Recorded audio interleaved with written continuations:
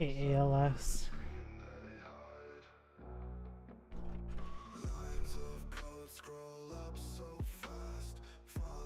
How's it going? Man, you came in fast, dude.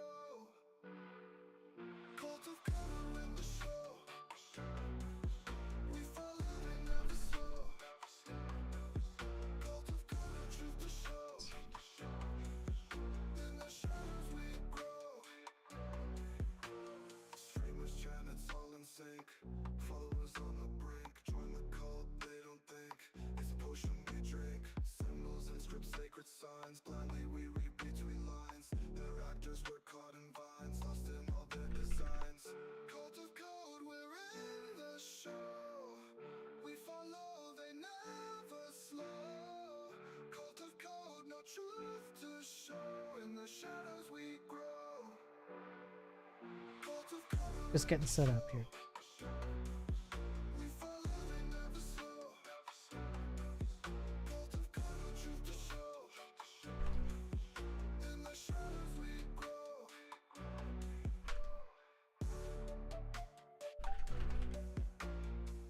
One sec. BRB. Thank you, T1. You're awesome. Thank you. I appreciate it.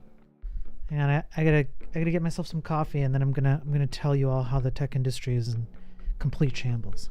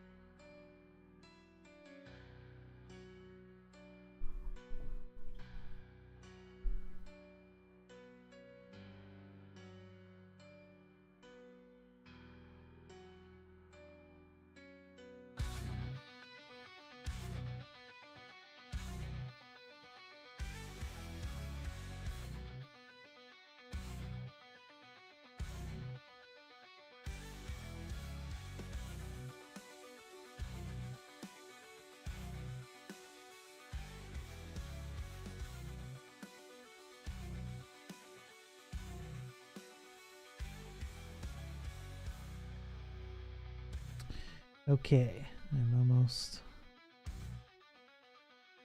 almost ready, folks. Almost ready.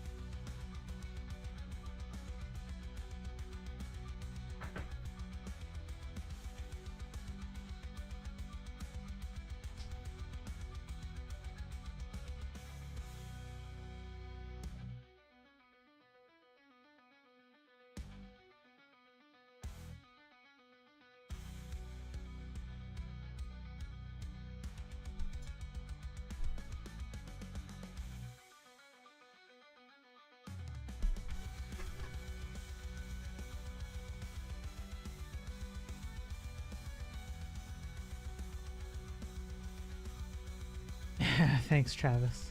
Yeah. All right, I'll pause the music.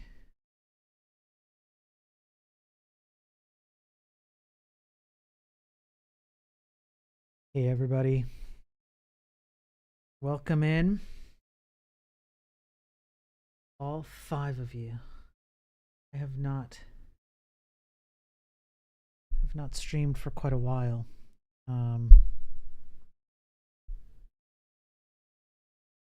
So I do not expect a record number of viewers or anything, but I do have something that I'm just trying to I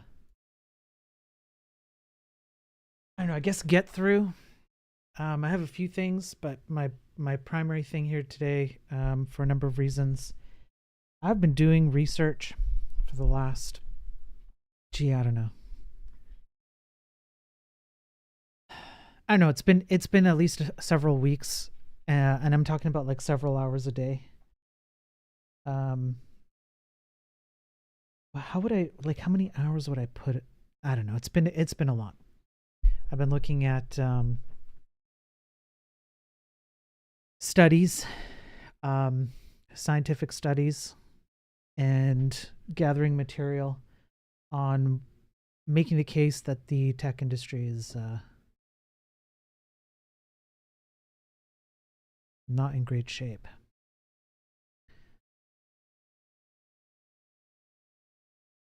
I'm going to let the ads play on Twitch, and then I'll keep going.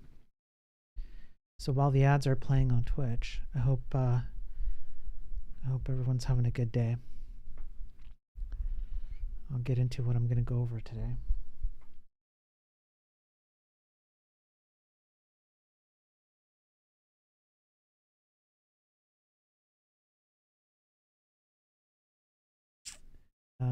Yeah, it's been like probably a month since I last streamed. I think the back end banter episode would have been that podcast episode would have been the last time I actually streamed. Or around that time. Oh, it's long Twitch breaks, man. Sorry, folks. Ibra, you absolute legend.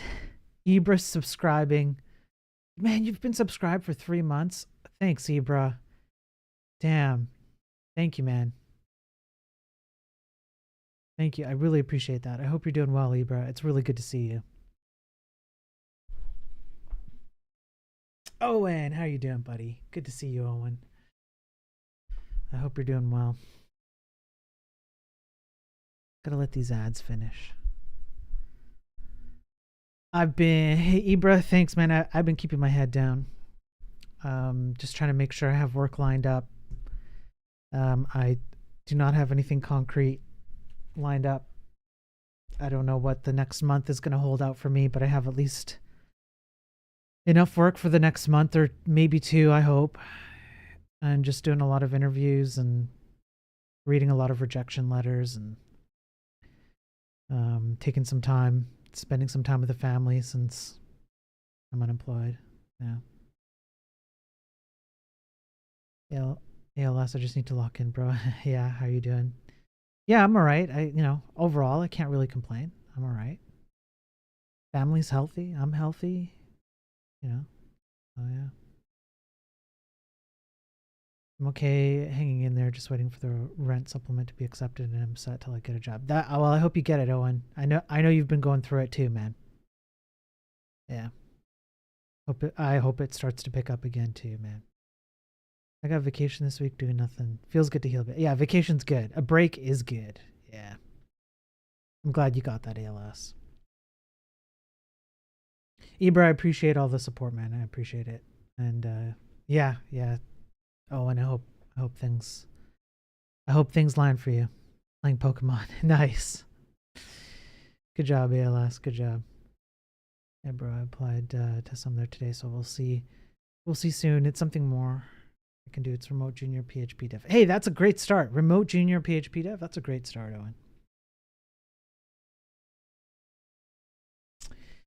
Owen. Okay.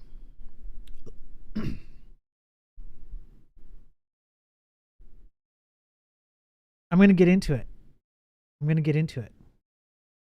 So, as the title of my stream says, the tech industry is dying, and it's all your fault. Because there are lots of people who are all too willing to defend the state of the tech industry, and I don't know, hide their heads in the sand, so to speak, and say that everything's fine. There's nothing that's too wrong You know, everything's okay. Everything's going to be okay. And I think the reality is it couldn't be further from the truth.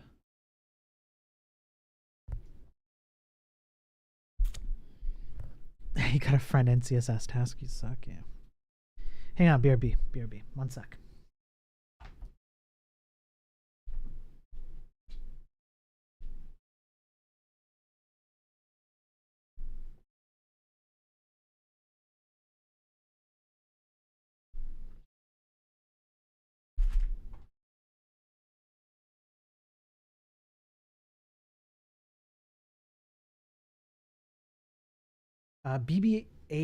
BBIAB. What was that?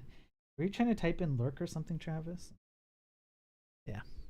So, doing all the research that I've done with all the studies and whatnot. Be back in a bit. As long as you're not having a stroke, Travis. So, with all the research I've done, I have a whole bunch of stuff to go through. I am going and writing articles based on particular like topics and putting it on my Enlightened Programming website. And there's some potential work that might come out of that. So what I'm trying to do is just get through the articles and you know, like create some narrowed what do you call it, opinions or conclusions or whatever it is, and write a few articles on it. So I'm going to go through some articles because I have to do it anyways, and I'm here and I got to get through it. So figured why not stream it too, and then you can all chime in about what I'm reading. So just a sec while I do some setup. Never had to implement a design from PNG, so I hope this week I can get on track to finish the front end task within the next 3 weeks. Oh, ALS, you've got this, man. Laugh, are you ready for my awful reactions? Yeah, all right. All right, whatever you say, buddy. How you doing, Laugh? Yeah, creating stuff from PNGs isn't that hard. You totally have this, ALS. You got it, man. It's really not that hard.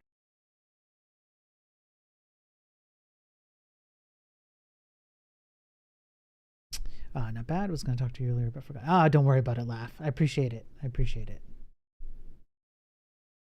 Anybody on YouTube or X or LinkedIn or whatever, hello. You guys are welcome to call me out too. All right, so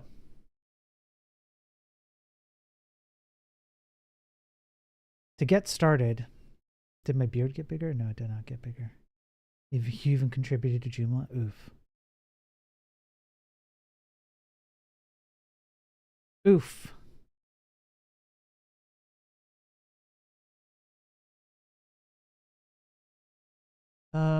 What am I'm missing something here. What am I missing here?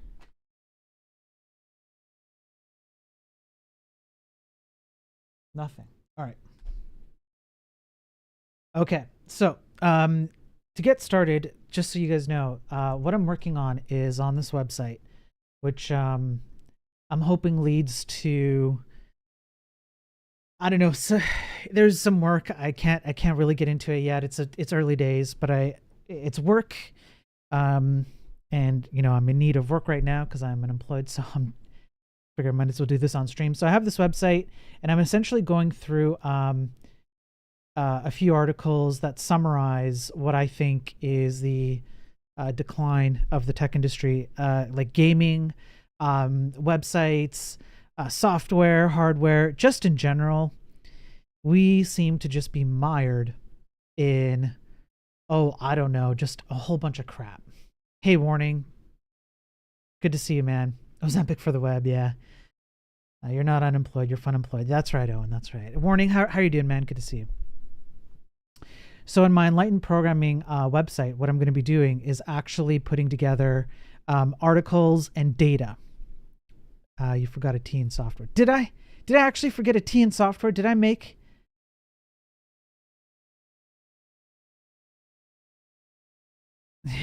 I don't even know. I don't even know. Where did... I'm fine, and you? I'm all right. I'm doing well. I'm doing well. I can't complain. Six String Surgeon, thank you for the follow on Twitch just now. I appreciate it. Flopware. Scroll down. Uh, oh yeah. You're right. Thank you. Okay, I'm gonna fix that. Okay, I'll fix that. I'll fix that later. I'm gonna make a note of that. Thank you, man. Thank you. So on this website, what I'm doing is putting together articles. Six String, good to see you, man. I hope you're doing well. Feel free to say hi. Let me know what brings you over here, but I'll just kind of describe what I'm doing today. So you can go to the homepage and you can get notified of some stuff that I'm going to be working on. What I'm going to be doing is, okay, look, here's the deal, folks. Anytime I have this conversation with anyone, and I actually cover this in, where is it? In this article. My preferences, though. Anytime I have a conversation about the state of the industry, I always get somebody who comes along and says, no. Spiro, you're a lunatic. Everything's fine. The industry has never been better. Look at how much stuff we can accomplish. Look at how much content and features and my developer experience and things like that. And, you know, it's all based on a lot of feelings and no data. I think I can recall maybe one time I've ever had a data-driven argument as to whether the tech industry is in decline or not. It's mostly been about about developer experience. Like the biggest argument I get back is like, well, do you want us to write WebAssembly for everything, Spiro? Come on, Spiro. Why don't you just go back to assembly, bro? It's like, okay, that's not really my argument. But first of all, even if that was my argument, so what? What if we did just go back to assembly? What's wrong with that? Everything is slower and better. And programmers would understand more about what they're doing.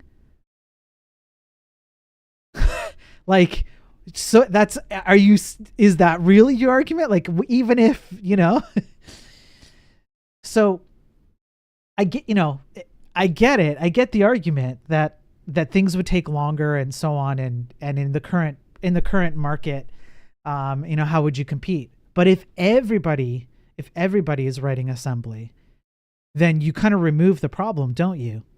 It's not just, well, are you going to go back to WebAssembly and then the rest of the market does exactly the same thing and uses exactly the same tools?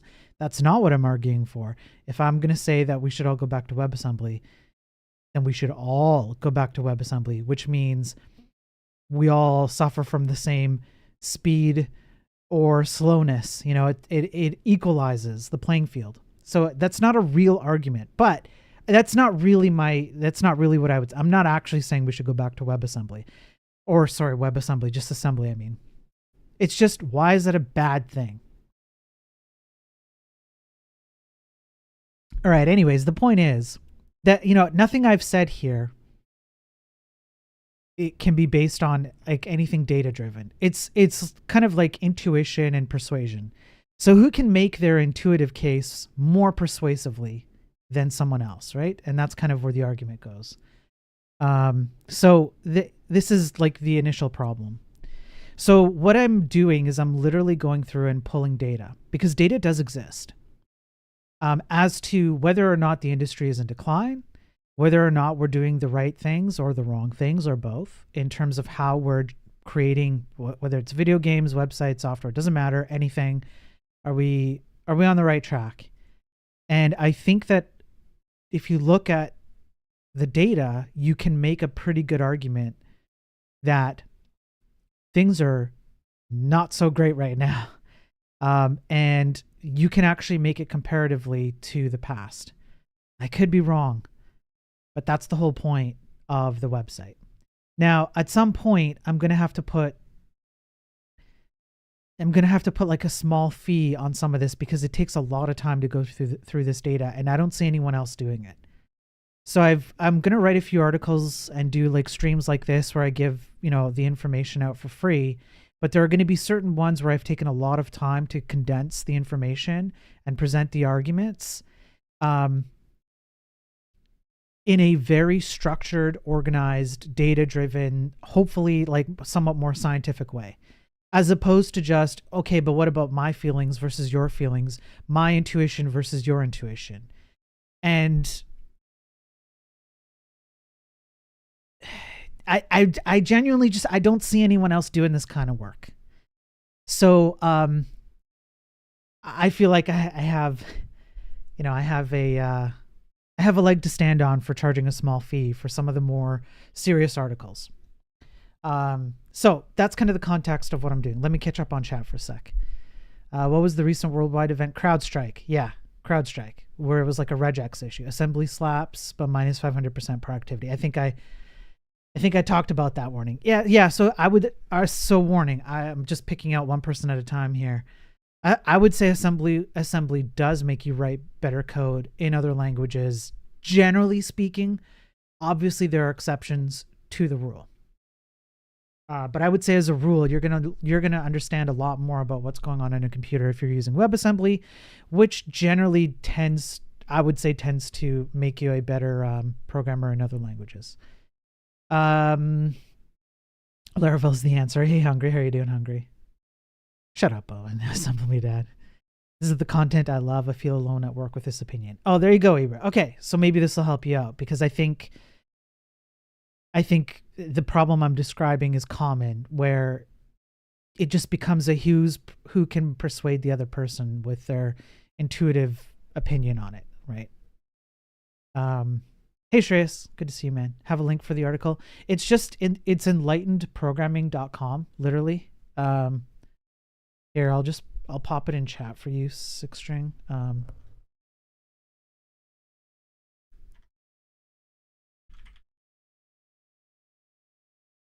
Yeah, there you go. So you can go there. And you can see the different articles, and I'll keep adding to it. Medium.com, yeah.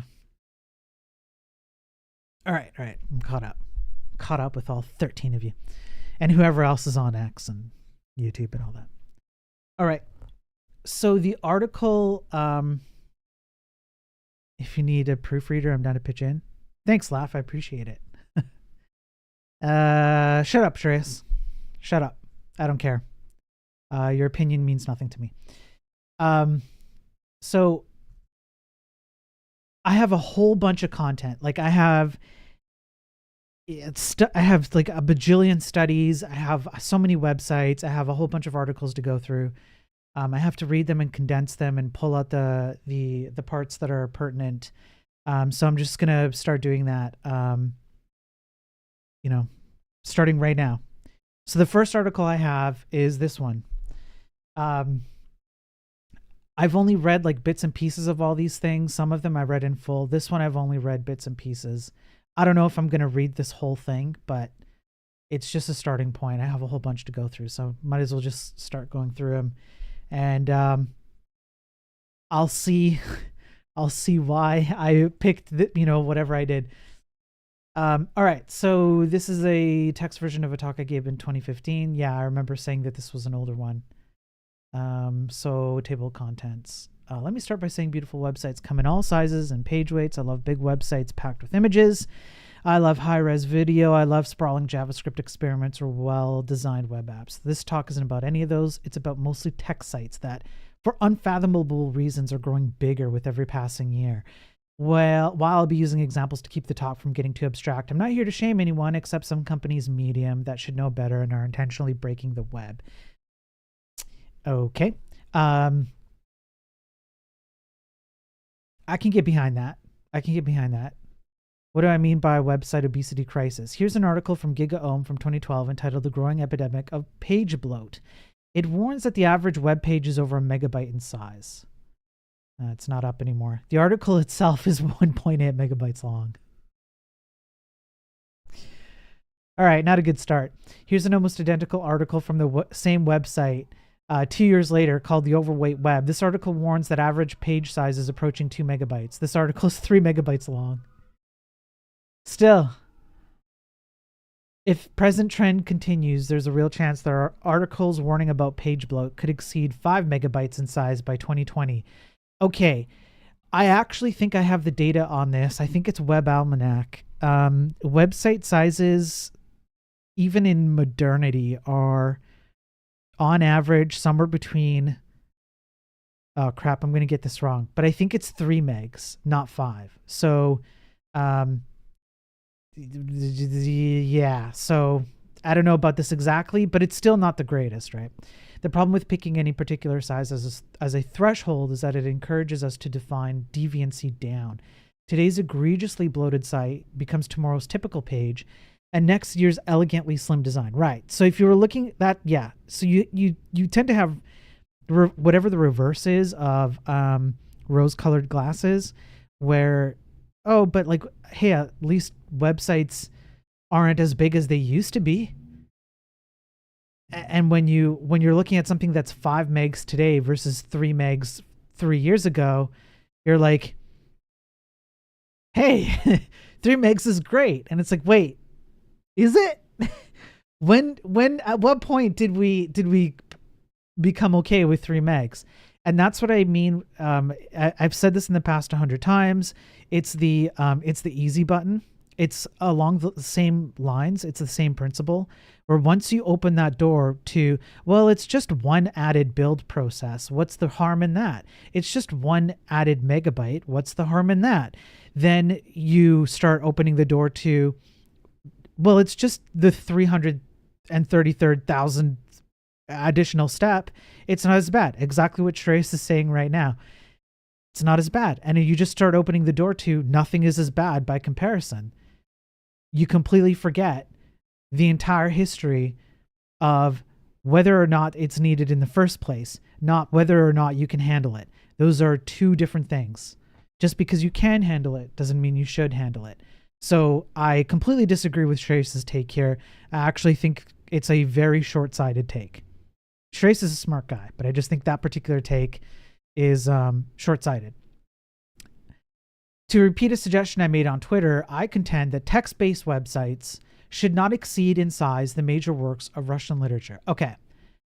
Hang on, let me finish this, because I kind of disagree with this. This is a generous yardstick. I could have picked French literature full of slim little books, but I intentionally went with Russian novels and their reputation for ponderousness. In Goncharov's Oblomov, for example, the title character spends the first 100 pages getting out of bed. All right, so here's the problem I see with this. It's fine to make the statement that written works portray more information in less, like one-to-one conversion of memory, for example. But the problem is that when you're reading text on a website, you're not portraying the same kind of information as you do in a written work. So as an example, if you're going to read like Goncharov's Oblomov, you're going to use a lot of your imagination to fill in blanks that the written word does not fill in for you. So there's kind of like an interplay there of you're using the correct verbiage in the book to build a world in someone's head, and their imagination helps to fill it in. So the amount of information that you're carrying through is very different, and it's built in a very different way as well.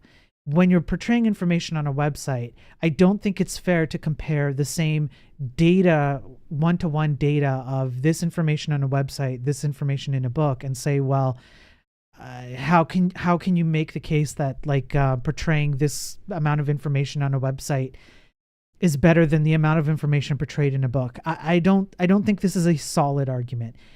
However, what the author does is narrow down to text-based websites, which does kind of help the argument, but not in full. All right, but let's kind of keep going because there are some numbers here that I think are still good. If you open that tweet in a browser, you'll see the page is 900 KB big. Yeah, that's old. That's almost 100 KB more than the full text of The Master and Margarita. Right. So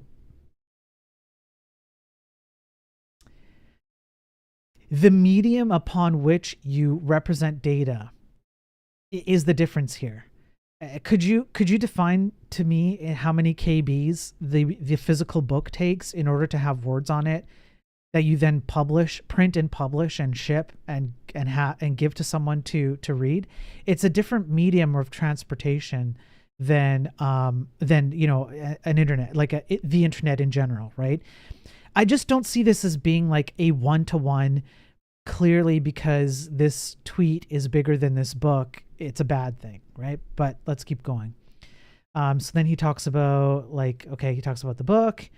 Consider this 400-word long Medium article on bloat, which includes a sentence: teams that don't understand who they're building for and why are prone to make bloated products. The Medium team has somehow made this negative thought require 1.2 megabytes. I don't know. I still feel like this isn't really... It's not the greatest argument, you know? I understand what he's saying. You're making this argument on a 1.2 megabyte website, but there's like, you can always excuse why it's 1.2 megabytes and why the method upon which you're portraying this information necessitates 1.2 megabytes, even though the information is just this. You can kind of, you know, work your way around that. That's longer than Crime and Punishment, Dostoevsky's psychological thriller about an impoverished student who fills his head with thoughts of Napoleon and talks himself into murdering an elderly moneylender. That's a good book, by the way. Racked by guilt, so rattled by his crime, he even forgets to grab the money.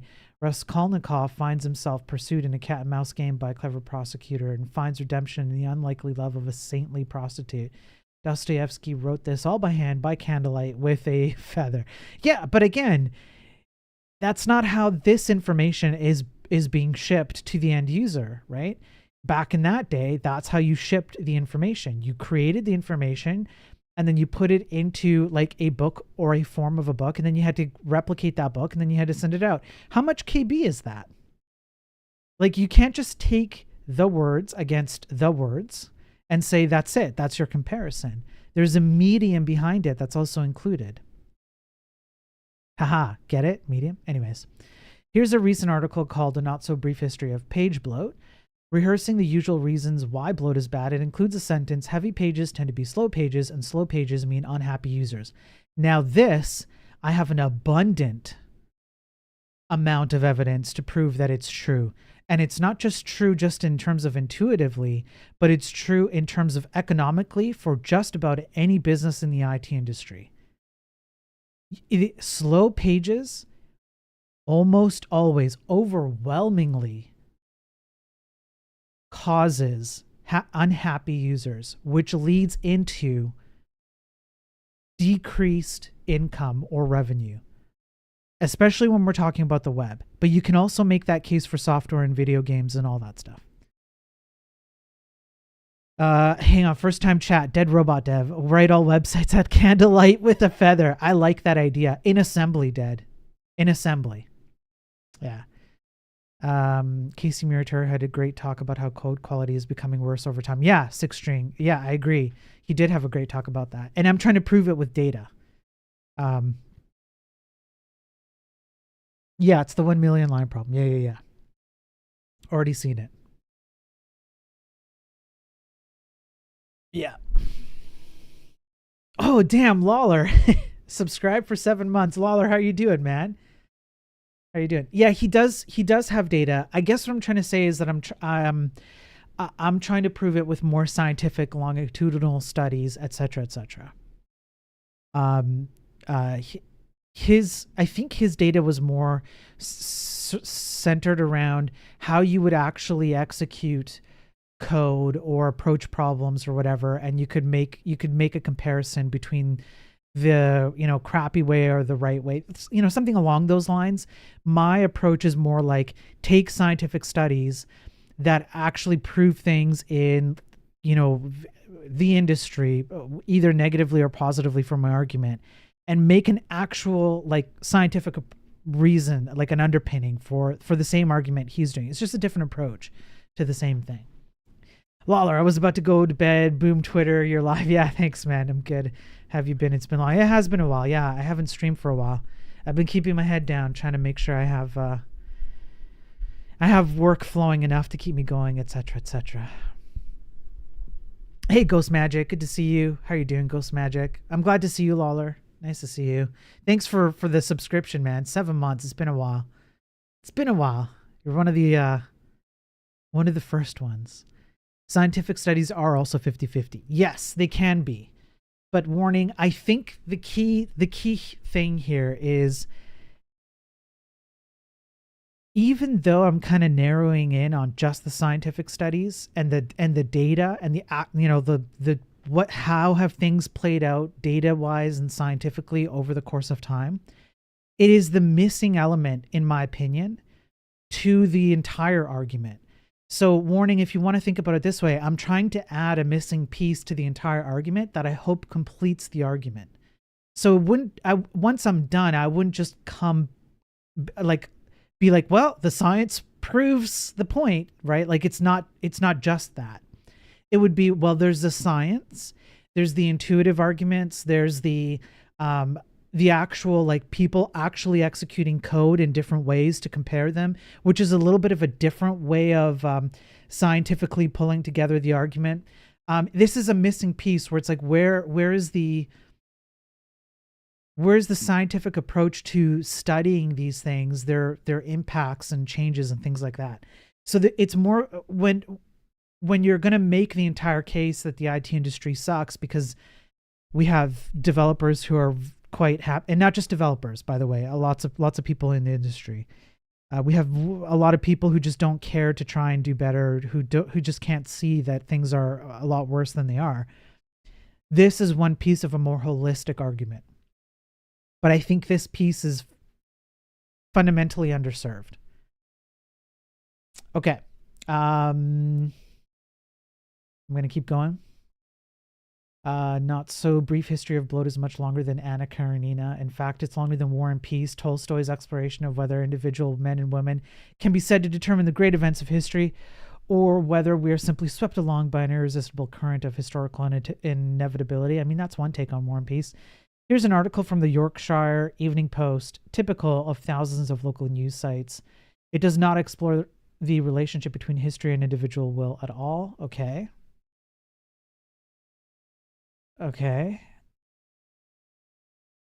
The JavaScript alone in this website is longer than remembrance of things past. Okay, and then he continues, like, here's an instructional article on best practices for increasing online performance that is 3 megabytes long. All right, I have to admit, this one's a bit sketchy, yo. I mean, look, this argument from Hypocrisy is not the greatest argument either. If somebody is... I'm going to borrow an argument I heard from somebody who's far more intelligent than I am and uses this argument constantly. So shout out to this person. The argument would be, if you're a smoker and you tell your children not to smoke because it's bad, but you continue to smoke, does that make it would kind of, like, by definition make you a hypocrite? However, does that mean that you're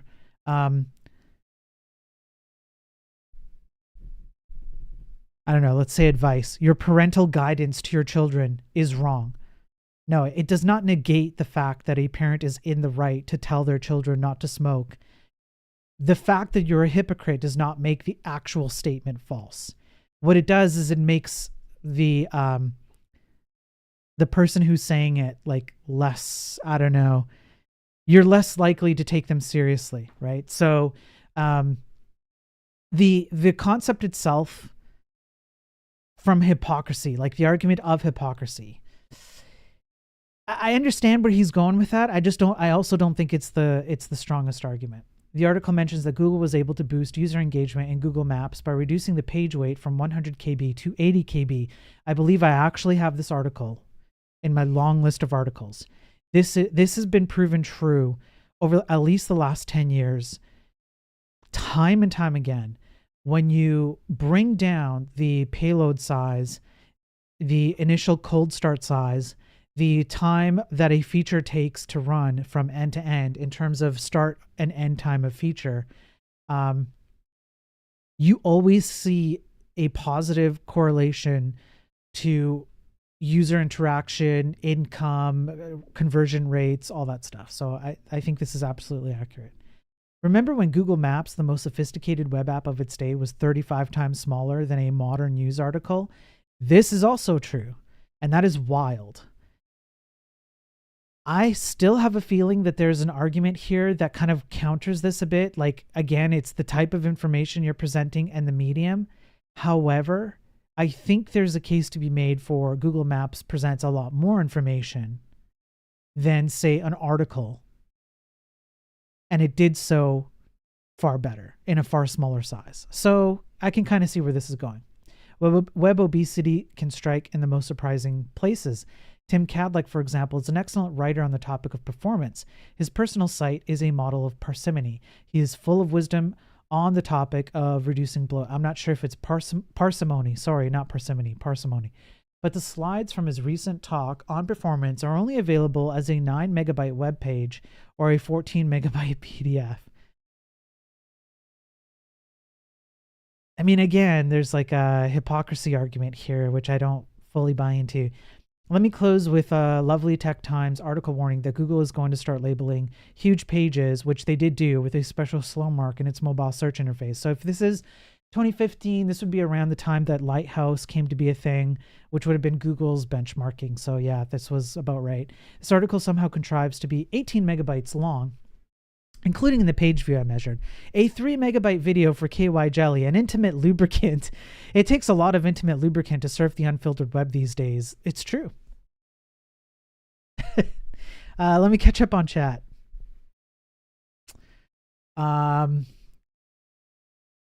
Lawler, fun fact, we had to fight an article reviewer because he wanted the code and data in a single zip he can download to Dropbox or something similar. Otherwise, we didn't know how to check it, validate. Damn, Lawler.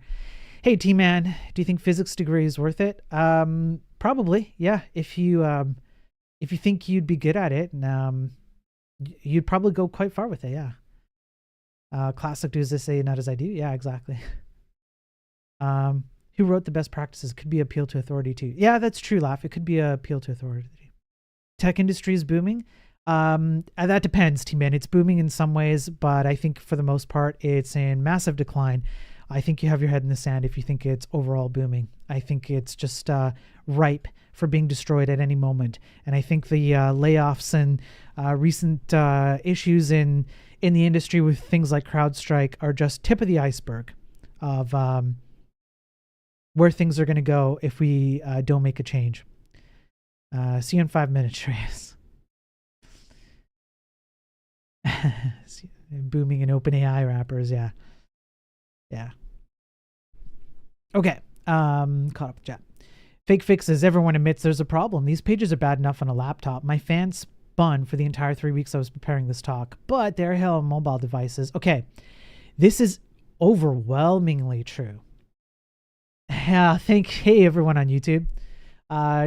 Drisvalakis. Thanks, man. Hope you're doing well. And yes, Baron, it's your fault. Baron on YouTube. Obese, not obese, but thick boned, then you're fine, Lawler. Yeah. No fat shaming. Okay. So this is abundantly Diva. Okay. Oh, it's Diva. Hey, Diva. Yeah, this is overwhelmingly true. All the scientific studies I've seen prove this in the same way that they prove over and over and over and over again that even minor reductions to payload size on a website have a dramatic impact on user conversion, income, etc. Mobile devices, when you make mobile devices run like slick, whether it's like an app or a website or even video games, the amount of positive impact you see in return for that is huge. And this is like almost not talked about. Even today, like, okay, so when this article came out, it would have been mostly like mobile native apps, right? When we're talking today, it would be like viewing websites or playing games on mobile. Same thing. It's the same thing. It actually hasn't changed. If you make a website run really, really well on mobile, you see huge positive impacts by putting the time in to do that. So this is actually a really good argument. In May 2015, Facebook introduced instant articles. Yeah, you guys remember this? This is also a good argument. There were not just Facebook, but Google did it with Google Oh geez, Google had one that was like that, where it would like essentially just take a website, and if you submitted it in the right format to Google, it would be like an instant load in order to improve things like um, page speeds, SEO, etc. AMP. Thank you, Lawler. AMP, etc. Um, why would they do that if performance wasn't like important? Like if performance did not have an impact on positive outcomes in the industry, why bother doing things like this? A special format for news stories designed to appear within the Facebook site and to load nearly instantly. Facebook made the announcement on a 6.8 megabyte web page dominated by a giant headshot of some dude. He doesn't even work for Facebook. He's just the National Geographic photo editor. That's funny. Further down the page, you'll find a 41 megabyte video. The only way to find out more about the project. In the video, this editor rhapsodizes about exciting misfeatures of the new instant format, like tilt-to-pan images. What the? Okay, that's stupid. Which means if you don't hold your phone steady, the photos will drift around like a Ken Burns documentary. Yeah, that's ridiculous. Facebook has also launched Internet.org, an effort to expand internet access. The stirring homepage includes stories of people from across the developing world and what getting internet access has meant for them. This is also a vastly underserved market. The amount of people who are starting to get access to the internet across the globe is increasing at least reasonable enough that if you were just to look at it financially, it's worth it to serve them. And people don't. You know what's coming next? When I left the Internet.org homepage open in Chrome over lunch, I came back to find it had transferred over a 1/4 gigabyte of data. Surely you'll say there's no way the globe in the background of a page about providing universal web access could be a giant video file, but I'm here to tell you, oh yes it is. They load a huge movie just so the globe can spin. This is Facebook's message to the world. The internet is slow, sit and spin. And it's not like bad connectivity is a problem unique to the third world. I've traveled enough here in Australia to know that in rural places in Tasmania and Queensland, vendors treat Wi-Fi like 100-year-old brandy. I can tell you this is the truth in other places in the world. I have traveled a bit in Europe and in North America, and there are still places to this day where Wi-Fi is really not that great. You're welcome to buy as much of it as you want, but it costs a fortune and comes in tiny portions. And after the third or fourth purchase, people start to look at you funny. Even in well-connected places like Sydney, we've all had the experience of having a poor connection and almost no battery while waiting for some huge production of a site to load so we can extract a morsel of information like a restaurant address. This is also... I think this is also true. I'm not entirely sure if this is a great argument for what I'm trying to present here. The designers of pointless wank like that Facebook page deserve the ultimate penalty. They should be forced to use the Apple hockey puck mouse for the remainder of their professional lives. Oh, what a great. Okay, let me catch up on chat. I see chat popping off. YouTube, man, you guys are awesome. Hey, YouTube side. What would it take? What would it take for you YouTube nerds to migrate to Switch? I don't know. A reason. The whole gang is there. We have cookies as well. Yeah, YouTube is based... Don't worry about it. YouTube is basically like the peasants of online viewership. Let the peasants be peasants. We need some peasants. Okay, we have to... Every good monarch-based system, of which we know I am king, needs peasants. Just let them be. I thought Twitch was just for thoughts. Roblox kids and nerds. Let's play of indie games. You can see, Baron, that we have top tier, high quality content here over on Twitch. YouTube streams are better quality, but the chat experience is better on Twitch. Yeah, exactly. That's a thing. Interaction. For example, Diva just subscribed for 2 months at tier 3. Holy crap, Diva, you're awesome. By the way, thank you. But the interaction level on Twitch is definitely better than on YouTube. But I multi-stream anyways because of cool people like you on YouTube who decide to pop in and chat. I appreciate all of you, but you're all peasants. You have like low tier tech brains, okay? But I still need you. Don't go anywhere. I need to be able to make fun of you and compare you to the high tier stuff I do. Otherwise, it's just like, it's just not worth it, right? It's just me just saying things that are like common sense and, We need the YouTube side to kind of like show the difference. Show the disparate, vast difference.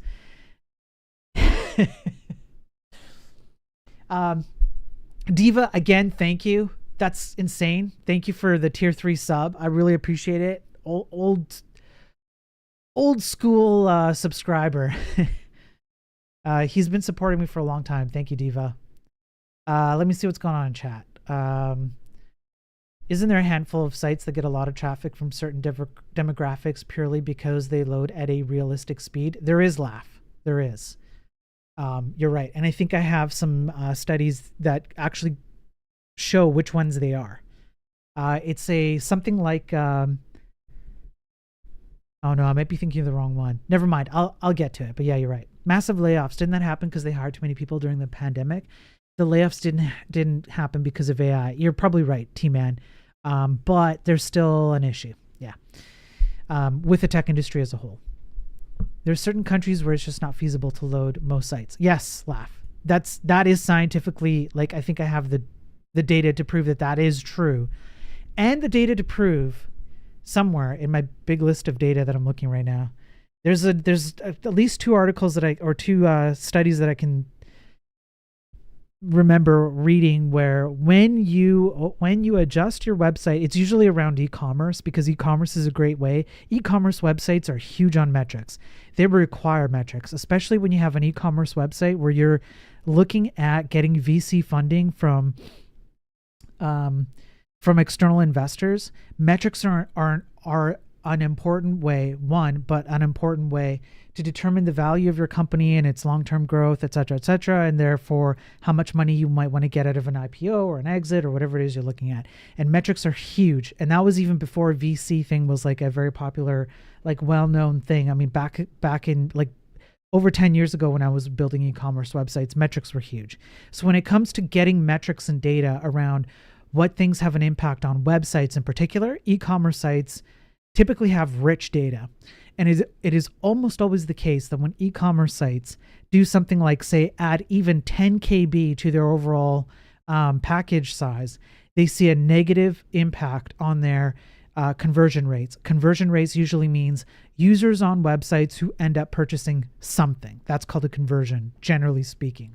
When e-commerce websites tend to focus on areas of the globe where they have like lower bandwidth or less access to internet or lower powered phones, computers, etc., and they make their websites run really well, even for that demographic, there is a almost 100% positive impact. There's always a higher conversion, better results, therefore more income, etc., etc. So I think the science bears that out, but people don't talk about that almost ever.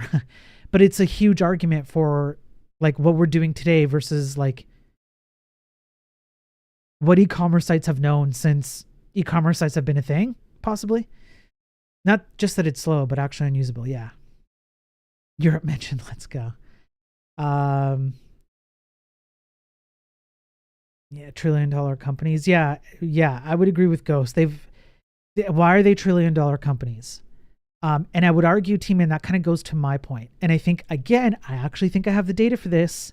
When you look at any of these big companies, the longer they've been around, the more you can attribute their long-term success to the stability of their long-term products and the amount of time that they have taken to make their long-term products stable and sleek, or I guess like as small in size as possible, and the amount of time and effort they've put into it, generally speaking.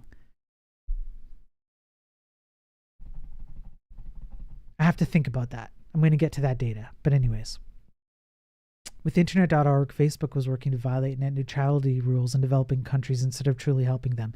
6, you might be, Walled Garden, you might be right about that. But I think my argument, I can use that against them anyways. I can still say, why, upon what argument did Facebook claim that internet.org was a necessary thing?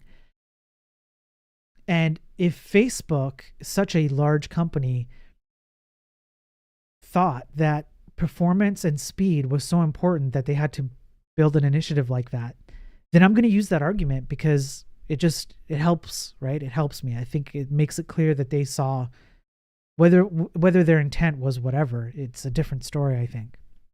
Rest in peace, tech. Yeah, knowing me for 7 months, man. I remember reading one where they had a spike outage because an optimization made it available to a new demographic. It got hugged to death. Yes, that's almost like a problem you want to have, almost. That's kind of where you want to get to, is where you're receiving so much traffic that you almost can't deal with it. You do lose traction if you get hugged to death, but all right, back to the article for a bit. Google, there it is, AMP, right there. Google rolled out instant articles, AMP. That's right.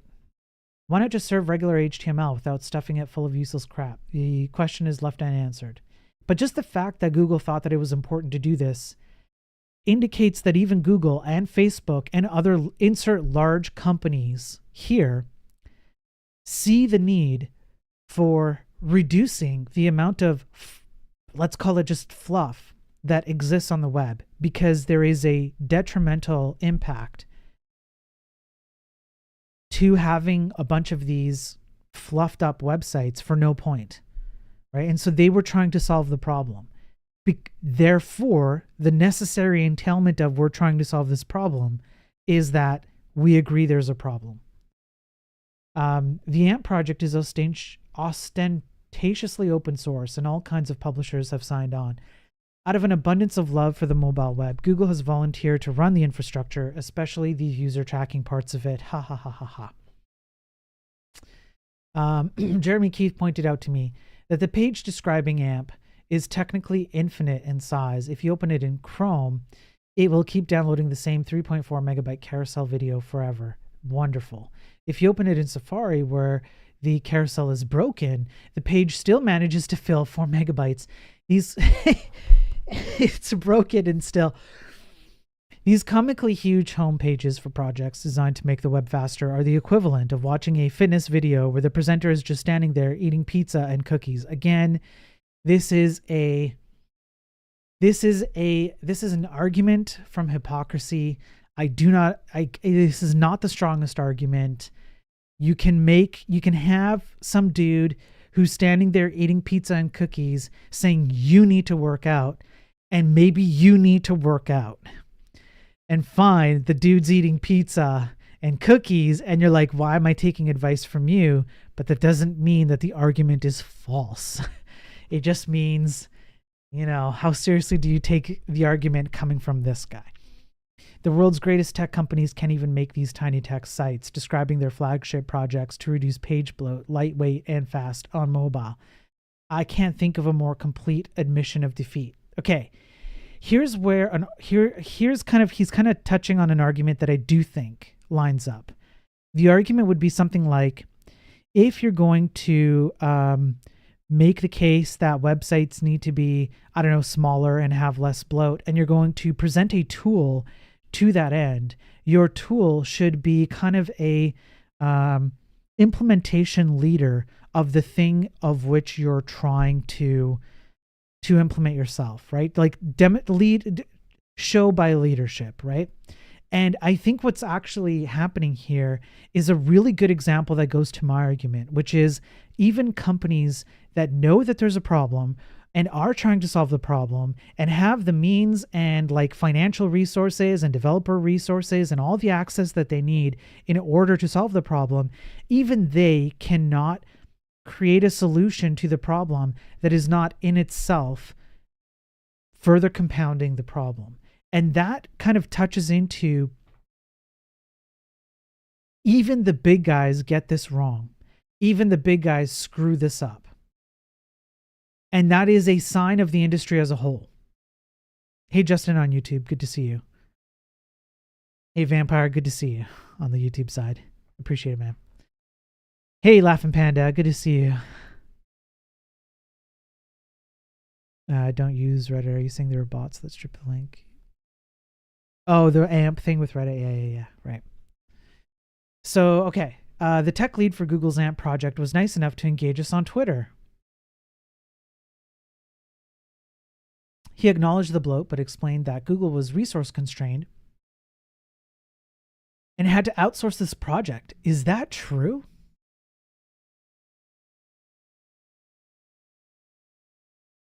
No.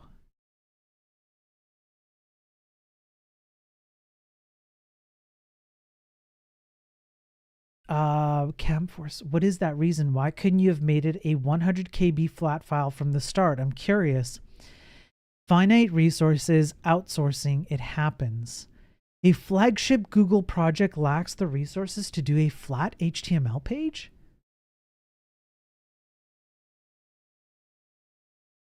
Oof.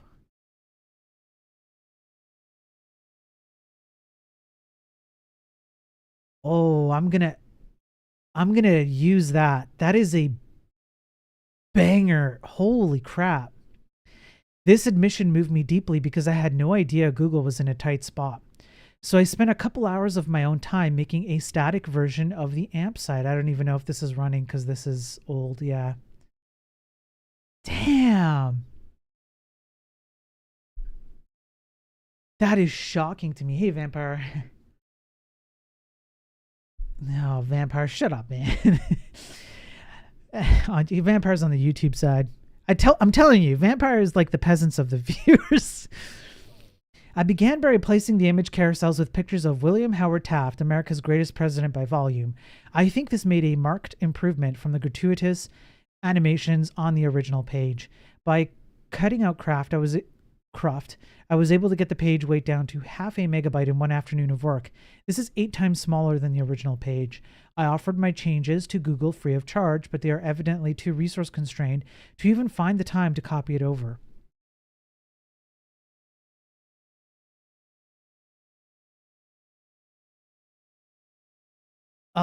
Yeah. There is an argument in here, and I don't know if the argument is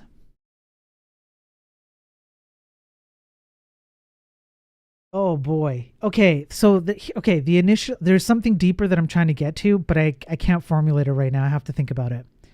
But there is something to be said for the idea that a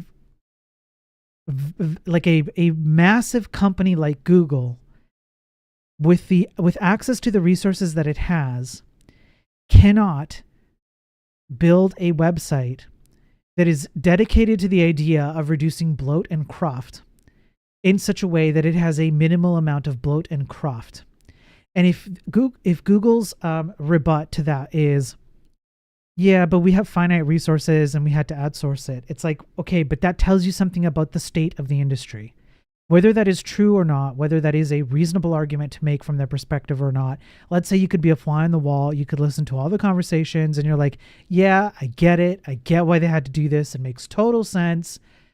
That I think that still goes to my argument that it is an insight into the state of the industry that this even happens at large companies. Therefore, what hope do smaller companies have? Maybe.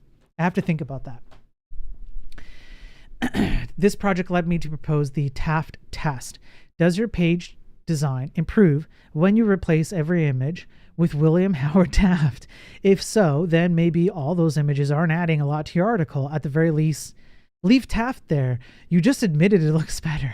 So terrible. I want to share with you my simple 2-step secret to improving the performance of any website for the low price of $9.99.99. Make sure that the most important elements of the page download and render first. Stop. You don't need anything else. Have courage in your minimalism. This is actually not a bad argument. This is why Above the Fold exists. So, Above the Fold exists for almost this reason, just scaled back a bit. Above the Fold loading is essentially when you take only the portion of the site that's going to load up it on initial render, and anything below that where you have to scroll down is of course below the fold. So there is a solid argument here. He's just taken it one step further where he's like nothing but above the fold. Done. I've got ads starting on Twitch, so let me take a break and catch up on chat. If anybody thinks, yeah, the Taft test. I am self-taught. I don't even have a high school degree. I had to move out when I was 17. It was not a good home environment. I did not have a choice. Moved out when I was 17. Didn't finish high school. Did construction for paid work. I did that for several years. And then I worked for free doing websites and software development until I had enough experience to get paid for it. And here I am today. So yeah, T-Man. What website am I using? There's one, it's idlewords.com. Yeah. Lawler, but imagine the performance if you render Taft on the server with Next. I know, Lawler. I know. It's true, right? College enrollment is in a huge decline in the USA. Yeah, it is. Yeah, because I think college is a waste of time. It's a waste of time. Yeah. I got to let these ads play out. Sorry, guys. It's going to be a few minutes. Same with everyone on the YouTube side. I'm going to let the Twitch ads play out. Yeah. My KVM switched when you type that out. Really, Vampire? Vampire, did you trigger your KVM just by YouTube chatting? Damn. Yeah, you probably pressed a keyboard shortcut. Yeah. Hey, Moldy. Yeah. Yeah, if Vampire says it's my fault, it's probably my fault. You're right. Moldy on YouTube, good to see you, man. Everyone on the YouTube side, good to see all of you. You guys are awesome. Real talk, secretly. Pretty much everyone on the YouTube side, you know who you are. We have a special bond outside of streaming. We have a special bond. The people on Twitch will never know. They will never know the bond that I share with those of you on the YouTube side. It'll be a secret. I'll keep the mystique, you know. I won't even say what the bond is. I'll just be like, yeah. So much student debt to pay off? Yeah, Owen. Yeah. Yeah, why wouldn't you pay $60K a year? No brainer, right? Yeah, way to make it weird. Thanks, Vampire. It's what I do. That's my superpower. I know how to make things weird. I know how to push things. Vampire, you've seen me. You've seen some of my posts and comments and, you know, super chats and all that. You know I can push things beyond their limits. I'm good at that. Technically, it's your mom's fault, since she gave birth to you after she met me 9 months prior. Are you my dad? Moldy, if you're my dad, there's like a whole, like, you owe me some child support, yo.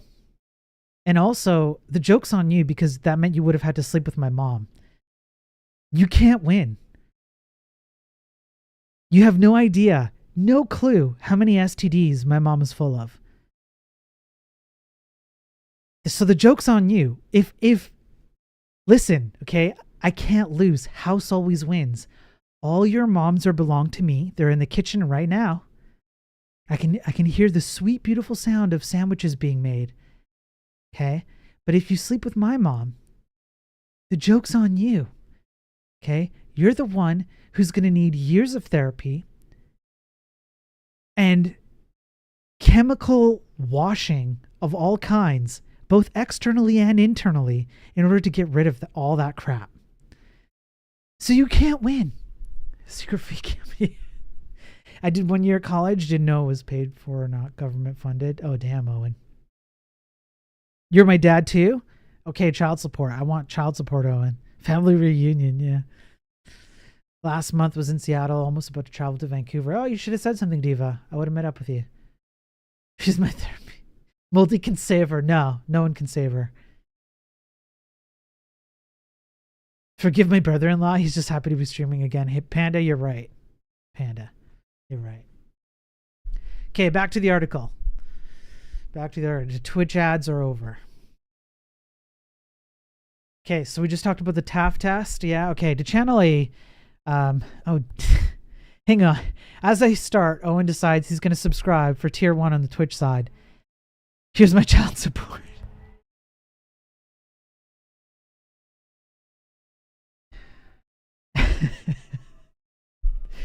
You got me, Owen. You bastard. You got me. Thank you, Owen. Thank you for the sub. You got me on that one. Thank you for the sub, Owen. I appreciate it, man. And no fault Twitch. Bastards. You bastards. That was good. I like that. I appreciate it, Owen. I really do. You of all people did not have to do that. Like, you know, I know where you're at, man, but I appreciate it anyways. Okay. All right. Focus time. Back to the article. Gotta get through this. To channel a famous motivational speaker, I could go out there tonight with the materials you've got and rewrite the sites I showed you. What the heck? They're on to me, folks. Rewrite the sites I showed you at the start of this talk to make them load in under a second in 2 hours. Can you? Can you? Hang on. I got to do this right.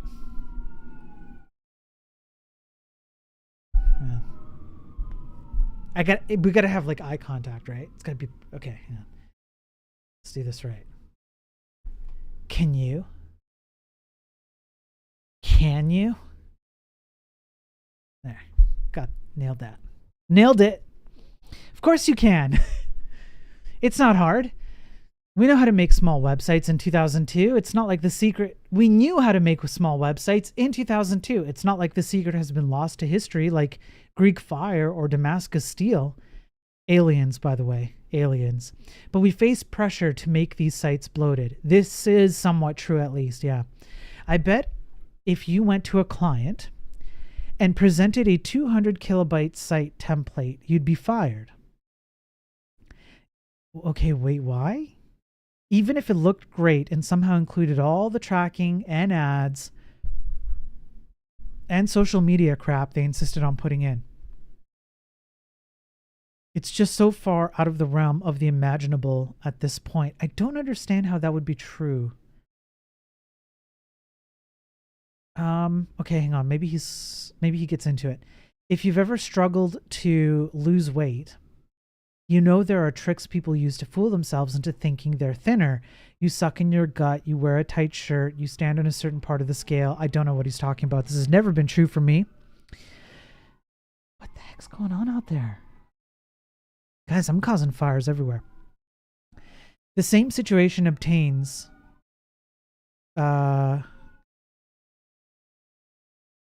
The same situation obtains with performance testing.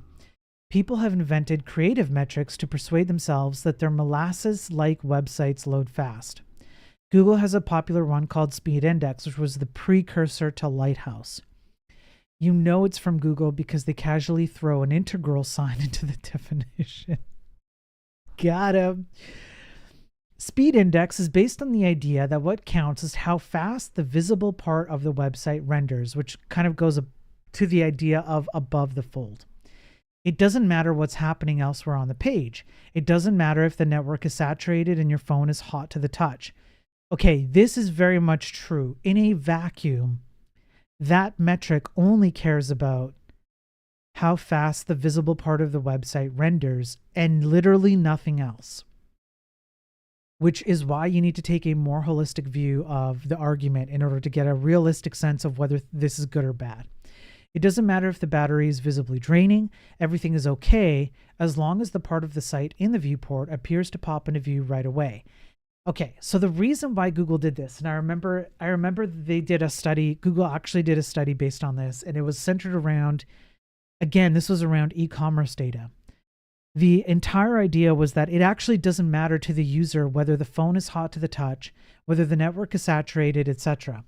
What matters to the user is how quickly they can do that physical touch, right? So that's why Google focused on that as like one of the most important metrics at the time, because when you're an e-commerce website and you want somebody on mobile to purchase a product they're looking at, it's critical that you have them be able to push that purchase button ASAP. All other consequences be damned. But it's a short-sighted, non-holistic view of the entire concept of having a lean and efficient website, whether e-commerce or not. And there's a long-term consequence that you pay for focusing only on that at the consequence of the other things that are being brought up in this paragraph. So it's actually a good thing to call out here. Of course, it doesn't matter how fast the site appears to load. If the first thing the completed page does is serve an interstitial ad, that's true because that can be a blocking thing. Like the page load blocks or something blocks you because the ad has to load. Or if, like many mobile users, you start scrolling immediately and catch the unoptimized part of the page with its pants down. That still happens now, today. There's only one honest measure of web performance. The time from when you click a link to when you finished skipping the last ad. Everything else is BS. What if you don't have ads? Because I would make the argument that you can still have a bloated, slow page without ads. In conversations with web performance advocates, I sometimes feel like a hippie talking to SUV owners about fuel economy. They have all kinds of weirdly specific tricks to improve mileage. Deflate the front left tire a little bit, put a magnet on the gas cap, fold in the side mirrors. Man, that wind, the wind resistance, right? Most of the talk about web performance is similarly technical, involving compression, asynchronous loading, sequencing assets, batching HTTP requests, pipelining, and minification. Okay, this is also a good argument in my opinion. I like this. We have come up with all kinds of ways to combat the fact that we do have bloat and performance issues, not just on web, but also in software and video games, etc., etc. So the fact that these solutions exist necessarily entails that there is a problem that these solutions solve. What is the problem? The problem is that things are bloated and slow and yada, yada, yada. Instead of resolving that problem, what we're doing is throwing these fixes at the problem. So I think this is a good argument. All of it obscures a simpler solution. If you're going to the corner store, ride a bicycle. If you're only displaying 5 sentences of text, use vanilla HTML. Hell, serve a text file. Then you won't need compression hacks, integral signs, or elaborate Gantt charts of what assets load in what order. Browsers are really, really good at rendering vanilla HTML. We have the technology. I generally do agree with this as well, obviously. Nutritionists used to be big on this concept of a food pyramid. I think we need one for the web. To remind ourselves of what a healthy site should look like, here's what I recommend for a balanced website in 2015. A solid base of text worth reading, formatted with a healthy dose of markup, some images in moderation to illustrate and punch up the visual design, a dollop of CSS, and then very sparingly and only if you need it, JavaScript. This is actually not bad.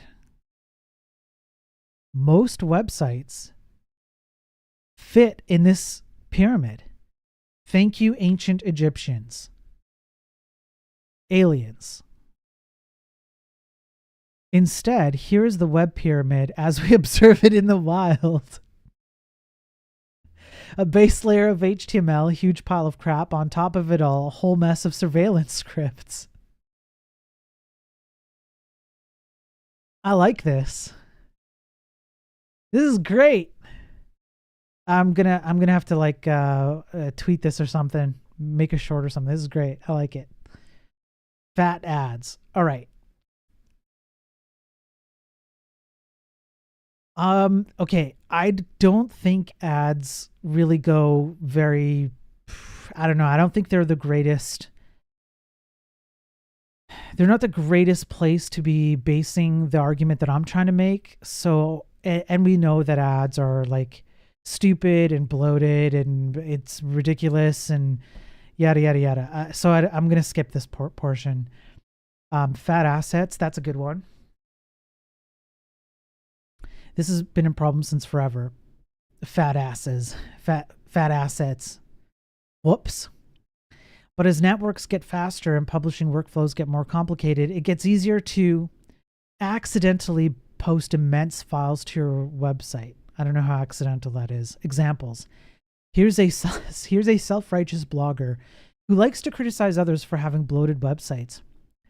And yet there's a gratuitous 3 megabyte image at the top of his most recent post. Presumably, this was a simple case of forgetting to resize an image without loading it on a slow connection. It's hard to notice the mistake. Making networks faster makes this problem worse. So this is why I think Shreyas has a bad take here. Exactly this. So Shreyas's take will be, yeah, but back then, take any period in time that I may choose, Shreyas will go, yeah, but look at the limitations we had back then. Internet was slower, hardware was slower, etc., etc. We have more room today, which means that the cost of adding in a extra stuff to get extra stuff out of it is reduced or even negated, like put into the negative by the stuff that we have today. Here's the problem with that. It is once again the easy door button. The entire principle of my argument is that once you open that door, then you're in the house. And then it's like, oh, it's a little stuffy in here. I open the door and walk through it. Oh, look, here's another door. It's a little bit stuffy. Let's open this door. Maybe you're upstairs. It's a little bit stuffy upstairs. Then you want to open a window. Then it's like, well, I now have 2 doors and a window open. Let's just open this other window. And then you open another one and another one and another one. And then pretty soon you have all the doors and windows open in the house and everybody can do whatever the hell they want. Once you start down the path of, hey, we have enough bandwidth today. Hey, we have enough hardware today. Then you don't put any limitations. You just continually add stuff you don't need because what's the cost? Peace out, Vampire Frog on YouTube. Thanks for popping in, man. I appreciate it. Then your AC goes out from all the windows being open because you're in Florida. You get your stuff stolen. Yeah. Yeah, you guys are doing clips, whatever, man. Okay. All your moms belong to me. So I think this is actually a good argument, is that just because you have better internet connection and better, hardware, etc., doesn't mean that it then becomes okay to do these things. It was not okay. It's still up. This thing is still up. It was not okay to begin with. It's not okay because we didn't have the whatever capabilities we needed to deal with the cruft. It's that the cruft was unnecessary from the start. Therefore, whether you have the hardware at the time, in the future, in the past, magical time traveling, I slept with all your moms, I'm all your dads, time traveling machine, it doesn't matter. It was not okay to begin with. As screen resolution improves, people want higher res assets. Exactly. That's exactly right, Six String. Okay, hang on. Let me take a pause. If Travis says I'll appreciate the clip, then let me. Oh, it's this one. Yeah, I've seen this one, Travis. Yeah. It's a good clip. It's a good clip. It's a great clip, actually. It's not just a good clip. I think it's actually a great clip. It's really good. All the peasants on YouTube won't be able to see the clip. That's their fault. It's their problem. Okay, here's a recent photo of a traffic jam in China. There are 50 lanes of cars here. Adding a 51st lane is not going to make things any better. Similarly, adding network capacity is not going to convince people to start putting less stuff on their website. This right here is a banger argument. This is, in my opinion, pretty much top tier. And it is almost exactly the point that I think I just was making without having read this. Yeah, this is exactly right. Just because hardware is better, bandwidth is better, etc., it actually makes the problem worse. What you're doing is giving people who already made excuses for crap ass code, crap ass, stinky ass websites, pure fresh pooped flies buzzing around software, applications that crash on startup, more often than they run properly. All it does is they make them go, hey, I'm good because the hardware is going to kind of like cover over my sins, so to speak. It's a terrible way to deal with a problem. We all should go back to assembly.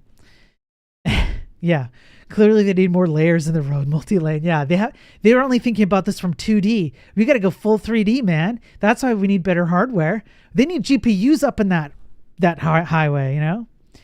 Consider this recent Vice article about botnets. At the top of the article is a pointless 3 megabyte photograph of headphones. This page fails the TAF test. This is part of a regrettable trend made possible by faster networks of having hero images whose only purpose is for people to have something to scroll past.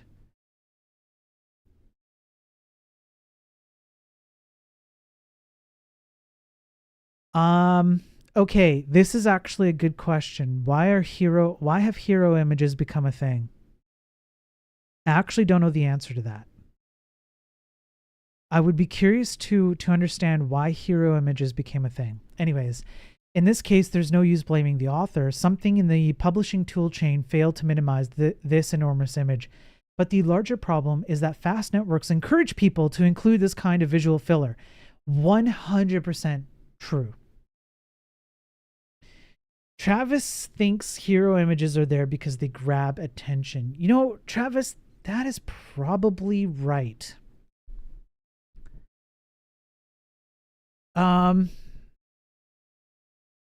You know what, Travis? I'm not saying you're wrong. I actually think that you're probably 100% right. I just would like to get like a more definitive, like, you know, some article or something that like grounds that in, you know what I mean? Like, I just want to have like a backup for that argument, right? Like from something that's more, I don't know, concrete, like an e-commerce study that's like, yeah, research required, right? Yeah. But I think I completely agree with you. Hang on, Dead Robot. I hate the argument of PCs are faster now. A piece of software should only use as much as is required because they don't run in a vacuum. My PC is not a dedicated insert your software machine. I should be able to run more stuff alongside.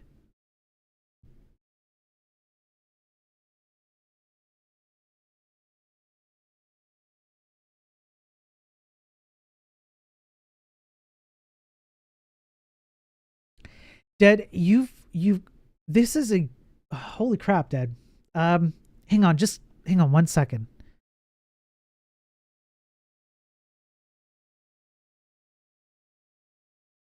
Okay. Dead. Would you agree? Maybe just like anyone in general in chat right now, because Dead, this is a really good point. Would you agree that when people generally think about creating a website or creating a video game or creating desktop software, that there is a non-spoken implication that for some reason or another, they have a non-spoken agreement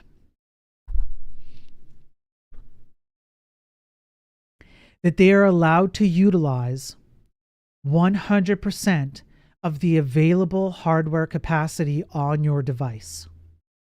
Does that make sense the way I worded that?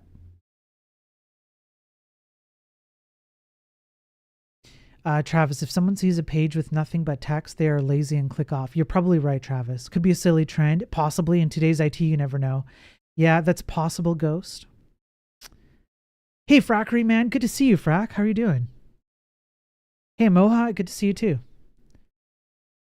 What's the question? That's some SQL Server crap right there. Take all the gigs. Yeah. Hey, Kale. Oh, man. Kale, how are you doing? So Dead Robot Dev made a really good comment on the Twitch side there. He's saying that just because PCs are faster, etc., hardware is faster, whatever, doesn't mean that the software that I'm running on my PC is allowed to use the most available hardware that is like available on my PC. what a piece of software, for example, or I would argue I could make the same argument for a website or a video game. It should only use what it absolutely must use on any machine, therefore leaving room for other things to be run alongside it. But I think what Dead Robot Dev is kind of inferring here is that there's a non.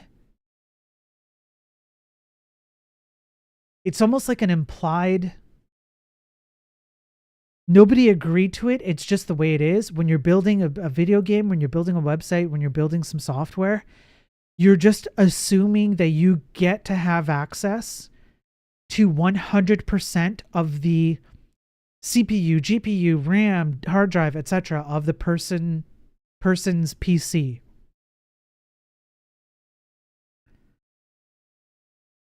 Like there's just an unspoken, like, yeah, we just get to do whatever we want. Like you invite it, in my mind, it would be like inviting a friend into your home and they come with like, they just come for dinner and they come with like shoes and like, hey, here's a bottle of wine, whatever it is. Right. And then next thing you know, they're bringing in their entire, I don't know, closet full of clothes and moving in and stuff. Right. It's kind of like that. Broke but not homeless. I'm sorry to hear that, Frack, but I'm glad you're not homeless. I hope things turn around for you, man. Unsure about websites, but software, especially games, for sure. Oh, everyone has at least 8 gigs of RAM. We can use it. Yes, exactly. It's there, and the assumption is it's just available for you, so why not just use it? Hey, Ray on YouTube, good to see you. No, it's not actually, Ray. It's not clickbait. I'm not trying to do clickbait title. I actually do mean this. I legitimately mean that the tech industry is dying and that developers, at least developers and other people involved in the tech industry, are complicit in its destruction. And they do it often not realizing that they're doing it. Like, why does Word need a gig of RAM when opening a blank document? Right. What's my take on Gen AI, and what sector do you think Gen AI will be more impactful? Is it possible to give business use cases? Gen AI, when narrowed down to specific fields, will have a positive impact in the long run. Gen AI, as in like it's going to require that people need universal basic income and programmers don't exist anymore, is a pipe dream, and people who say that are just completely up their own butt. Dead Robot. Unspoken is definitely a great way to put it, because they may not necessarily think about it, but they seem to forget that people are going to run other things alongside. Right. They think because it's there for them to use. Dead. Yes. Man, that is great. Yes. That is a great argument. I think you articulated that really well. It is an unspoken idea. A user has 8 gigs of RAM. We get to use 8 gigs of RAM. Users have massive bandwidth and good internet speeds. We get to use it. Nobody actually says those words when they're building the thing. But it is just it comes as like there's a word for it. It's like de facto. No, it's a principle. I don't know. Like it's presupposed. It's presupposed.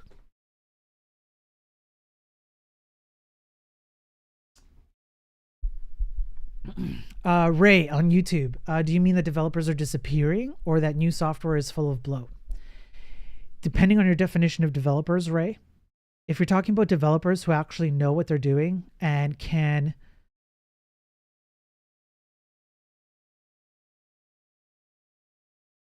write quality software, yes, they're disappearing. Overall, though, developers are not disappearing. But software is definitely full of bloat, and not just software. So software could be desktop software like, Word or whatever, video games, but websites as well. Just the whole thing is full of bloat. It's full of poor quality software. It actually has an impact on people's lives. it actually kills. It kills people. If you look at the impact that cybersecurity has on the world, not just in terms of cost, which is increasing at a massive rate, by the way, year over year, but also in terms of things like people's privacy and the ability for people to make a living or even just survive. So, for example, CrowdStrike taking down entire emergency 911 call centers in entire states in the US, just as an example, grounding flights, etc. It's really difficult to tell like whether somebody died as a result of that, right? Like there are actual real world consequences to the shitification of the IT industry. Metadoc app on Twitch. Thank you for the follow, man. I appreciate it. Say hi if you're here, but if you're doing a flyby follow, thank you anyways. Yeah, Laughing Panda, it is implied. Buy MacBook and be zen, yeah. Make sure to zero it all out, 1 byte at a time. Just MLX 64 gigs of RAM up front, yeah. And let virtual memory do its thing. Exactly, yeah. Someone told me AI is a scam like blockchain. AI is not a scam. AI hype is a scam. And it is overhyped like blockchain was, and that feels scammy. Imagine how much lower the energy usage would be if software was optimized. Exactly, Ghost. Exactly. Thank you, Undeclared / Meta. So if you're concerned about, say, climate change, regardless of any position you might have on climate change, let's just say energy usage in general. Let's just say you want to decrease energy usage in countries, for example, where energy costs a lot of damn money, because energy is not cheap to come by. In Western society and in some of the European societies too, we live in an extremely privileged place where energy generally, but comparatively to other countries, is cheap. And we have an abundance of it. There are countries where even just getting on the internet costs a lot of money.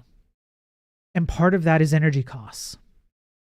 Imagine what people could do, regardless of where they live, when you had something that ran very efficiently and had low energy usage, and the kinds of things you could kind of coax out of society by tackling those problems, which are completely tackleable, which is not a real word. Anyone telling you how great AI currently is and how it's going to take over everything is trying to sell you something, cough NVIDIA. 100%, you will never change my mind on it. AI is going to be the way of low code and no code, which both made, if you think about it, when low code and no code things came out, they both made the same promise as AI. Developers will no longer be needed. The software industry is going to be changed. People are going to be out of a job, etc., etc., etc. What actually happened over the course of, at the ripe old age of 40, I've seen these cycles. I've seen the promises made and failed. What actually tends to happen is that there's a short-term cost, which looks negative, and then over time, it actually ends up being positive. You actually need more developers to overcome the shitty crap that comes out of those things. And sometimes it actually creates more positive outcomes where people use them in the correct context and the correct usage, and they actually have more like a beneficial impact rather than a negative one. There it is. Yeah. Thank you, Lawler. I don't know where Arvis is, but he's slacking off. Thank you, Lawler. You missed hearing that expression. At the ripe old age of 40, I've seen this come and go. AI has its uses. AI can be really, really good in certain cases. But yeah. Ray on YouTube. CrowdStrike is what happens when you hire too much good-looking and cheap programmers. Probably, Ray. Probably. Okay. Let me focus on the article for a bit more. But we're more than halfway through. Let me just get through the article a bit. It's shitty crap. Yeah, it is shitty crap. Spiro, you got to do. I've told you 100 times, if you're going to quote me, you have to do the year, and then you have to do like Anno Domini. As we rely more and more on compression tricks, minimization, caching, and server configuration, mistakes become harder to catch and potentially more expensive. So I just want to call this out again. I want to say thank Dead Robot Dev. In line with this, you brought out a great argument that I hadn't considered before. And if you don't mind, I'd like to steal that and actually put it on my website as like an actual argument. I think that's a great, like, it's just an unspoken thing. And I think this lines up really well with what the author is talking about here, which is like, there's an unspoken underlying problem that you're trying to solve with all these like quirky, clever ways to overcome performance issues. What are you solving for?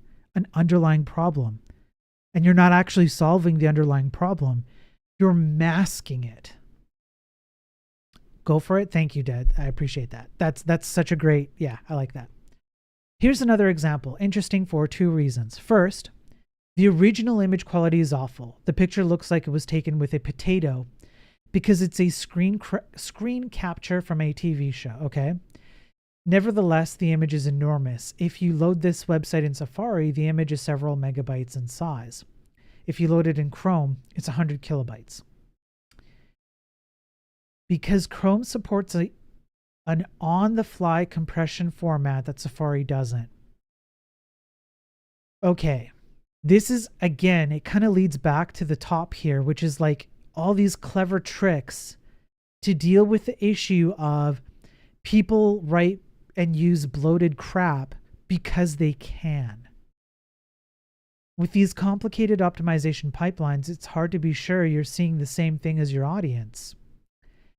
As a bonus, if you scroll to the bottom of the page, you see that a tiny animated GIF in the part of the page layout designers call chum is over a megabyte in size. It's a useless piece of clickbait, but contributes massively to the overall weight of the page. No one has fatter assets than Apple. I think even to this day it holds true. Their site is laughably bloated. I think it may be a marketing trick.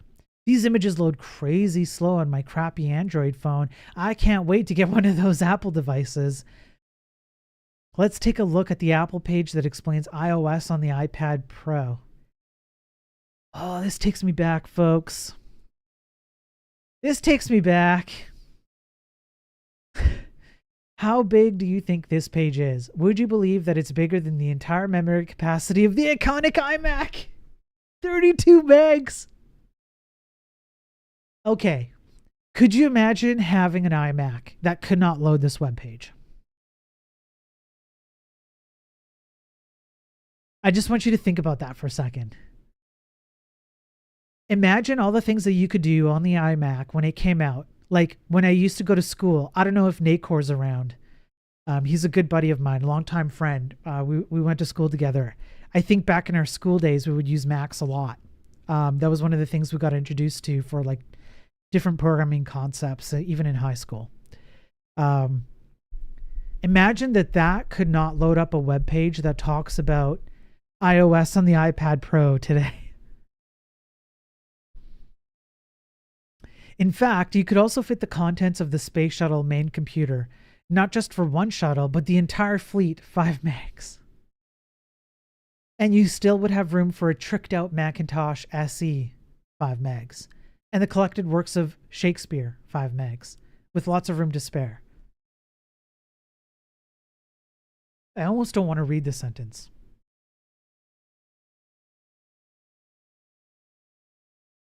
The page is 51 megabytes big.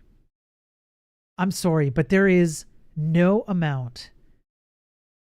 Okay, so look, this is an egregious offense to all of us out there who build websites. It's like, I don't know, it's like a slap in the face.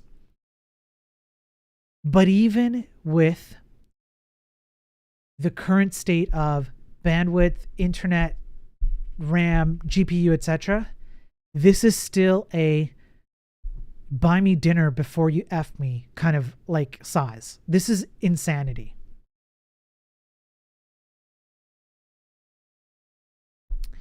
Hang on, chat.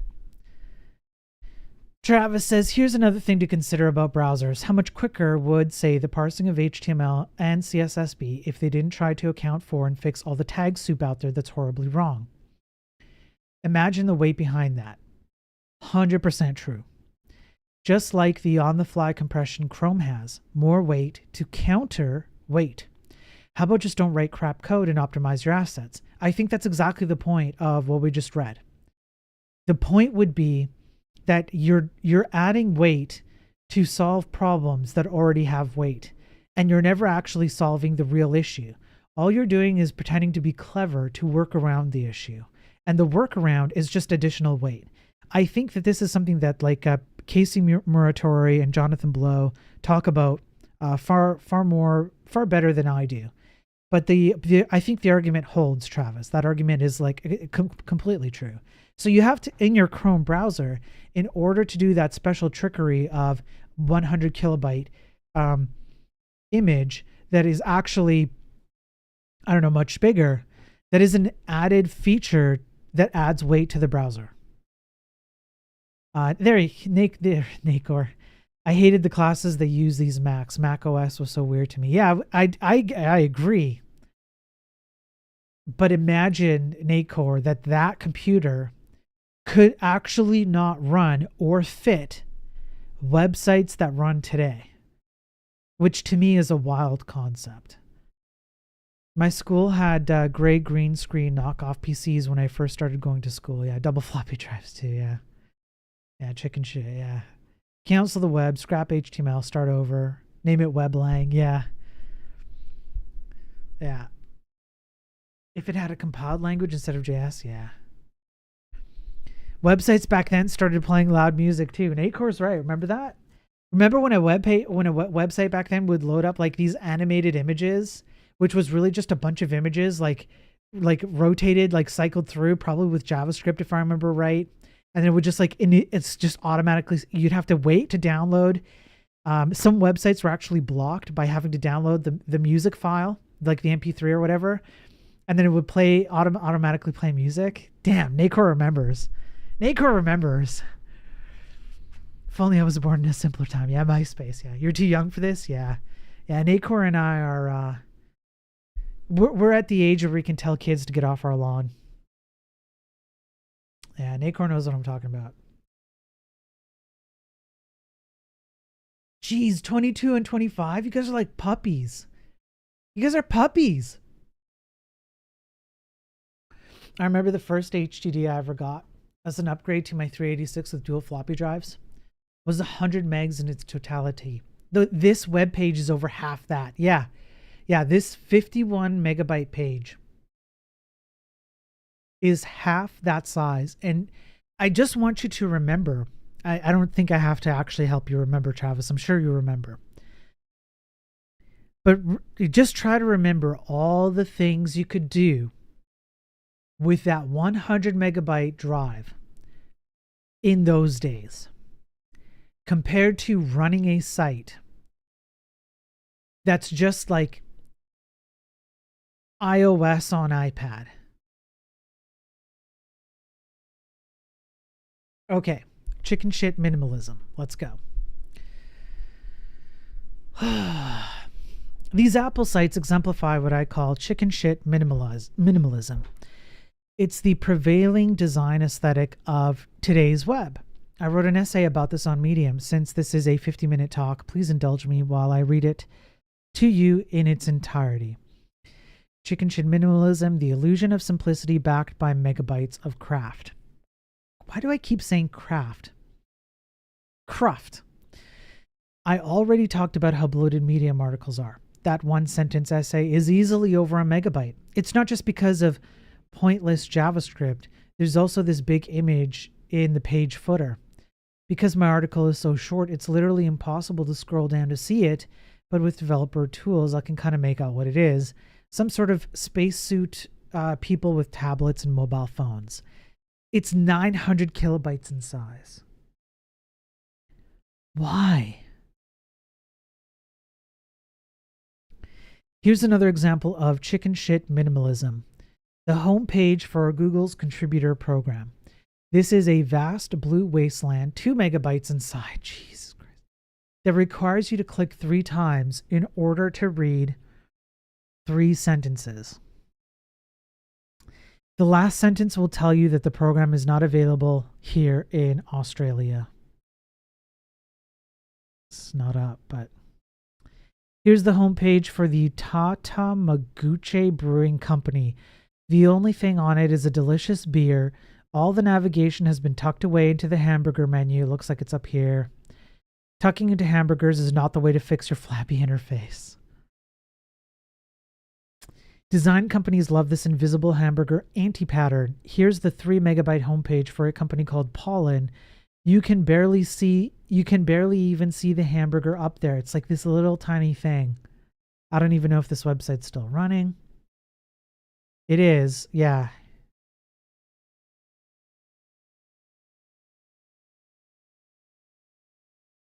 Okay. Yeah.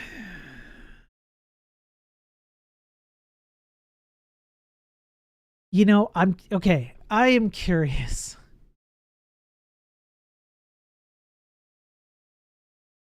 Let's just say, like, I'm curious if they've learned their lesson. You know what I'm saying? Let's go network. Let's see. Holy shit. Are you guys seeing this?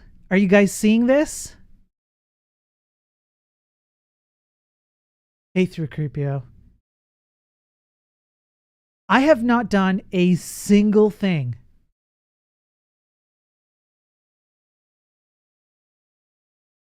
I literally loaded the website. 30 megabytes. Look, let's be real here. If this was the only thing that got loaded. Okay, first of all, imagine if you're in a country where bandwidth costs you a buttload. Imagine where you're in a country, if you're in a country where 30 megabytes would take you, I don't know, like 10 minutes to load. Would you have learned anything about this company based on 30 megabytes? Now, here's actually where I do see the argument from the article that I was kind of like dissing beforehand. So he was making this argument. Hang on. If we go back up, hang on, let me just make sure that I'm at the chicken shit minimalist. So back up here, he was making this case that I didn't agree with to begin with, right? So he was saying things like, look, we have an article that warns the average page size is 2 megabytes long. It's 3 megabytes. And then he went on to talk about how a lot of this data exceeds the data that is included in classical works, where the classical work, through mere words on paper, portray a vast amount of information more than anything that exists like on the web today in the equivalent amount of like data. And my argument was, yes, okay, fine, but you're not considering the medium. So the medium to get the same amount of words to somebody's eyeballs is not the same as written word, right? Where you have to have like a published book, printed paper, the whole processing, shipping it over to someone who purchases it, and then they have to read it, etc., etc., etc. Can you do a conversion of KB to KB based on the physical adaptation of words to eyeballs versus the digital adaptation of words to eyeballs? However, let me just go back where I left off so I don't forget. With something like this, I actually think that there is a point to be made about this. In 30 megabytes, which is, let me just try to do some quick math. So if it's like 1.5 megabytes for something like, let's be conservative. We'll say 1.5 megabytes, and let's say maybe like Dostoevsky or something. So you're talking about something like 300 to 400 times the amount of data required to store classical works in digital format. And those classical works portray nowhere, it's not even close to the same amount of information to somebody reading those classical works versus someone looking at literally what I have on screen right now, over 30 megabytes. What is this portraying? I've learned exactly 0 things about this company, and I had to download 30 megabytes to learn nothing about it.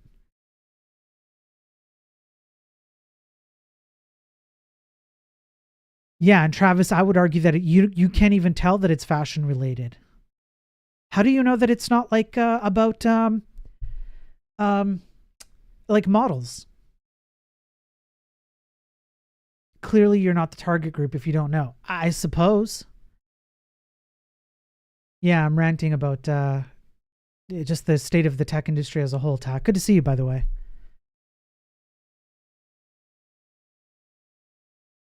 It's like those ads on TV that run almost a minute, tell you nothing about the movie or product being sold. Yeah. Could be website marketing agency too. Right. Right. But again, what does this tell you about them, regardless of who they are? Isn't half the point of a site discovery? Yes. So I've had to download 30 megabytes to learn nothing. The same could be achieved by a blank page that simply says bullocks in the middle of the page. Right. Right.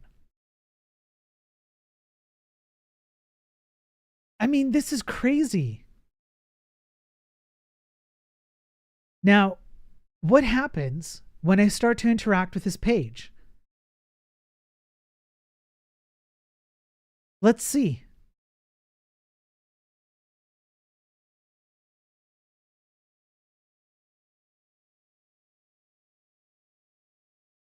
Okay, so nothing happens here. Nothing's happening in the network tab. So they've essentially preloaded everything on the entire page so that you can see this up front.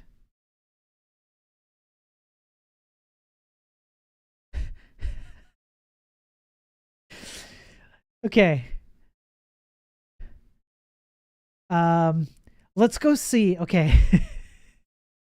Let's go see what they are saying about like web design, right? So the implication here is that they're going to do some web design for you. Well, already they're off to a terrible start. I have trouble believing that video is less than 100 megs. Look, I'll show you, Travis. 5.5, 3.9, 3.8, 4.2, 3.1. It's multiple videos, at least. Those are the ones I can find. There's probably a few other ones. Like if I go down by size.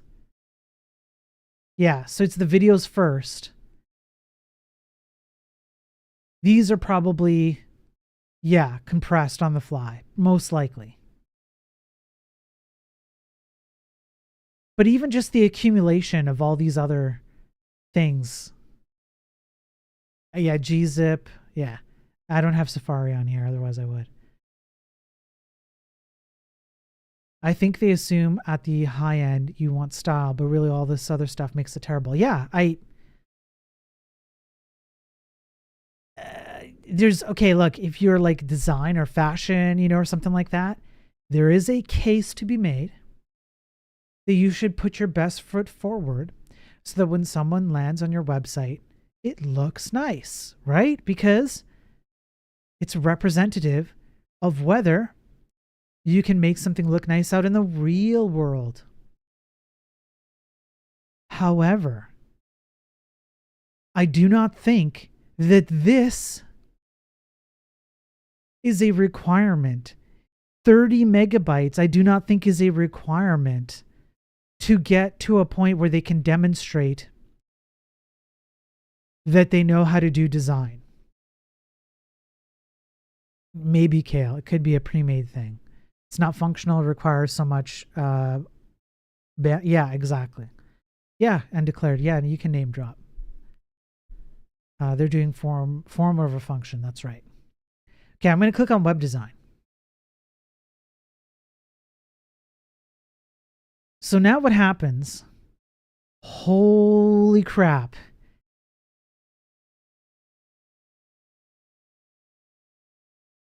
It's not over, folks. It's not done. I haven't touched anything. It's still going. Tell me I'm not the only one seeing that. Stopped finally. We've doubled. We have doubled our downloaded size. We've doubled it.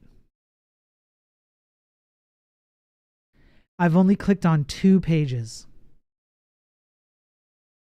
What happens if I go down?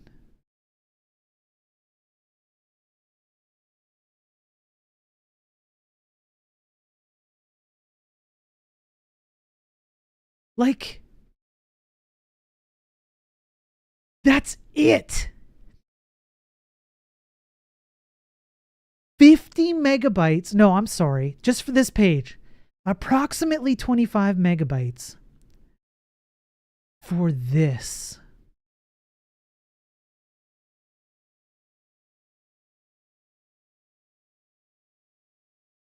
WF. This is probably WordPress. Yeah, it's WordPress. This is WordPress. VaneltStudio.com. Let's just see.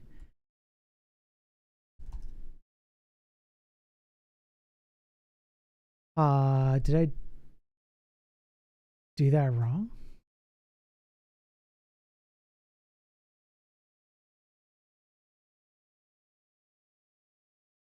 There we go.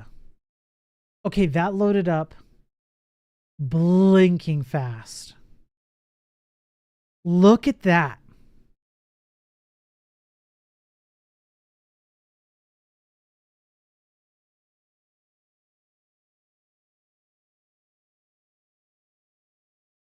Look at this.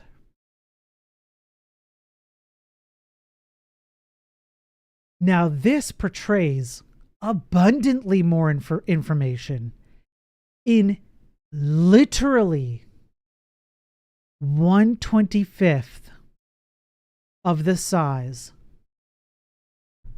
Less than 1/25th of the size of this bullshit.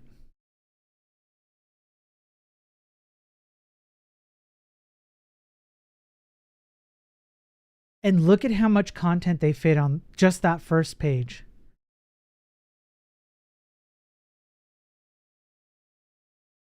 The biggest thing that they have is like this image for almost 70 KB. That's it.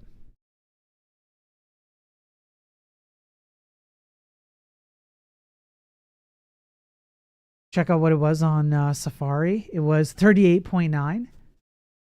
Yeah.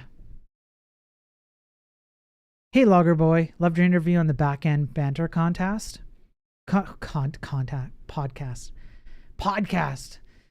Jeez, Spirit, get it right. Thank you, Logger Boy. I appreciate it, man. That was a fun interview to do. Yeah. Yeah, that was a good interview. That was really nice to be invited on to talk about that. I appreciate it, Logger. Where all the pretty girls go? Yeah. Isn't that the question? Where are all the pretty girls? It was more for you, 46.8. Yeah, but still, even then. Wait, what was it? What's the is that the time to finish? Oh, that's the total MB size. Got it. 54.9 transfer to me on Firefox. So let me look at this again. What it was? Network. There. Megs. Yeah. Yeah. That's crazy. These guys have nothing. Yeah, megabytes, not megabits. Megabytes. Yeah. Why is layout 4 MB, let alone in Next.js? What am I doing wrong? Because it's Next.js. Because it comes with a whole bunch of baggage. Yeah, these guys are doing it right. And they have like the cool like animations and things like that, right? Like this is way better.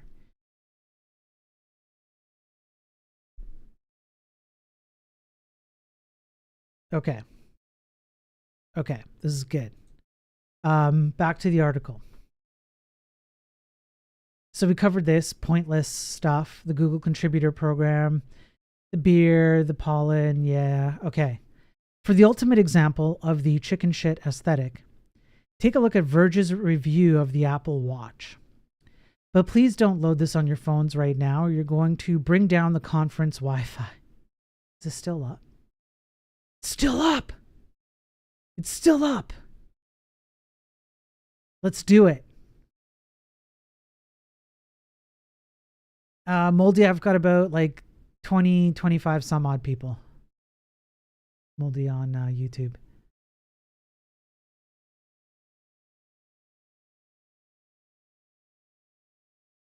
Okay.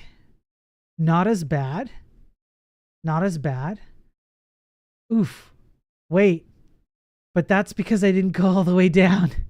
Wait. Wait.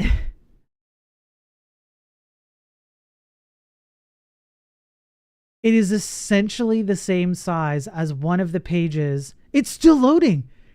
No way. Wait. Guys, check this out. Check it. Check it out. Check it out. Check it out. It's the infinite resource usage. This is the equivalent to when I'm done with one of your moms. You know, I'm done with her. Everyone's satisfied with the outcome. She's happy. I'm happy. And your mom, like, you know, just throws like the wad of cash at me, you know, and then like something to wipe myself off with, you know, got a little down and dirty, and your mom's all happy. And then like you call her and you're like, hey mom, are you happy? And she's like, yeah, I'm happy, son. Yeah. And then I'm like, oh man, you know, Spiro, I don't feel quite done. Oh wait, I have a plethora of moms to choose from. All the moms from all the viewers, all on any of my streams, and I can just call on any of them, and I can just like, you know, just load up on moms. This is the exact equivalent. It's infinite moms in digital form. This is the most terrible. This is so bad. The browser is starting to lag.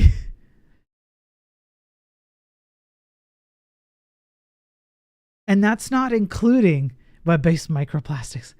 That's not including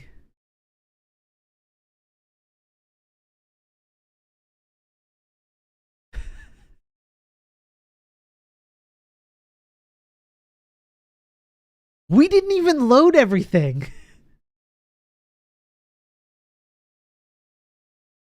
What happens if I just hit home and? Let's see.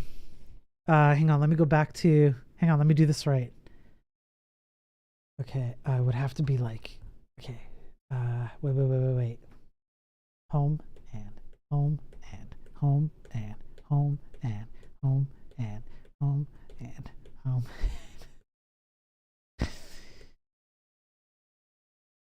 Bye, Owen. Have a good one, man. This is terrible.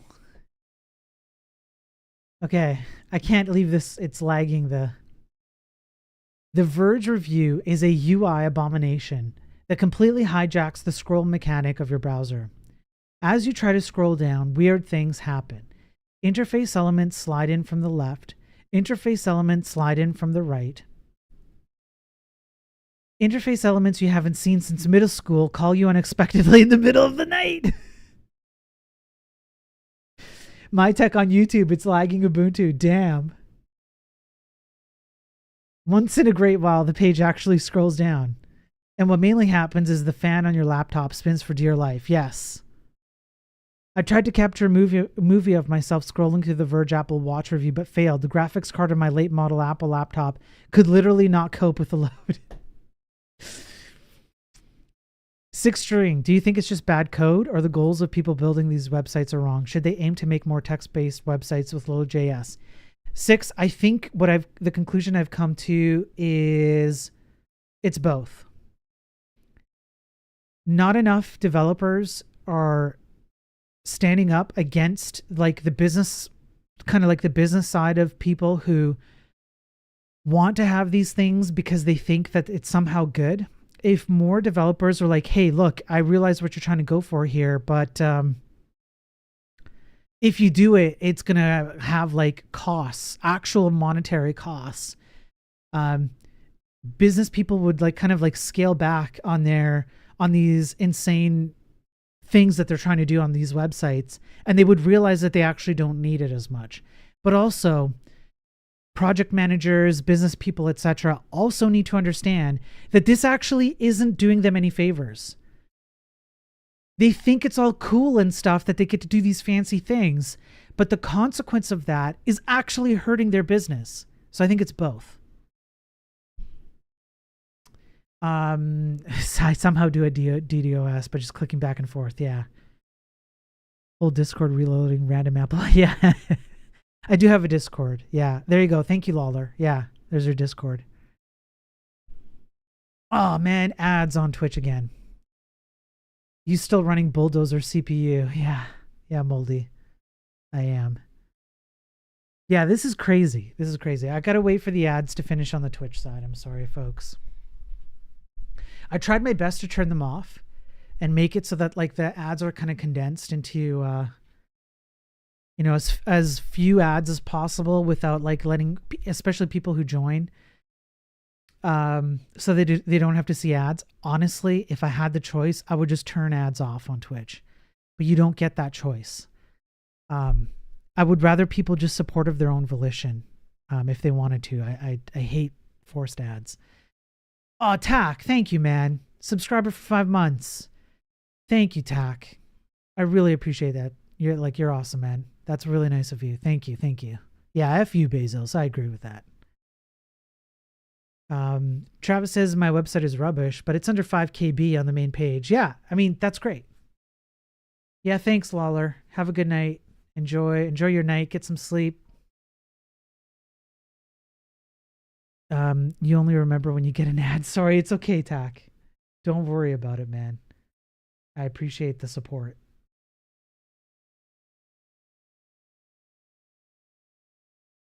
I'd much rather have less shinies and a faster load than anything else. Yeah. Moldy on YouTube says Twitch is a brothel. I agree. Should be on auto renew. I think you can set it up for auto renew, but if I think I've kind of like, if you look at my Enlightened Programming website, I wonder what I'm actually loading. Let's see if my website breaks the rules, breaks my own rules. How much of a hypocrite am I? There you go. That's it. Under a second. Less than half a second. And like, look at that.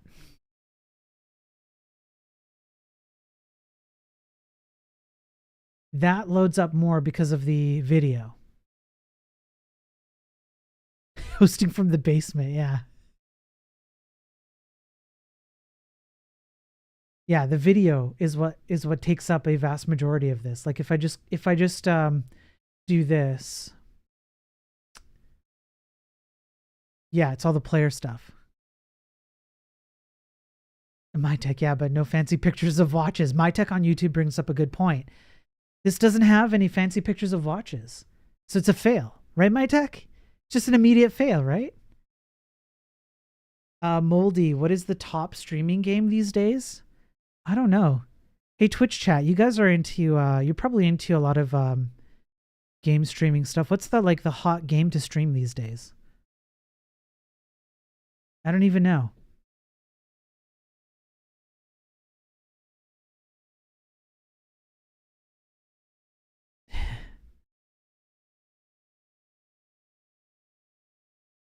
Yeah, we'll see. We'll see what they come up with, Moldy, because I'm not sure. You have to watch out for those design principles. Yeah. Yeah. Okay. All right.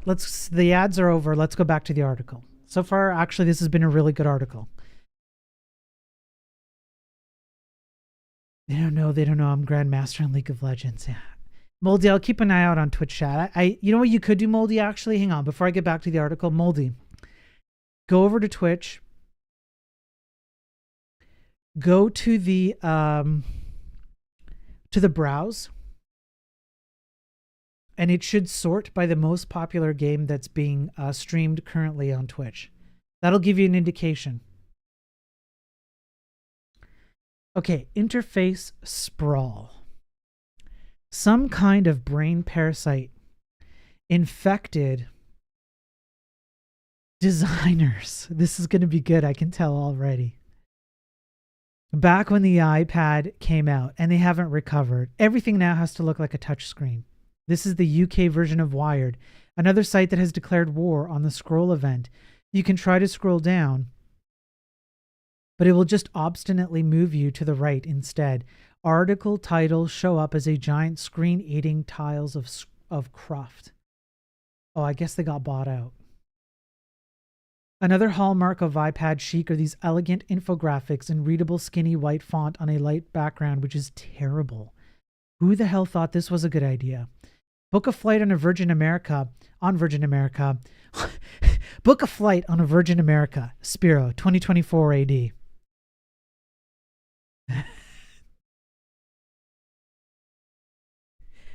There's a your mom joke in there. But she's standing right there. I can't, in good faith, I can't make a mom joke about, an American Virgin in front of your mom. This interface may look clean on a phone, but on a large screen, it's just terrifying. The book button on that screen takes you to a land of vast input fields. Note the hallmark ecosystem of giant fonts, tiny fonts, and extremely pale fonts. After you decide where to go, the site takes you to this calendar widget. It has equally enormous buttons, but the only piece of information I'm interested in, the price of the flight on each day appears in microscopic type under the date. My gripe with this design aesthetic is the loss of information density. I'm an adult human being sitting at a large display with a mouse and keyboard. I deserve better. Not every interface should be designed for someone surfing the web from their toilet. Here's what the PayPal site used to look like. I never fail to my knees to thank God for giving me the gift of sight so that I might behold the beauty of the old PayPal interface, but it got the job done. Do you guys remember this? Hey, ZeroX on Twitch. I'm literally going over all the reasons why, and I'm gonna leave the video up after I'm done. It'll be on YouTube and on Twitch, so you can go back. I'm writing articles that go through scientific studies on my argument for why the tech industry is dying. So yeah. Moldy says BlackBerry effed up. Should have stayed in their lane and just downsized. Not everyone wants a tablet for a phone. True. Yeah, Moldy, I think you're right. I think BlackBerry could have done a lot better and they didn't. America hasn't been virgin for a long time. Well, if you ask your mom, she'd agree. Here's the PayPal website as it looks today. Yeah. I actually prefer this. This is blurry because it's an older picture, right? Lower res, but yeah. The biggest element on the page is an icon chastising me that I haven't told PayPal what I look like. Next to that is a useless offer to download the app and then an offer for a credit card. I can no longer control the sort order. There are no filter tools, and you see there are far fewer entries visible without scrolling. This kind of a layout where you have tons of padding on a page where the entire premise of the page is to represent to you financial information, more or less, is a stupid way to design this page as compared to the density of information you get here. And you know what? I bet you this cost more. Here is a Google control panel that lets you configure your ad preferences. It is similarly toy-like and visually bloated. It's like we woke up one morning in 2008 to find that a Lego had all turned to Duplo. What is Duplo? What is Duplo? Sites that used to show useful data now look like cartoons. Interface elements are big and clunky. Any hint of complexity has been pushed deep into some sub-hamburger. Sites target novice users on touchscreens at everyone else's expense. Another example of this interface bloat, the Docker homepage. It consists of faint text separated by enormous swaths of nothingness. I should need sled dogs and pemmican to navigate your visual design. Search pages are where the main pain hits hardest. Giant lettering and fat buttons replace the one thing everybody needs to see, a list of search results. Here's a design where there's room for only one result, again on a giant high-resolution monitor. I hate to do it, but I have to call out responsive design.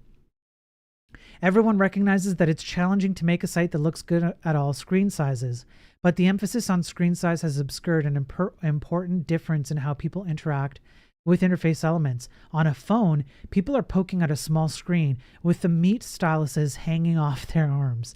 In that scenario, it makes sense to have big buttons. On a large screen where you have acres of space and an exquisitely sensitive pointing device, the same interface is maddening. I agree. There may be no way to split the difference. I feel like designers are just waiting for us to all stop using laptops. Or desktops. This is a typical recipe site grappling with this UI problem. I don't want to pick on it because it's trying very hard. But notice how some elements are tiny and some are huge. Half the page is the idiom of touch interfaces, and the whole thing is hard to read. Here is the Forbes homepage, as seen with the left hamburger menu expanded. It looks like a random chunk of memory that accidentally got rendered in the video card.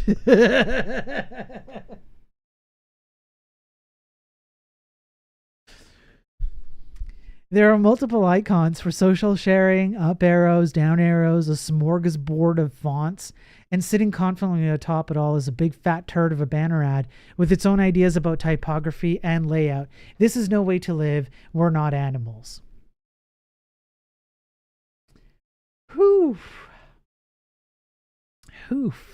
Moldy, I'm running 32 gigs of RAM.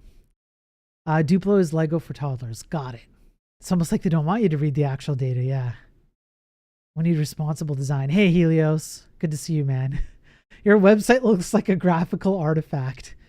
I like that. I think that's a dope diss. I'm gonna post that. I'm gonna post that on X. I like that a lot. Hang on. This is great. Your website looks like a graphical artifact. Let me post it. Your website looks like a graphical artifact. Oh, that's so good. A great example of this, make the same search on Google versus ask.com. Take a note of how far down the actual list of results is on each. Sure, let's try it. Let's try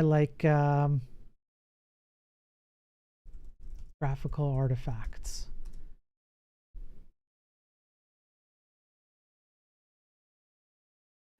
All right. And this is zoomed in, by the way. Microplastics. Okay, let me just do a one-to-one, okay, let's just go microplastics. Okay, and then let's go ask.com. And we're gonna go oh, get out of here. Oh, come on. Plastics. There you go. Just sponsored.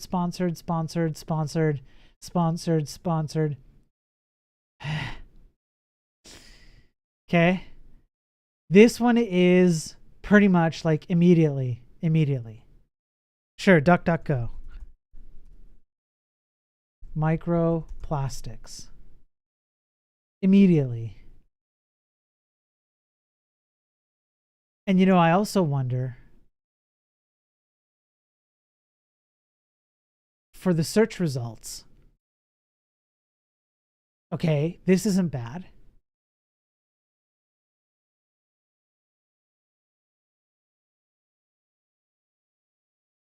Approximately the same. Okay, approximately the same.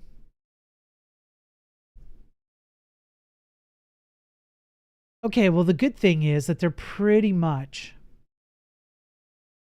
Oh, Google. Oh, Google. DDG is strange. Sometimes refreshing yields different results. I remember Lara graphical artifacts. Lara Croft's. Oh yeah, Moldy. Yeah, I know. Yeah, Lara Croft's magical graphical artifacts. Many young boys became men to Lara Croft's graphical artifacts. Degens. Yeah, there is a little bit of a difference sometimes, isn't there? Yeah. Just a bit. Okay. Okay. Okay. Heavy clouds. Finally, I want to talk about our giant backends / asses. BBL. How can we expect our web interfaces to be slim when we're setting such a bad example on the server side? Oof, he's left no stone unturned. I have a friend who bakes cookies for a living. Like a lot of home bakers, she started by using her own kitchen, running it at full capacity until everything was covered in flour and her apartment was tropically hot. At a certain point, she realized she needed to buy commercial baking equipment. Being good at baking cookies doesn't teach you anything about how to buy professional restaurant equipment.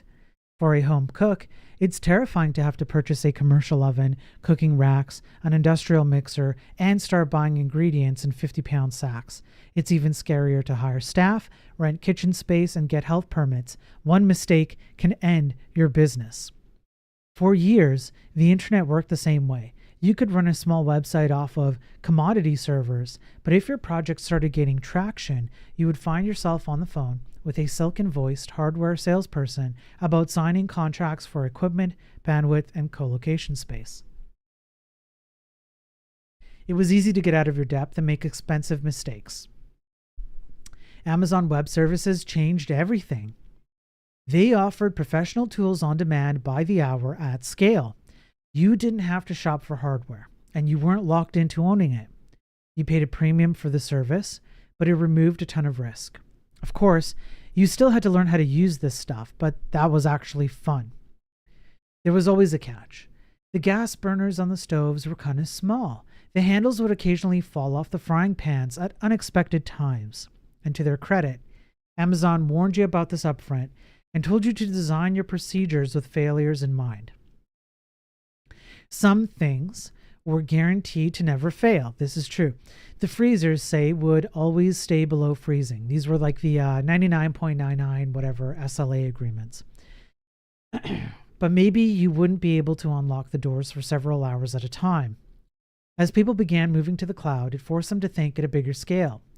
They had to think in terms of multiple machines and availability zones, and that meant thinking about redundancy, failure, tolerance. All of these are good things at scale, but overkill for a lot of smaller sites. You don't need an entire restaurant kitchen staff to fry an egg. As the systems got bigger, Amazon started offering more automation. They would not only rent you giant ovens, but a fleet of kitchen robots that you could program to do all kinds of mundane tasks for you. And again, it was way more fun to program the robots than to do the mundane kitchen tasks yourself. For a lot of tech companies where finding good programmers is harder than finding money, it made sense to switch over to the highly automated cloud services entirely. For programmers, the cloud offered a chance to design distributed systems across dozens or hundreds of servers early in their careers. It was like getting the keys to a 747 right out of flight school. Most website work is pretty routine. You hook up a database to a template and make sure no one ever trips over the power cord. But automation at scale, that's pretty sweet, and it's difficult. Here is, in my opinion, an excellent example of why AI is a bunch of fucking bullshit. Because AI essentially makes the same promises that AWS made. They got in bed with you. They gave you nice little strokes. They touched you exactly where you wanted to be touched, okay? They said sweet little nothings to your ear.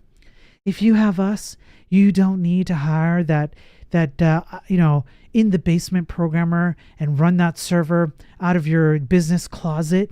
We got this covered for you. We're going to eliminate the need for you to pay all that money. You just pay it to us, and we're going to make things so much easier for you. Look at the automation. Look at the lack of developers required, etc., etc., etc. That's AI. What actually happened with AWS? Developers are needed more than ever in AWS because AWS overhyped themselves way more than what they were actually able to carry through with. If you think about it, we have all been, I can't say the word, we have all been graped by all these overhyped promises, and AI is graping us right now. Full on grape. And like the yucky grape, like the seedless kind, without like very much flavor, that's the kind of grape we're all getting. This is the promise I've seen time and time again at the ripe old age of 40, where some kind of service comes along and says, we're going to remove the need for XYZ. And it's usually targeted at developers. And everybody freaks out, and it never comes true. It only comes true for a short period of time in a very narrow band of things. And actually, over the long term, what it does is it makes developers required even more. I need to read it with a Trump accent, my tech on YouTube, sure.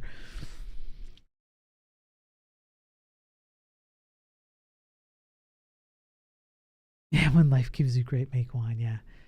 Where was I? Okay, here we go.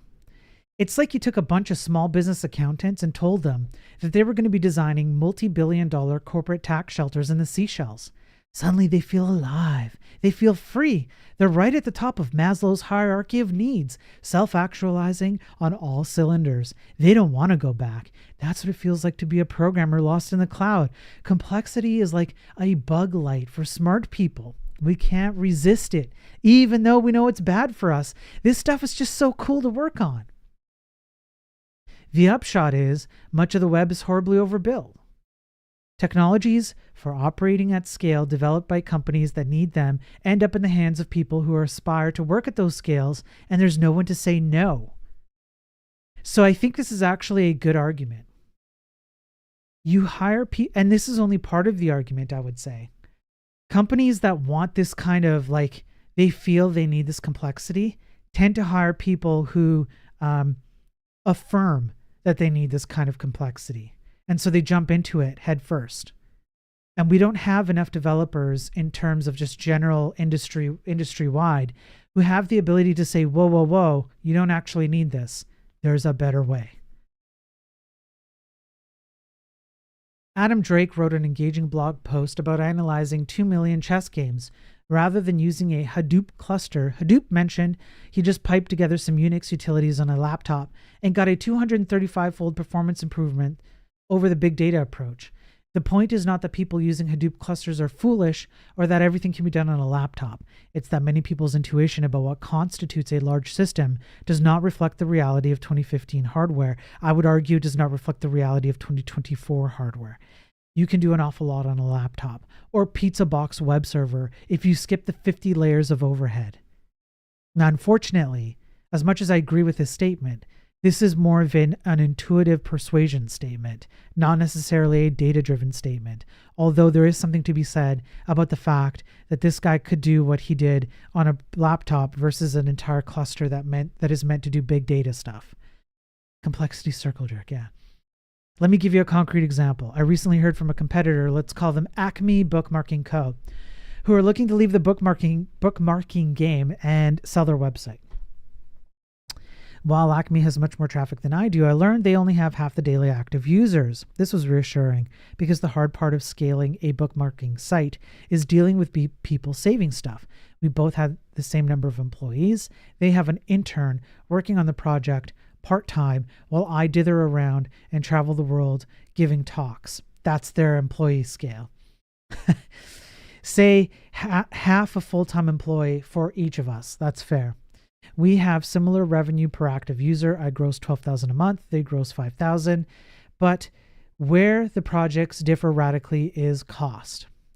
Acme hosts their service on AWS, and at one point they were paying $2,300 in monthly fees. Through titanic effort, and I know for a fact that it takes titanic effort, they have been able to reduce that to $9,000 a month. Yeah, Diva, that's why you self-host. Yes. This was in 2015, by the way. So account for inflation, whomever you might want to blame politically for inflation. That's insane. I pay just over $1,000 a month for hosting using my own equipment. Diva wins the argument here. Diva on Twitch. That figure includes the amortized cost of my hardware and sodas from the vending machine at the colo. So while I consider bookmarking a profitable business, to them it's a $4,000 a month money pit. I'm living large off the same income stream that is driving them to sell their user data to marketers and get the hell out of the game. This is actually a really solid argument that I never considered. Why do we have a bunch of people in the industry, from developer up to executive, whose myopic kind of like limited viewpoint is I need to get to the next quarterly in order to get an exit, somebody to purchase me for an exit? This is why. Because you start with the shittiest shit that was ever shitted, I mean. Okay, in the shittiest toilet. There isn't even a toilet. It's just some rando shitting shit in code.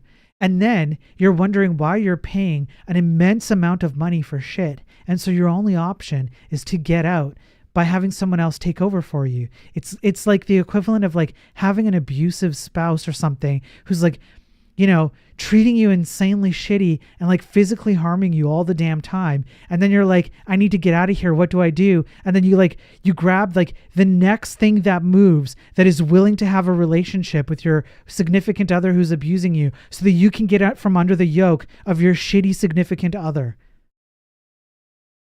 Just don't have a shitty significant other to begin with. Hey, Arvis, soda's from the colon, yes. How much soda does he drink that he needs to include that in the cost? My tech, the cost is so cheap, he amortized it, man.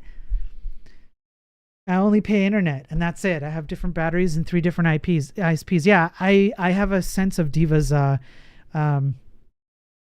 home infrastructure because he's been very kind and I use some of his infrastructure that he's kindly let me use for free. And like, it's cheap.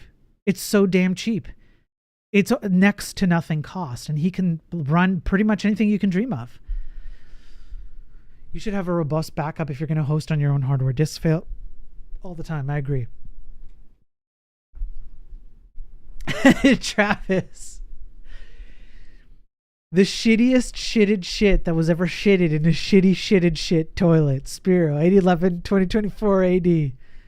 I like that one. You know what I'm going to do? I'm going to put that one on X too. Hey, Hariprasath. I hope I said that right. 16. Thank you for the follow on Twitch just now.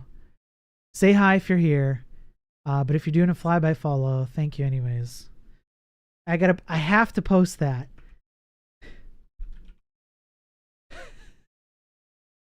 I can't even really repeat that like, you know, quickly, you know what I'm saying? Like, there we go. It's immortalized. It's immortalized on my Twitter. Okay.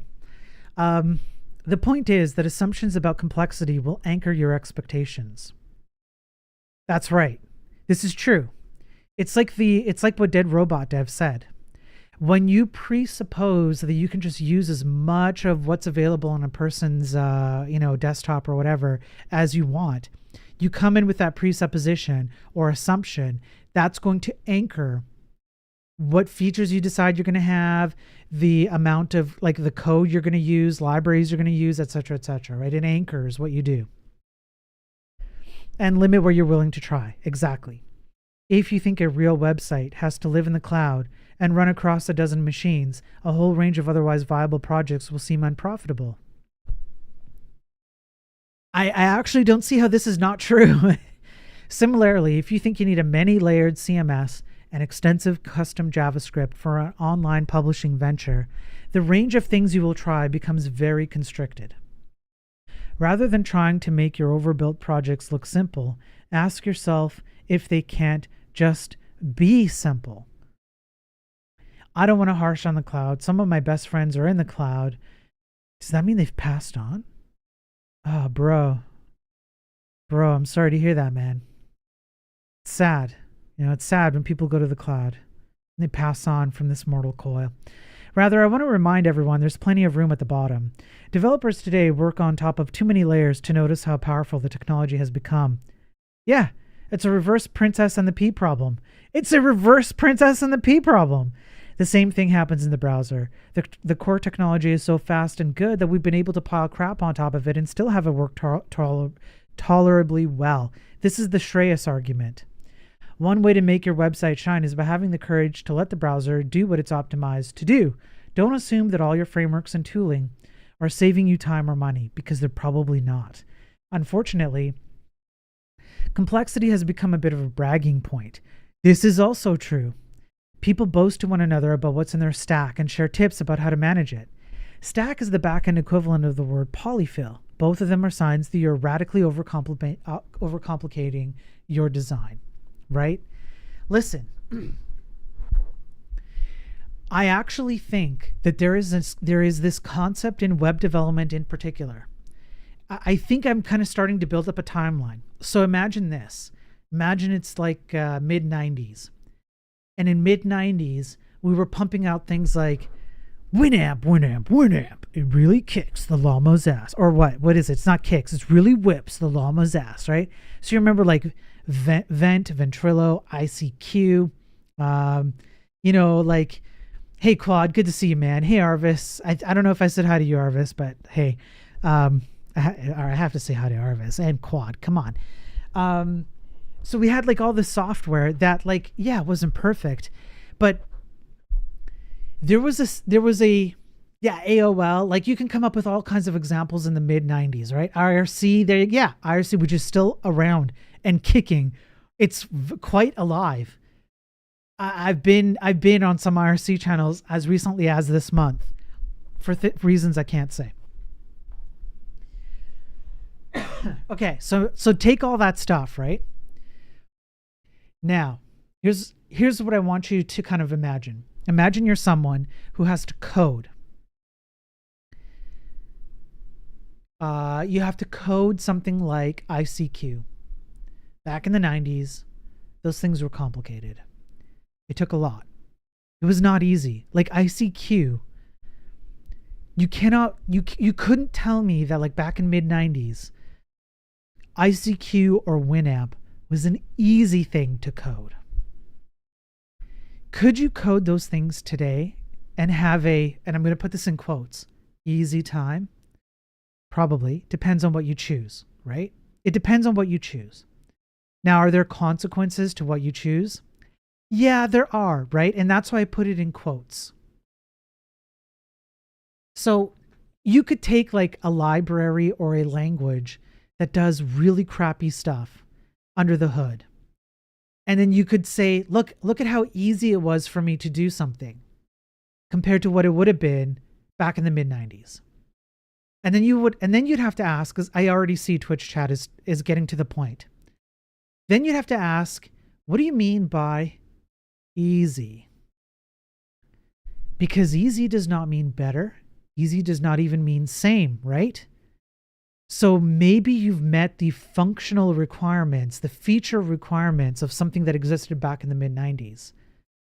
But you could argue that it takes up 10 times the amount of RAM or hard drive space, or it crashes way more frequently, etc. There are so many other things that come packaged and loaded into, I easily built it today. Right. Simple does not equal good. And this is the kind of like the line that I'm drawing, which is this is the argument I'm making. You can't come to me and tell me, look at how great the state of tech is, because look at how easy we can do things that were hard to do in the mid 90s.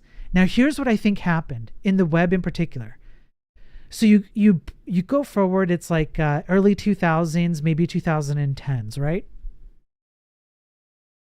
And the market changes and things become more competitive. And people like Facebook and Google, et cetera, et cetera, et cetera, have the ability to purchase large swaths of programmers, which means that even if things are actually hard, even if they're implemented correctly or incorrectly, kind of put that aside for a moment, they're just hard to do. These companies can do it at a faster pace. So then you start having other companies that need to compete, startups. They don't have the resources. So developers start coming into the industry. It's easier to get hired at a startup because it's a lower barrier of entry at the time. And these developers, being somewhat new, have some, I don't know how to call it. It's like some psychologically hidden desire to suffer the way that their predecessors did. They don't have a good way to go through the same amount of complex or challenging programming paradigms that people had to solve back in the mid-90s. As an example, by comparison. And there's like it's almost like an argument from abundance. They have it so good that they look at it and go, no, it can't be this good. I must also have to go through the same challenges as those people did so that I can consider myself a good programmer like those people would have been at the time, because look what they built. And in order to achieve that and sell that psychological premise, what they did was they took the web and they essentially tried to make it the most unnecessarily complex thing possible, so that then they could do exactly what this part of the article says. They could pat themselves on the back and go, oh, look at how hard it is. Guys, we're basically doing what Winamp did back in the mid-90s. We have it exactly as hard, if not harder. That's what I think is going on. And then that propagated into everything else. It was like a reverse AI propagation in real time, where they decided that people doing that saw the web and they're like, wow, man, people are doing web like this. And it's like, it's so complex. These web people must be really smart. And then languages like, I don't know, say Rust or whatever come out and they make your life easier. And then you go, no, it can't be this easy. I have to psychologically suffer for no good reason, just like they did back in the day, so that I can feel like I'm up to snuff. Because if I don't, then I'm going to suffer from some kind of imposter syndrome where this is too easy for me and we don't need all this crap. And then it's like, and then there's like, maybe there's no job security or something, like, you know, these unsaid psychological underlying factors that make it a requirement for you to just look at a piece of shit and they go, you know, I think I'm just going to like shit right on top of that. And I'm just going to like perfectly make sure that my shit just like coils around the previous shit, so that it looks like just one unified pile of shit. So then I can point at that pile of shit in whole. And even though I only made that pile of shit like 50% more shit, I can take that whole pile of shit and say, you see the shit I did? God, bro, check out this shit. It's huge. That came out of my ass. And pat yourself on the back.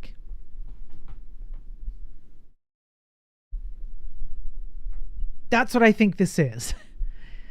It's the same as video game nostalgia. If you don't beat that WoW raid on original and grind to level 50, you didn't earn your nostalgia pain badge and your new easy experience is invalid. Therefore, all must suffer moving forward. That's right.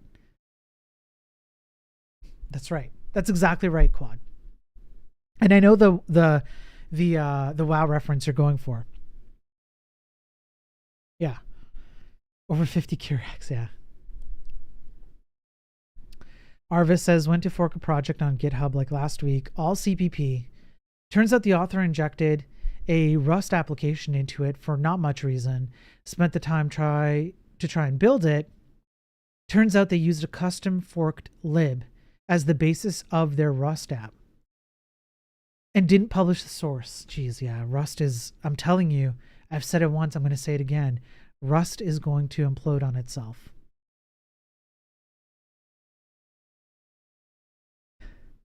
Yeah, the Jay and Silent Bob thing, yeah.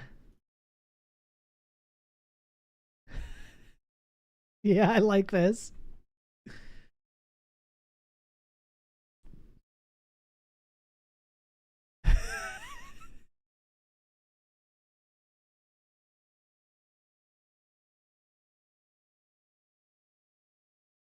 That's awesome. I love that clip, Travis. That's a great clip. Sorry, I had to take a second to watch that clip. That's great. Oh yeah, well I had to walk to school in 8 feet of snow uphill both ways. Seems like the human condition of skill issue. That's exactly it. That's exactly it. And what people don't realize is that there's actually an art form in keeping things simple and efficient and lean and performant and so on. And it's not just an art form.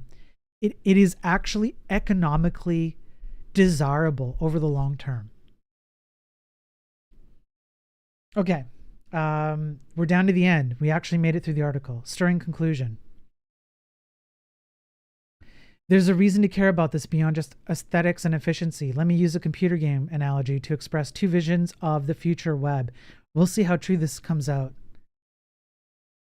From 2015. Yeah, Travis. Yeah, I know. It's almost the same thing. Yeah. The first vision is the web as Minecraft, an open world with simple pieces that obey simple rules. The graphics are kind of clunky, but that's not the point and nobody cares. In this vision, you are meant to be an active participant. You're supposed to create stuff, and you'll have the most fun when you collaborate with others.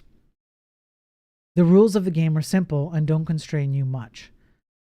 Hang on, Minecraft performs like poo. Okay, laugh.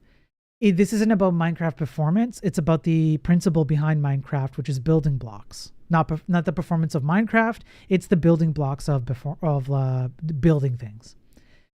People create astonishing stuff in Minecraft. Here's an entire city full of skyscrapers, lovingly tended. Here are some maniacs who have built an entire working CPU out of redstone. If this were scaled up big enough, it could also run Minecraft, which is a mind-bending thought. Let me be facetious. Okay, laugh. I take it back. Strike that from the record. Laugh was facetious. The game is easy to learn and leaves you to your own devices. Its lack of polish is part of its appeal. You could make an argument for that. I could agree with that. Oh no, I saw Call of Duty and already I know where this is going. Oh boy. The other vision is of the web as Call of Duty. An exquisitely produced kind of, but not really, participatory guided experience with breathtaking effects and lots of opportunities to make in-game purchases. The Electronic Arts effect. Creating this kind of web requires a large team of specialists. No one person can understand the whole pipeline, nor is anyone expected to. Even if someone could master all the technologies in play, the production costs would be prohibitive. The user experience in this kind of web is that of being carried along with the illusion of agency within fairly strict limits. There's an obvious path you're supposed to follow and disincentives to keep you straying from it. As a bonus, the game encodes a whole problematic political agenda. The only way to reject it is to not play. Despite the lavish production values, there's a strange sameness to everything. You're always in the same brown war zone. With great effort and skill, you might be able to make minor modifications to this game world, but most people will end up playing exactly the way the publishers intend. It's passive entertainment with occasional button smashing. Everything we do to make it harder to create a website or edit a web page and harder to learn code by viewing source promotes that consumerism vision of the web. Pretending that one needs a team of professionals to put simple articles online will become a self-fulfilling prophecy. Overcomplicating the web means lifting up the ladder that used to make it possible for people to teach themselves and surprise everyone with unexpected new ideas.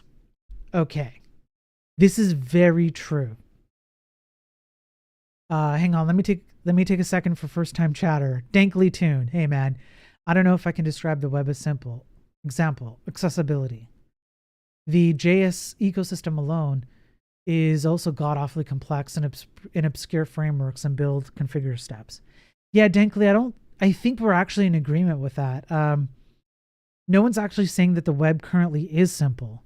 Well, I think what's being argued for here is that you could make the web simple. You could like envision a web that had building blocks that you could build simple websites out of, that you could then add complexity only when needed. I hope that makes sense, Dankly. CODO did not need more after that. Roblox instead of Minecraft. Guns of No Recall, yeah. I love how the author uses analogies to also fire side shots. Me too. I think it's great. Yeah, or at least more simple. That's right, Laugh. Here's the hortatory part of the talk. I don't know what this means. Let's preserve the web as the hypertext medium it is, the only thing of its kind in the world, and not turn it into another medium for consumption, like we have so many examples of already. Let's commit to the idea that as computers get faster and as networks get faster, the web should also get faster. I agree with this wholeheartedly. We should actually lean in the opposite direction of, well, we can cut more corners because the hardware will mask our errors. Let's not allow the panicked dinosaurs of online publishing to trample us as they stampede away from the meteor. Instead, let's hide in our holes and watch nature take its beautiful course. Most importantly, let's break the back of the online surveillance establishment that threatens not just our livelihood, but our liberty. Not only here in Australia, but in America, Europe, the UK, and every free country where the idea of permanent total surveillance sounded like bad science fiction even 10 years ago. Okay, this is actually a really solid argument, which I think I've already kind of talked about before, which is the science, at least that I found so far, which this is just one of many articles, proves that shitty software, web, etc., leads to companies having to do other things in order to make money, such as sell you out, sell your data, leave security issues open, and cause other issues that do actually affect your day-to-day life, like as in you watching right now. If you care about privacy, if you care about security, if you care about all these things, then what better way to combat that than by giving companies a way to make money without having to resort to those tactics? And if you can prove that you don't have to do that you don't have to resort to these tactics, because if you just focus on writing better quality code and using hardware maximally, you're going to make more money in the long term, then these companies would not have to resort to these cringy tactics that we hate so much. We need a term to describe the behemoth sites akin to legacy media for news outlets. It's way too late for that. Arvis, you're getting old, man. I don't actually think it's too late. I just don't see it happening. There's a difference. The way to keep giant companies from sterilizing the internet is to make their sites irrelevant. While the cool stuff happens elsewhere, people will follow. We did this with AOL and Prodigy, and we can do it again. I mean, this is kind of true. There is kind of like a vote with your dollar equivalent on the internet, but it's become extremely hard these days. In 2015, there probably was hope. Today, I don't know if there is. For this to happen, it's vital that the web stay participatory. That means not just making websites small enough so that the whole world can visit them, but small enough so that people can learn to build their own by example. I don't care about bloat because it's inefficient. I care about it because it makes the web inaccessible. Keeping the web simple keeps it awesome. Thank you very much. Heavy, roiling, troubled seas of applause. This was great. This was a pretty good article.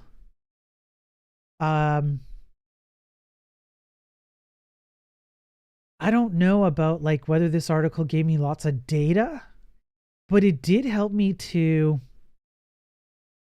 kind of make some of the arguments more concrete. All right. One sec. Why did I start that? I shouldn't have done that. Hang on. My stream deck's being weird. Here we go. The problem is, what compute will people pay for? People already pay for compute. So you just assume for lowest common denominator that people will pay for very little compute. And you work with that. It's reassuring to see someone out there shedding light to you. I don't know anybody who's kind of like, Jonathan Blow, Casey Muratori are touching on this topic, and they're presenting some good arguments, but like they have other things too that they focus on. I just don't see anybody putting any serious amount of focus on trying to make the argument as solid as possible with actual data for this. So yeah, I'm trying to make the case for it.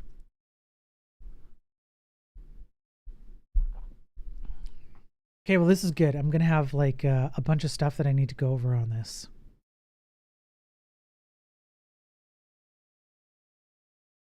Okay.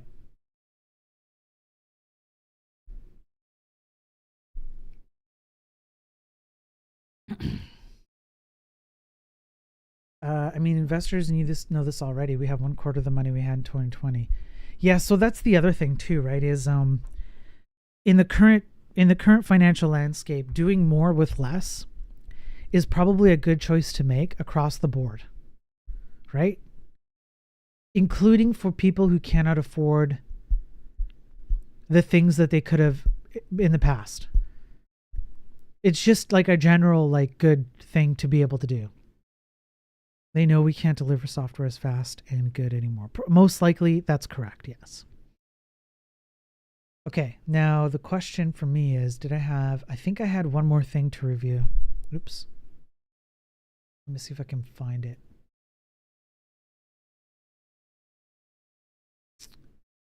Not this.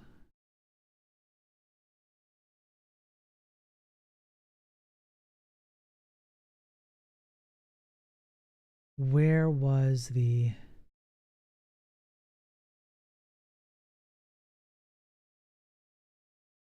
if I did this, hang on folks, let me just see, because I think there was one more thing that I wanted to do. Oh, right.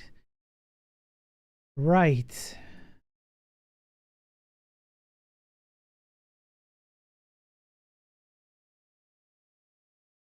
Yes, this one. Okay, so if I go and let's do like that.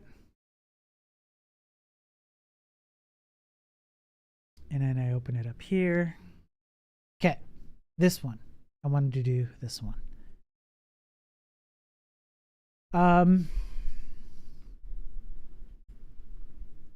Okay, this is a 2023 article, which like blew my mind a bit, even though I knew, having worked in e-commerce before, that this was somewhat true. I just didn't know to the degree upon which it was true.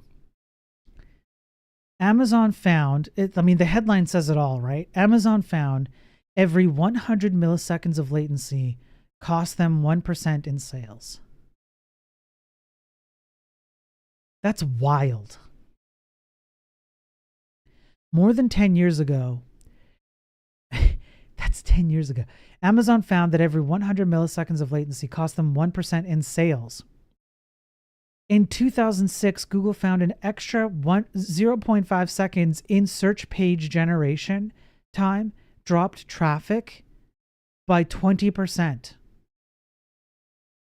A broker could lose $4 million in revenues per millisecond if their electronic trading platform is 5 milliseconds behind the competition. Now, I want you to consider, sure, you could make a case like, these are old. Who's making like software for trading platforms, etc.? You know what, folks?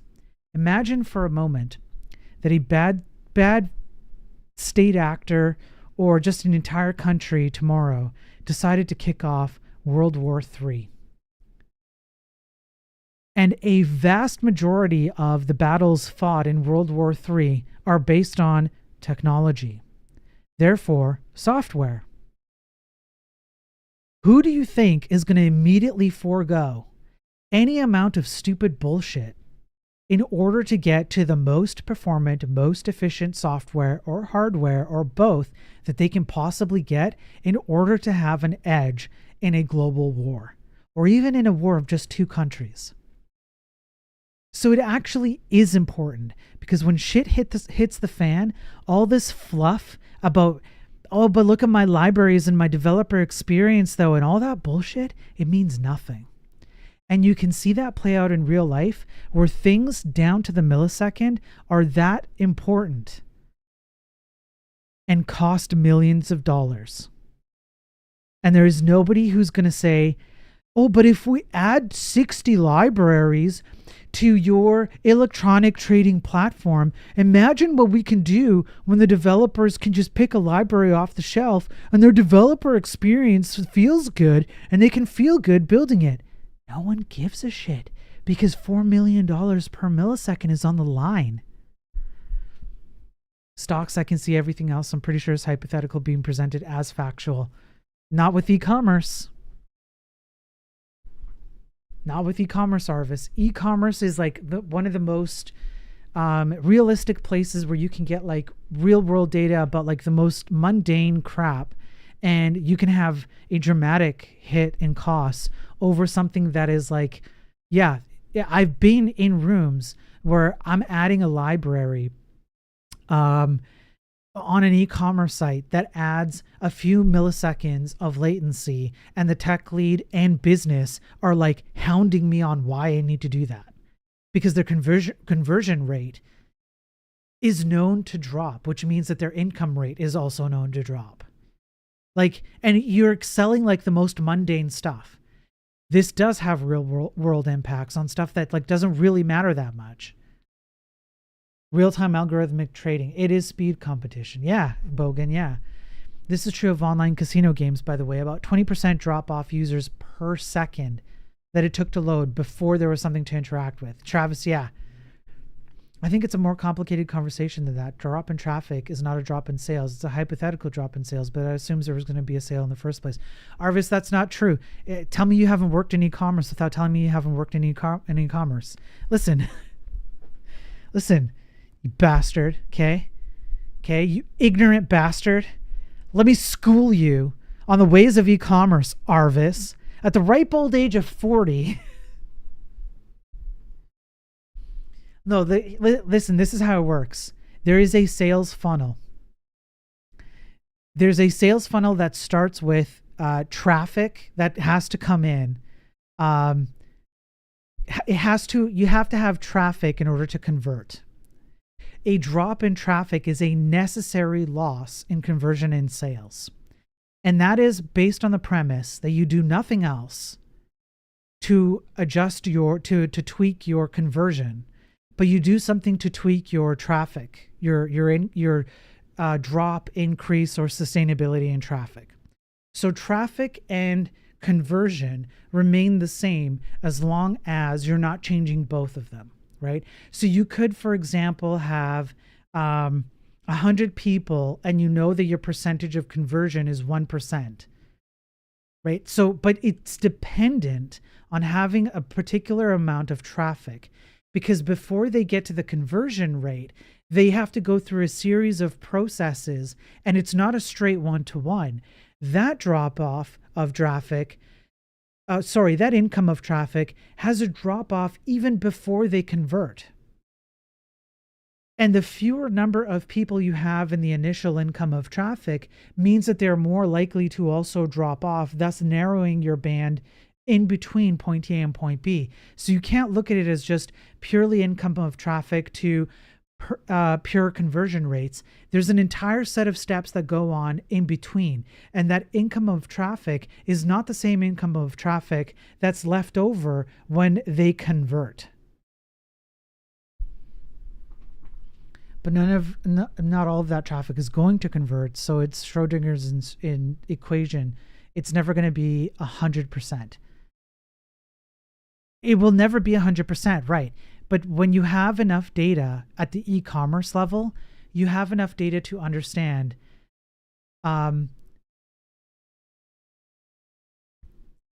what the amount of traffic equals to the amount of conversion, and that generally doesn't change unless you have a dramatic change in your traffic numbers.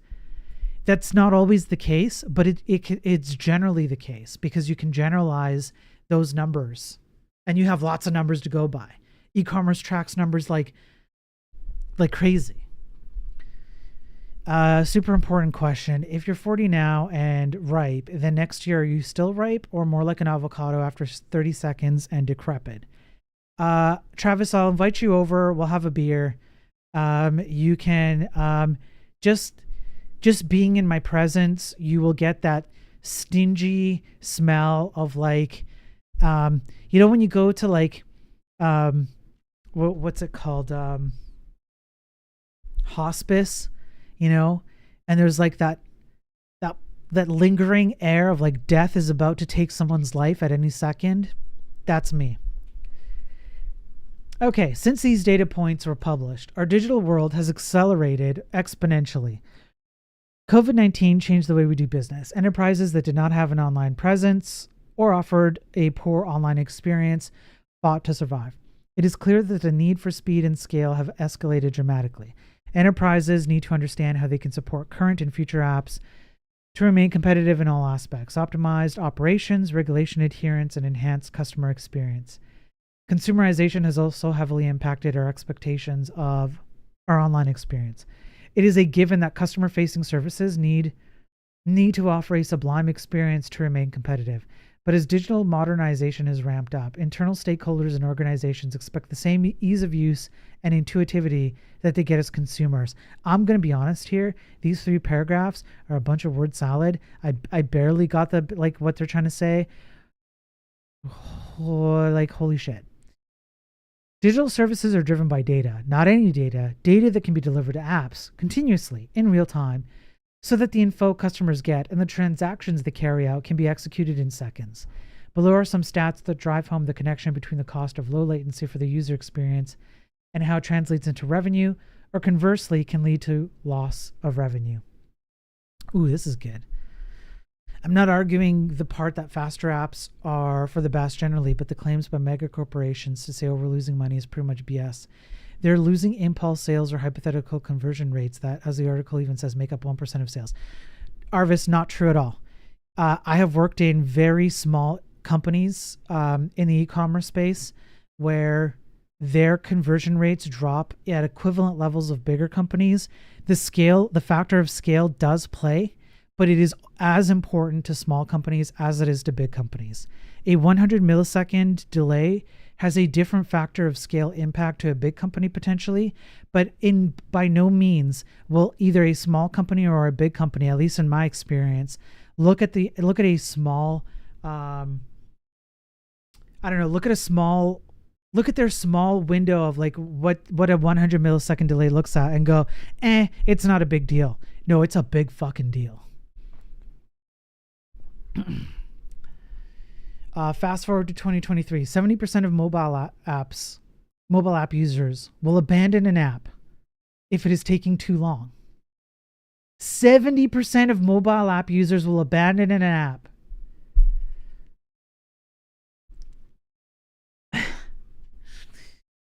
%. Hey, Dead Robot. Got a dip and sleep, but glad I caught this. Been on auto recently at work, enterprise junior dev, but I'm so excited about stuff like this. Pursuing better web software. Looking forward to your research. Thank you, Dead Robot. I appreciate it. Have a good night, man. Oh crap, Twitch ads. Here, I'll just start the ads right now. Get it over with before I go. 70% of mobile app users will abandon an app if it is taking too long.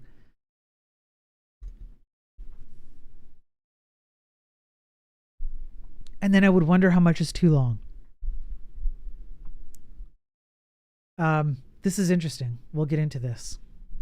You're part of the 70%. Yeah. There's a study I have somewhere in my notes over here somewhere. 1% of all mobile apps. No, sorry. All mobile apps crash 1% of the time on load.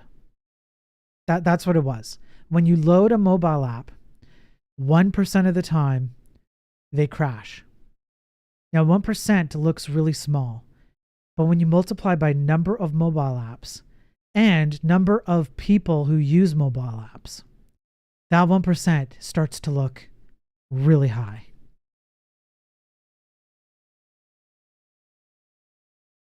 Abandoning for an ad right now. Hey, Omni, definitely part of the problem. 39 requests, 1.9 megs transferred. Oof.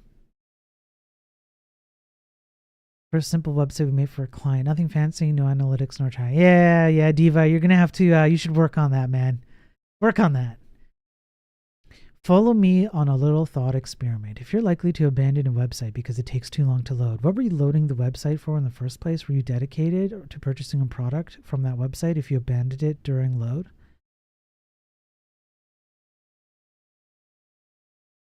No, I don't think you had to be dedicated to purchasing a product from it. No. I don't see why that would be a necessity to be dedicated to it. But I also don't think dedication to purchase from the website is the defining factor of whether they're going to purchase or not either. Now they don't deserve my money anymore.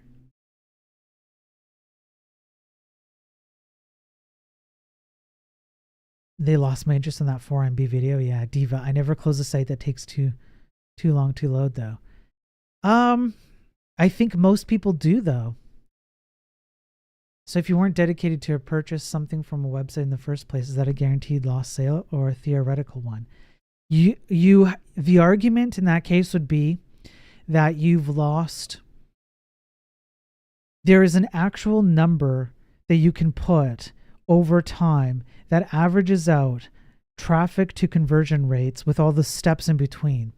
So what you're doing is you're even losing the likelihood that you're going to get a sale in the first place. So Arvis, I would just throw it back at you. Given the choice, would you rather have people who stay on your website and therefore you're more likely to turn them into a sale? Or would you have people drop off your website and lose the opportunity for a sale to begin with in whole? And you can put numbers to that. If it takes longer than 10 seconds, it's obviously malware. Yeah. Or they're like doing crypto mining. 53% of your site visitors will leave if your site takes longer than 3 seconds to load. That is damning. Imagine counting to 3 before a site loads. Since Amazon first talked about latency in seconds and milliseconds, the situation hasn't gotten any easier for online retailers. In the era of high-speed internet, user experience is even more critical to e-commerce success than it was in the past. According to Advertising Week, satisfied customers are more likely to spend up to 140% more and recommend companies to others when they feel valued and appreciated. That is huge because that is free advertising. Latency is not an option anymore. The less interactive a site becomes, the more likely users are to simply click away to a competitor's site. Latency is the mother of interactivity. Additionally, as enterprises start leveraging real-time analytics for personalized recommendations and dynamic pricing services, speed is becoming even more imperative. How do we recover that which is most meaningful? Yada, yada, yada. In a great example can be seen from a customer of ours, PriceRunner, who has designed their architecture to flexibly and quickly scale out when necessary without compromising performance and speed. this past Black Friday when visitor traffic peaked at 20 times higher in parallel with 100 million price updates. Price runner response time for the 95th percentile of the product page endpoint remained within the 5 to 8 millisecond range. Faster time to purchase button, less time to think twice and save your money, pretty much. If I load X and a new page takes 5 seconds for actual content to appear. Yeah, Boken, X for some reason tends to be slow for me too. I mean, obviously brainless impulse shopping is a big thing to take advantage of, but to call that a loss of sale, I think is disingenuous. No, it's not a loss of sale, Arvis. You're jumping ahead. There's a reason why they call it conversion, because it does not necessarily have to mean that it's a sale. It could mean any number of things that surround a sale. So for example, you could have someone who puts a bunch of products in the cart and never purchases at that moment. That's not a sale. That's a conversion. That person is far more likely to come back and complete their cart than not. But that's called a conversion. You can have somebody who joins an email list so that you can sell them stuff down the road, which is a future down the road sale. So you they might put their name on an email list because they like the product or whatever, and they want to know about stuff that's coming up. They're not interested in any of your current products, but they are interested in your future products. The traffic portion has already been counted. The conversion portion has been counted because they have taken an action that makes them more likely to turn that into like income. So conversion is not always about the sale at that moment. The conversion is about the likelihood that they are going to buy. And the less traffic you have, the less likely people are going to be to take those conversion-based actions that make them more likely to actually turn into cash sales. It's not the same thing. And conversion rates are the biggest factor that they're the one step removed from the amount of potential income and likely income that you can kind of count on as you do long-term forecasting on your business. So conversion, traffic, then conversion, then actual cash sales are usually like, there's a few other things, but they're commonly like the 3 anchor points that tell you how well your site is doing at any given moment. So it's not about the sale itself, it's about the likelihood of the sale. And you can't have a likelihood of someone buying if they're going to drop off your website in the first 3 seconds, for example.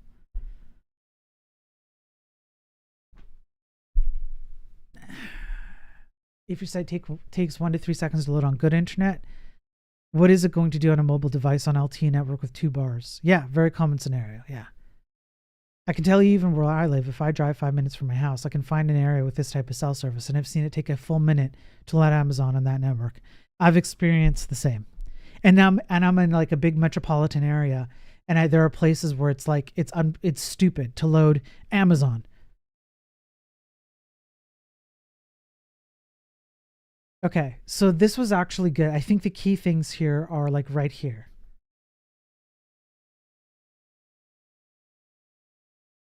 Those are critical.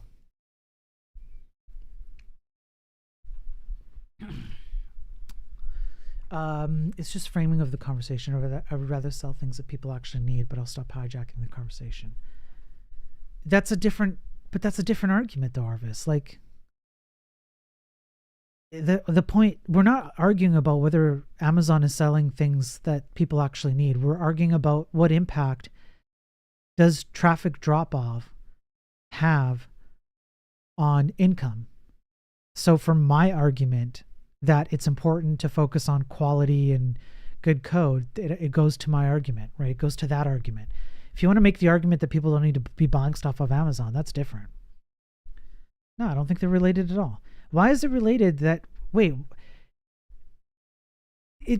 you have to look at it in a vacuum. Even if people are buying things they don't need, it matters that you produce quality code so that you can get to a point where they make that purchase. My argument would be when we produce crappy code, generally speaking in the IT industry, it has long-term consequences. including economic ones. I don't see why what you sell defeats that argument. It's two separate things.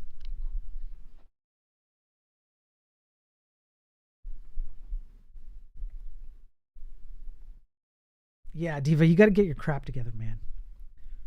What are these numbers you're dropping on chat?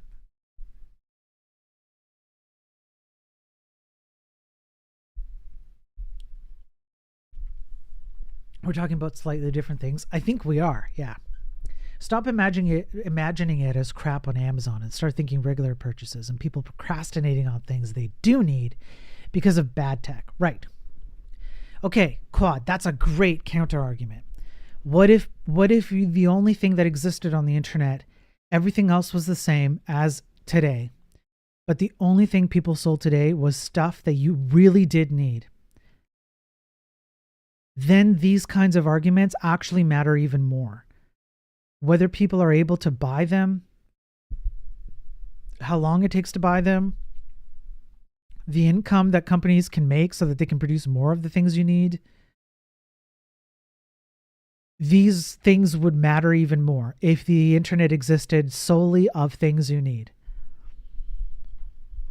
Even outside the web, for example, on Windows 11, the File Explorer that they recently rescanned is the most unstable crap ever. It's true, I had to get an external piece of software to make it go back to a previous version so that it would run optimally. It crashes sometimes if I open a tab too quickly while browsing a network resource. Yep, I had to basically strip it out. There's a thing you can get. It's in a GitHub repo, and somebody just like stripped out the current Windows Explorer and put it back to old school. And then soon you need to buy another because your fridge got bricked in a firmware update. Right. So it does go beyond just the purchases. There is a fundamental principle that it almost doesn't matter what you're purchasing it. The principle behind it is stop writing crappy code. And we're accepting people writing crappy code because we say, but hardware is okay though. No, they didn't update Windows Search. It's still crappy as hell. Don't use it. My pension web interface is slow and shitty, so I haven't collected my $10,000 overpayment. My grocery store cart reset with bad tech, so I didn't order eggs and bread and spent 2 times on pizza to get through the week. Yeah. What file browser do I have now? Please say Dolphin. But I'm not on Linux. Yep, that's right, boys. For Windows file search, use a program called Everything. It's blazingly fast. For Windows file search, you know what I do? I use WSL, which is it's just an Ubuntu Linux. And I just search within that. And that's it. Done. Pizza Tech was better. They got the money for something I shouldn't have bought. Opportunity cost, yeah. Gonna go ahead and say that sounds like a you problem, yeah, but now you need to, yeah. It's good.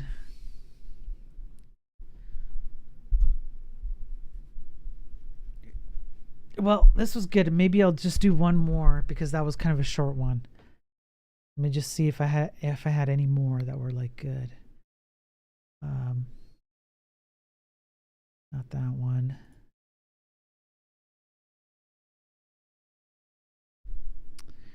Damn it.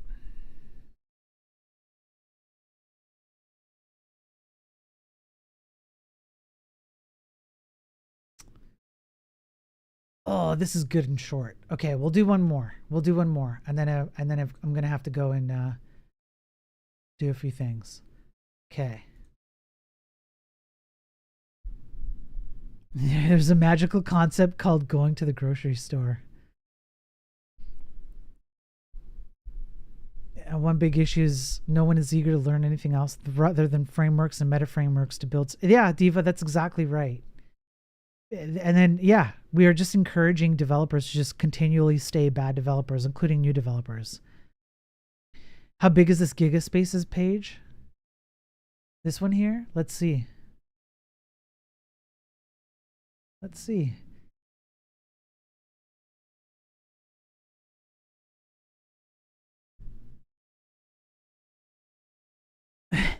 Not great. It's still loading. It's still loading stuff. Oh no. Oh no.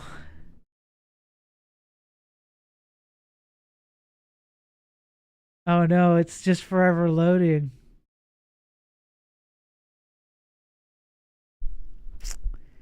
What happens if I go like up, down?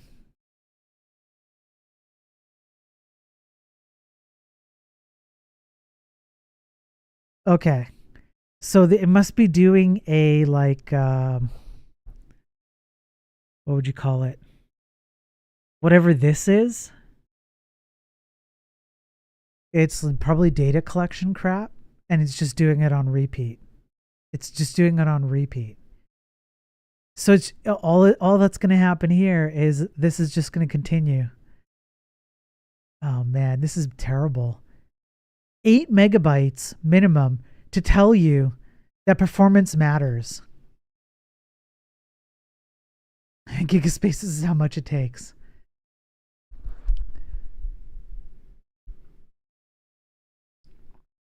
Yeah, we'll just continue to do this forever. This is really, really bad.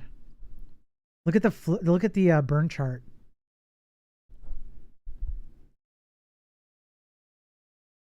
Okay, let me just refresh. My fan is going, by the way. I don't think you guys can hear it, but my fan is going. Okay, the web is bloated. This is a nice short one, and then I'll call it here. Well, you can even see right here. Look. Look. Oh yeah, let's go look. Let's go see if this page is bloated. Oh, this is blinking fast. Look at that. That's great. That's perfect.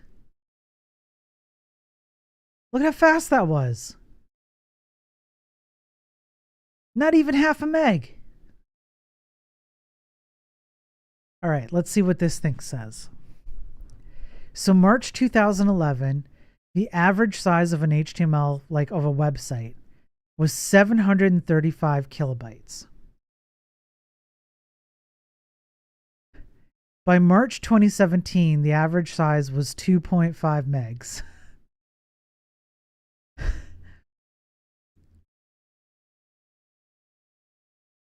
One of the greatest frustrations with websites is speed. Websites are slow and bloated, so as a consequence, users deal with a poor experience, leaving them irritated, but having to make do or move on. To give you an indication of how bad things are, let's take a look through the years at how bloated everything has become. 2012, we had Flash still, Tack, yeah. 2024, average size 200 megs.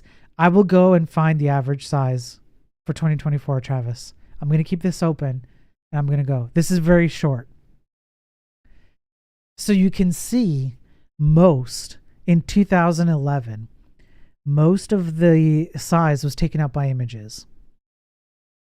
We continue this trend with scripts and images, number 1, number 2. And we just continue that trend on and on and on. Images got bigger. Scripts got bigger. Fonts got way bigger. I want you to look at fonts. Fonts, 3 KB 2011. By 2014, 55.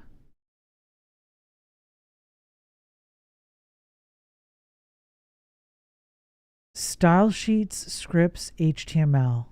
So comparative style sheets, not much. HTML, not much. Scripts, not too much. Then scripts made a huge jump. Then they kept going a little bit higher, a little bit higher. So HTML and style sheets actually didn't budge year over year that often. Oh, damn. Thank you, Arvis. But then 2015 to 2016, they went up by a quarter, over a quarter, almost a third. Scripts. And then you add video. Scripts continue going up. Yeah. In less than 7 years, the average web page has increased around 1.8 megs in size. What we can see is that images are the main contributing factor to the increase in the average size. This makes sense as more websites are using large hero images, more icons, high-resolution gallery images, and the Retina images. However, this doesn't excuse us. We now have new compression algorithms like Google Guetzli, I think I remember this, that can compress JPEG images up to 30% of the original size with no loss in quality. We can also look towards replacing image-based icon sets for inline SVG options or lazy loading images, delivering the images only when the user needs them.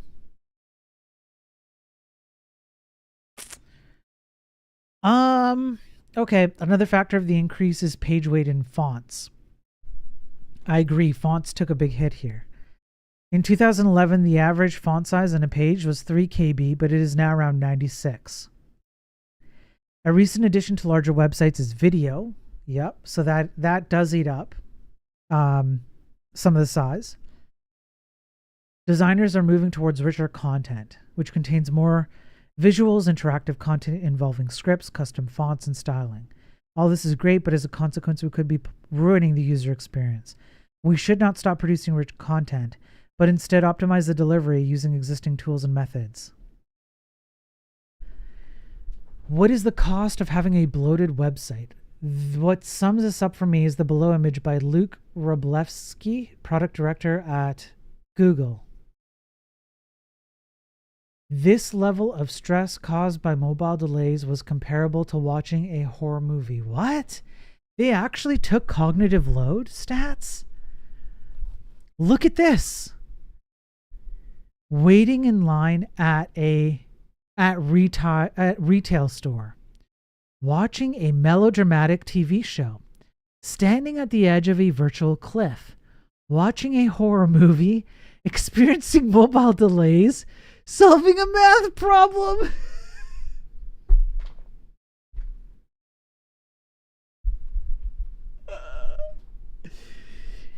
No. According to the Ericsson Consumer Lab, their research indicated that the level of stress caused by mobile delays could be compared to watching a horror movie or solving a maths problem. Here are some key facts from Kissmetrics blog, which I think it's a subsidiary of the Ericsson stuff. I can't remember. 73% of mobile internet users say that they've encountered a website that was too low to slow. 51% say that they've encountered a website that crashed, froze, or received an error. This for when was this article? 2020? Let's assume like maybe 2017. Because I don't know what the source of this blog is. Let's assume that in 2017, 51% is the accurate number here. That is depressing. That 51% of websites encountered crash, freeze, or receive an error. 38% say that they've encountered a website that wasn't available. That's insanity. 47% of consumers expect a web page to load in 2 seconds or less. 40% of people abandon a website that takes more than 3 seconds to load. A 1 second delay in page response can result in a 7% reduction in conversions. That is crazy. And just so Arvis knows, that does not mean reduction in sales. It means reduction in conversions, which are higher likelihood of sales. If an e-commerce site is making $100,000 per day, a 1 second page delay could potentially cost you $2.5 million in lost sales every year. The key takeaway is that today's standards are no longer good enough. We can push the boundaries of web design and development whilst creating a fast, responsive website. We shouldn't sacrifice performance for creating a beautiful website. That article was published in 2017 on LinkedIn. Thank you, Omni. Yeah. Yeah. Okay. So Arvis, potentially, Arvis, it's an extremely pedantic argument. Businesses can do nothing but focus on things that they have sold and things that they can potentially sell. There is no other way to cut it. So the future value of a company is based on potential. How else are you going to base the potential? Like, you're going to have to look at what they've historically done and the numbers that they had to get in order to do those sales historically. And therefore, any impact to those numbers has a potential dramatic impact to their long-term value. You can't really look at it any other way. So yes, it's potentially 2.5 million in sales. That doesn't mean that everything perfect would mean that they would get that 2.5 million. But that potential, if everything done right, is one of the only ways that you can really judge a company's potential and ongoing longevity. The shocking thing about 51% crash freeze, at least to me, is that it's low. I'd have thought everyone would say yes to that. But, oh no, I think that's high, Laugh. Twitch chat input field gets slow for me sometimes. The other day it actually reversed the message. I type in Laugh, what the hell? That's crazy. This is insane. That there's actual, somebody thought to do a cognitive load study on what the hell? Okay, this is actually really good data.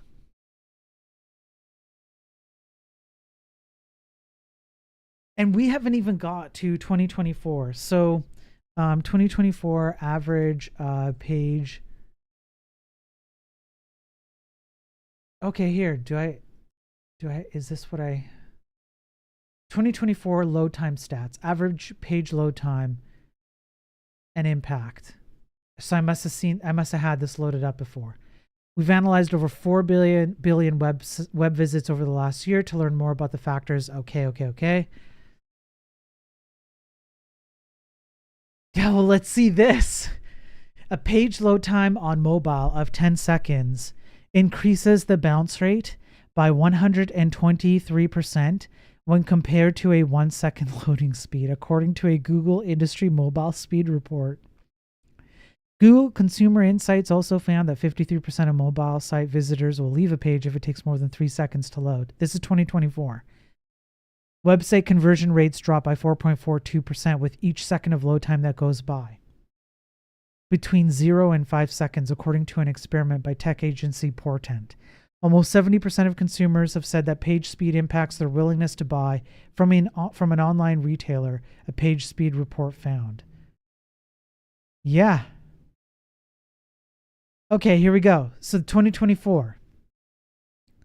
The average web page load time is 2.5 seconds on desktop and 8.6 seconds on mobile. Based on our analysis of the top 100 web pages worldwide, the average desktop first input delay FID speed is 12.73 milliseconds on desktop and almost and 59.73 milliseconds on mobile.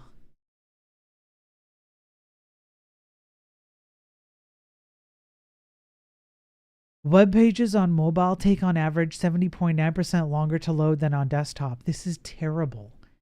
Across all websites, mobile users have an average bounce rate of 56.8%. Desktop users have an average bounce rate of 50%, and tablet users a 51.6% bounce rates. From our analysis of 4 billion web pages, people using a desktop have the highest average pages per session of 3.4. The science industry has the highest bounce rate with 66.37% on mobile devices. What does this mean? The sports industry has over 200 million sessions year on year on mobile, the most out of any industry. Retail sites get an average of 5.01 pages per session on desktop, the highest out of the 23 industries analyzed. Out of all three electronics, mobile, desktop, and tablet has the lowest number of sessions per year over year of 2.3%. Okay. That's bounce rate. I want to see like load size. Sure. Average session duration. This is good stats, man. Loading speed. Okay, loading speed does not tell you how much you're loading though. For performance scores, the scores of 90 is good. 50 to 90 needs improvement. Below 50 is poor. We have analyzed the top 12 website builders to find out which ones give you the best performing experience. Well, this is damning. GoDaddy. GoDaddy! No! Jimdo. Webnode. Wix. Volusion. Oh no. Oh no. Webflow. Weebly. WordPress. Shopify. Squarespace. Woo.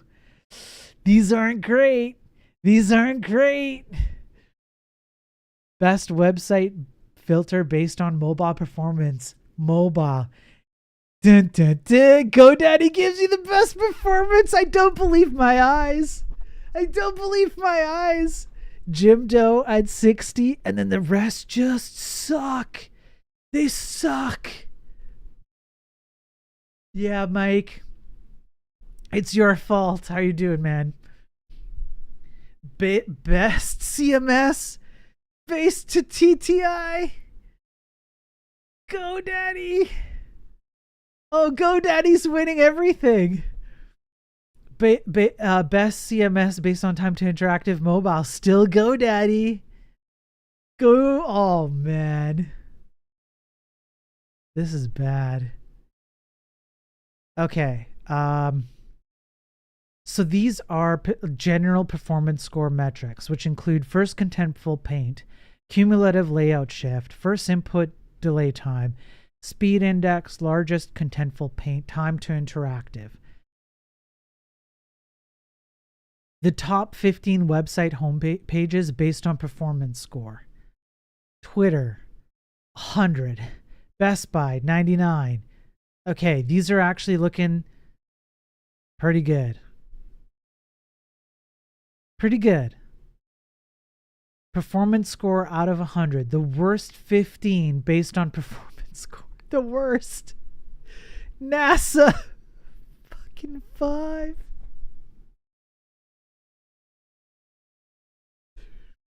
NASA sends people to the moon,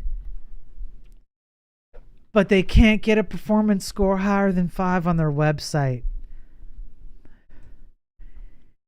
Channel 4, Rolling Stone, I mean, you know, Nintendo, I kind of expect more from Nintendo and PlayStation. I would expect a little bit more from Nordstrom because they have money up the butt. Time, I'd probably expect a little more than 40. WebMD, TikTok, I mean,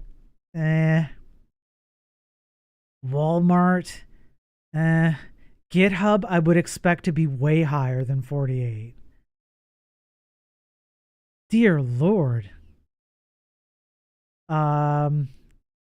Okay, but that's not what I wanted. I want like 2024 average page size. What am I doing wrong here? Page size, here we go.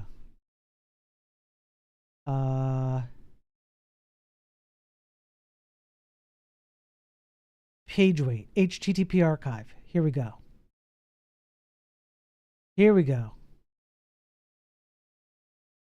Why is this not working? Why can I not? Here we go. Okay.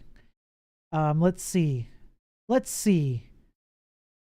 What would we want to check for? Total, I guess total kilobytes. The sum of transfer size of all resources requested by page. So from 2018 to 2024, that's actually pretty good because we just kind of stopped looking at 2017, right? So if we look at it, going back, well, they go back a lot. 2010 to 2024. So median desktop, median mobile, half a KB for desktop, no, half a meg, I mean, and like 1/10 or whatever for median mobile. And in 2024, damn, What's the dip in 2018? I would imagine that in 2018, it would have been stuff to do with, if I recall correctly, there were a few tools that came out to do compression on things that you normally shipped with your HTML, like images and whatnot. And so the heavy usage of these compression mechanisms created kind of like a drop in having to ship things in full force. Like somewhere between 2018 and maybe even like 2020, like right before like COVID days, there were a few tools that came out, like Brotli, I think. Yeah, WebP I don't know if WebP came out in 2018, but maybe around that time. And so there might have been an initial drop where people used it a lot, and then React came back and said, hey, use us because we're going to do everything right. You don't need to ever use your brain again. And then like everything went up again. Cool, more free space to use. Exactly, yeah. Total requests. Oh, this is interesting. The total, okay. This is actually a banger set of data. What does this tell you? Given what we just saw data-wise here, tell me what this tells you looking at the number of requests. We're going from like 2011, about 6328, and then in 2024, let's go look at like over here. We're looking at about 73, 74. And over here, this I would attribute directly to the rise of framework usage right around here, where frameworks and like GraphQL and lots of Ajax, REST API calls with lots of requests. But if you just look at the overall from 2011-ish to 2024, look at the number of requests, right, comparatively, and then tell me what this tells you, number of requests versus number of kilobytes transferred in the same period.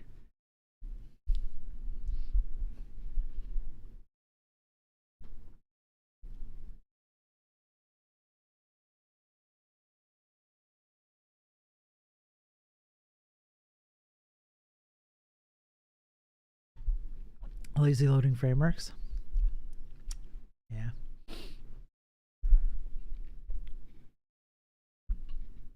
For me, it doesn't seem much of a deal alone.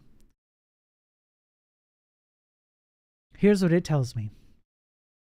It tells me that given approximately the same number of requests, what we're really doing is shipping more data per request, more and more and more and more as each year passes. So for every given request we make, instead of increasing the number of requests, what we're really doing is increasing the amount of data we ship per request. That also tells me that along with that comes subsequent complexity. So imagine back in, say, 2011, your JavaScript size per request was like 100 KB. And now in 2024, your JavaScript size per request is like a meg. That also means that you're actually running more code, which means that your browser is doing more, which means that along with shipping more data per request, that then following up to that, you're doing more after that request. Let's just blame React and TypeScript. Oh, I completely do. Completely. I completely blame them and things like them. Let's blame React. I wonder how much of that is due to transferring data like JSON. Probably a lot. Probably a lot. I mean, people add libraries for shit like left padding. Yep. CSS bytes. Holy cow. However, this looks like a huge jump, right? This looks like a huge jump. You're like, whoa, that's like a 7 or 8 time multiple. but it's still so low. So low that this almost doesn't matter. I don't, you can make an argument that it shouldn't be this way, but just in total, even now, it's still extremely small by comparison. CSS requests. That's it? 2 to 3 to 8? That's pretty good. Font bytes?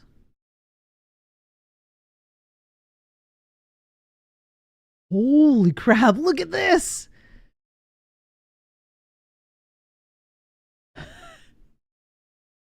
What?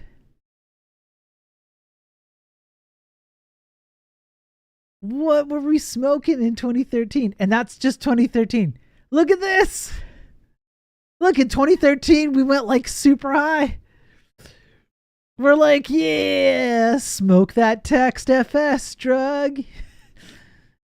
And then we made a precipitous drop. This looks like crypto, honestly. This looks like crypto stocks. The history of Bitcoin right here.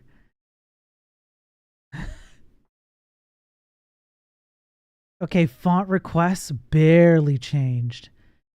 So the same number of requests, just wild variation. HTML bytes. Let's see. Come on. Okay, this is very interesting. Really? Okay, so we start in 2011, pretty small. We kind of go up a bit, but not much, eh? And then we have a precipitous drop here, followed by a precipitous increase.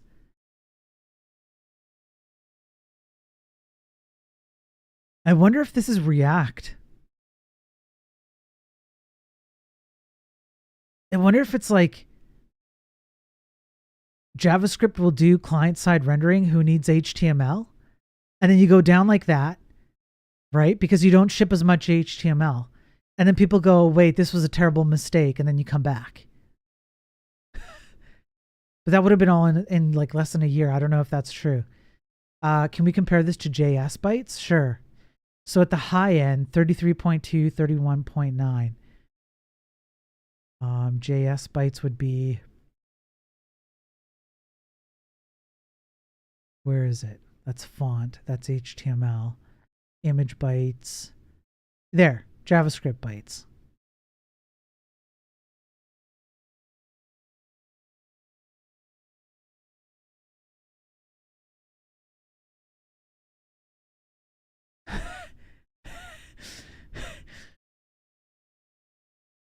$639, $583 respectively.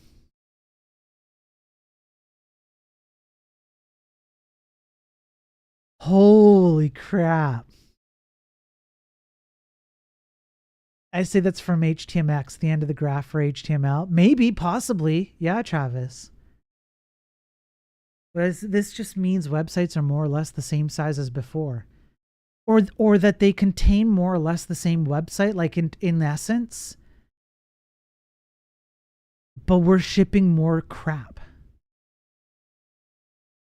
The URL for this? Sure, one sec.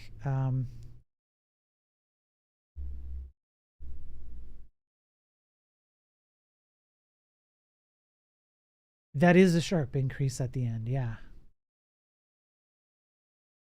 Just one sec. Let me get the link in here. There you go, Omni. Look at what the curve is beginning to do. Yeah, it's beginning to go up. Yeah. Sharp increase, yeah. So if we like zoomed in, let's zoom in, right?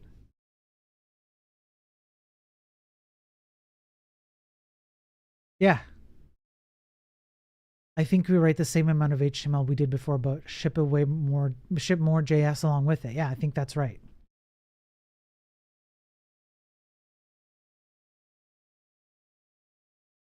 The CEO curve, yeah.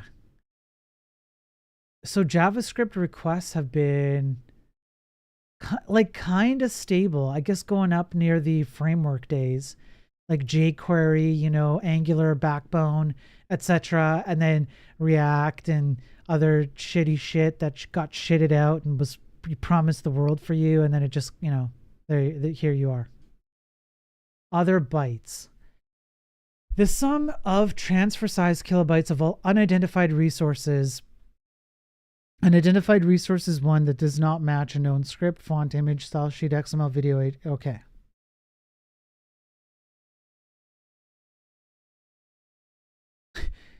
Wait, what?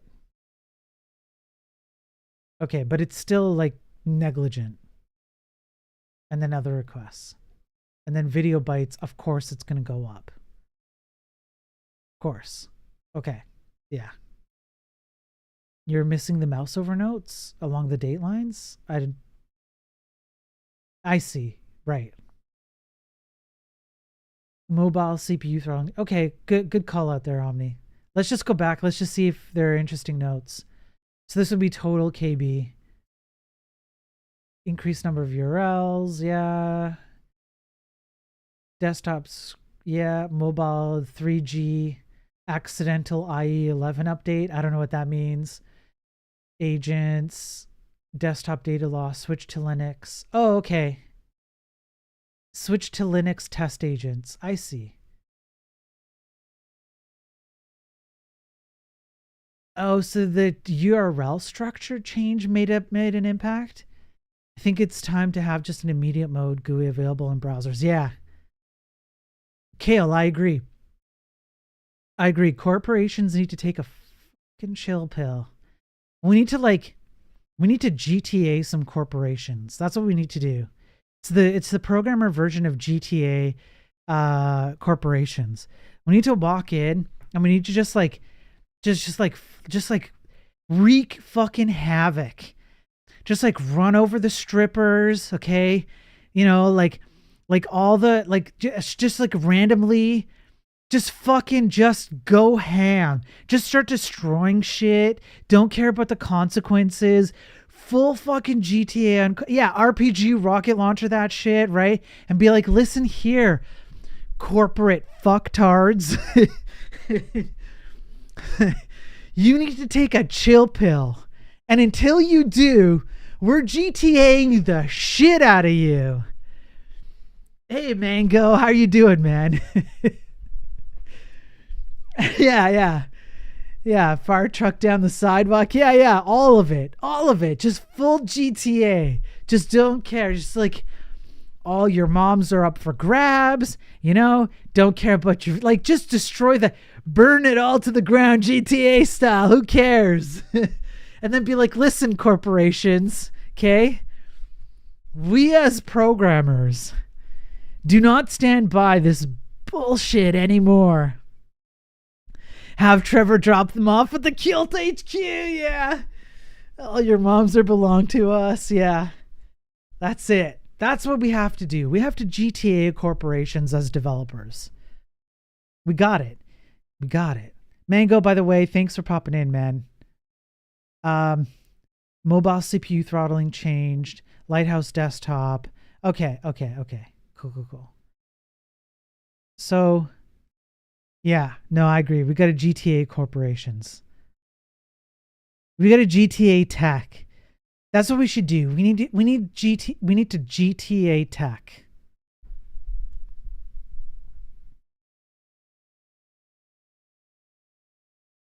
That'd be fun, yo. Could you imagine? Could you imagine if we were like subversive programmers and all we did was just like purposefully just GTA the shit out of open source code or any code we could get our hands on to make a point that the industry is doing terrible. And then the GTA subversion guerrilla tactics woke up corporate IT.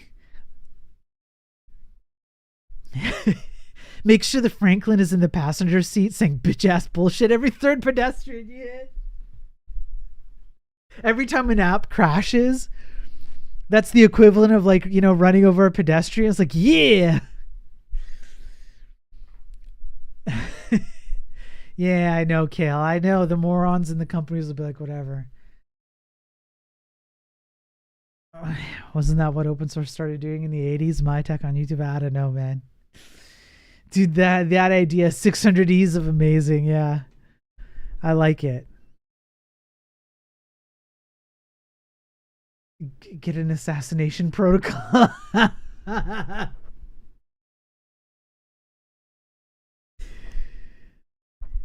Oh man, what would be the equivalent of like just like a woman of the night and just like ending her as part of the GTA style game? What would be the equivalent of that in programmer style? What would you like? Just running over women of the night in your car? What's the programmer baseball bat? I don't know what the programmer equivalent is that of that. Random pedestrians, you can make an equivalency. Women of the night, though. Antagonize Scientology with the company email. Definitely starting up VS Code is the equivalent of that. Yeah. So a lot of these notes are basically the same from each one. Okay. C++ delete object command. I shouldn't have asked.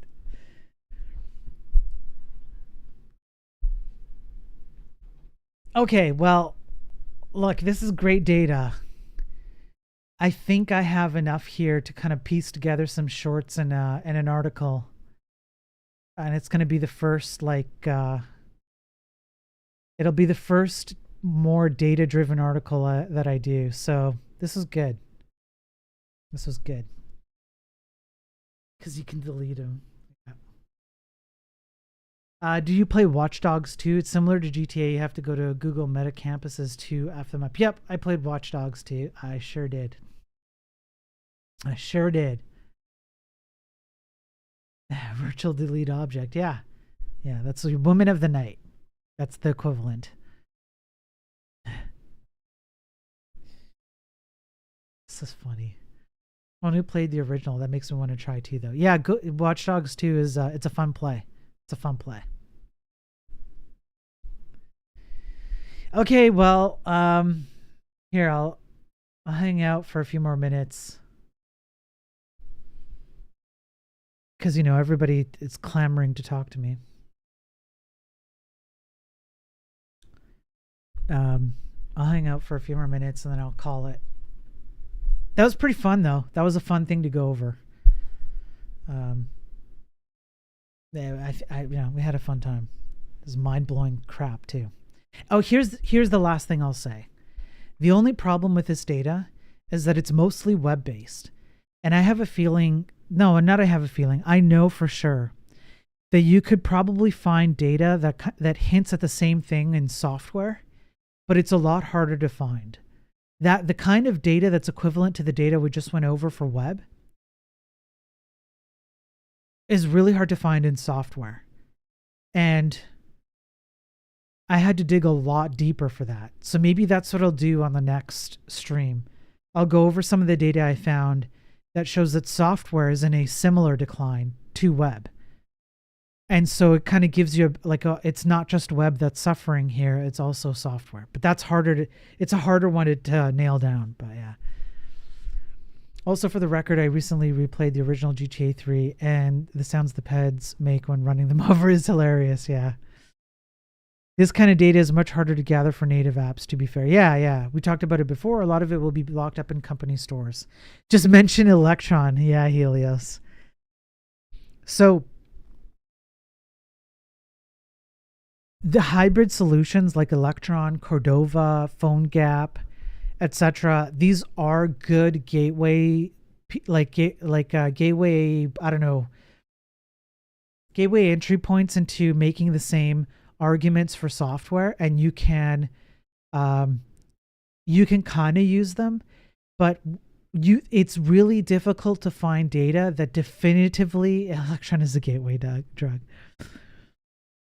Tori kind of took off. Yeah, it's I'd say it's like reasonably popular. Yeah, it's really hard to find things that say things like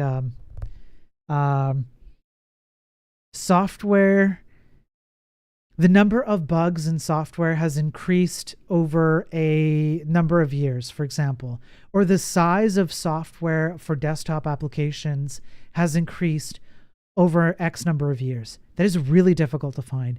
And if anything, the thing that I've had to do more than finding that kind of data is find tangential studies. So for example, in order to make the case that software quality is lowered, there's a few ways you could approach it, right? So you could say, look for a study that determines that the number of bugs in software has increased over, say, 10 years. Good luck finding that.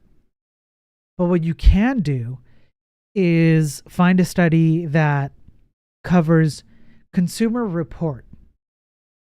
The consumer report of like consumers' conception of their use of software over 5, 10, 15 years. And consumer reports can give you an indication of whether things actually are more stable or not. You can kind of infer number of bugs, stability, longevity, etc. through consumer report studies, which are easier to get your hands on and have just enough of that hint of data that you can infer like the consequences. You're seeing a symptom that causes that software is sucking over the years.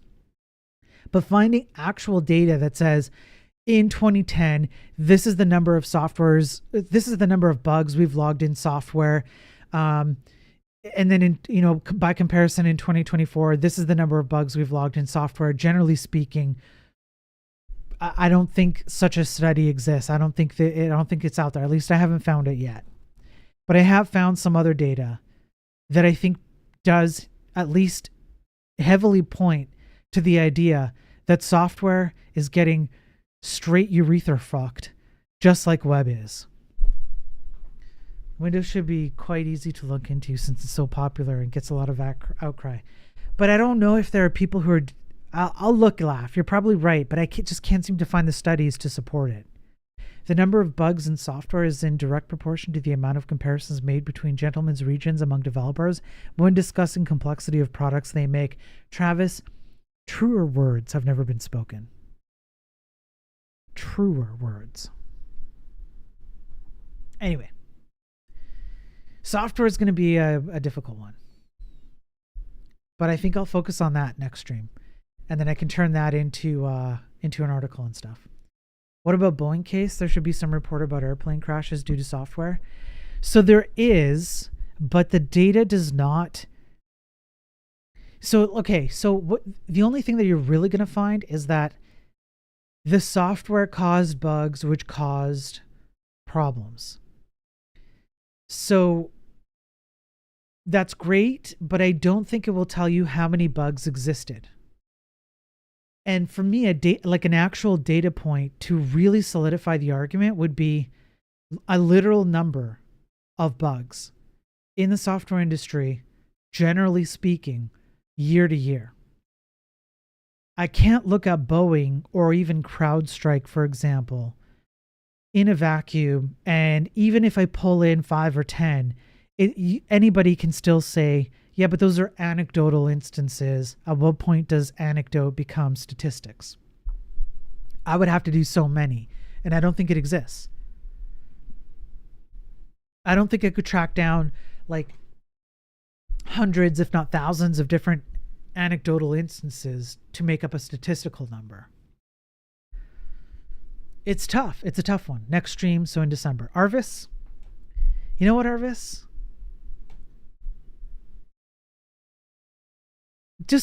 Just admit it. You enjoy watching my streams. You miss me. Just be honest about it. Just say I miss you, streamer. Stream more. You're an integral part of my life. You don't have to pussyfoot around this. I do miss you, he says.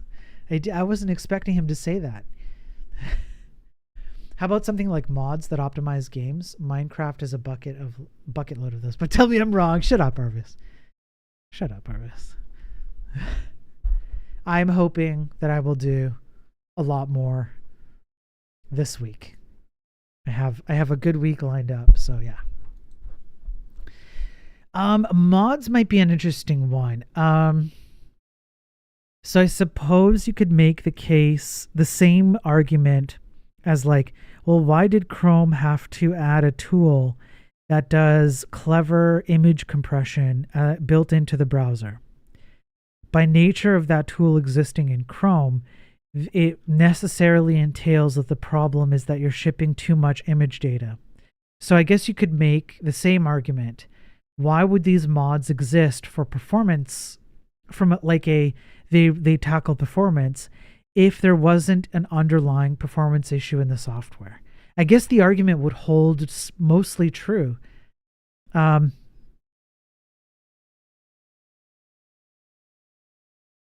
that's good, Laugh. That's good. I'll look at that. I don't actually know if there's a lot I can do on that.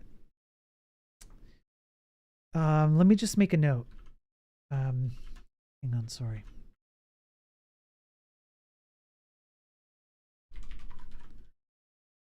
How about mods that are focused on improving the performance of the software they are modding?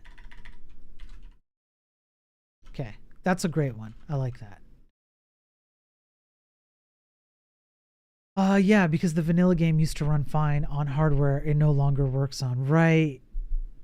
Right, Laugh. Right. There's something there, Laugh. It's worth looking into. I can probably see a few holes in that logic. My tech, currently I'm not 3D printing anything.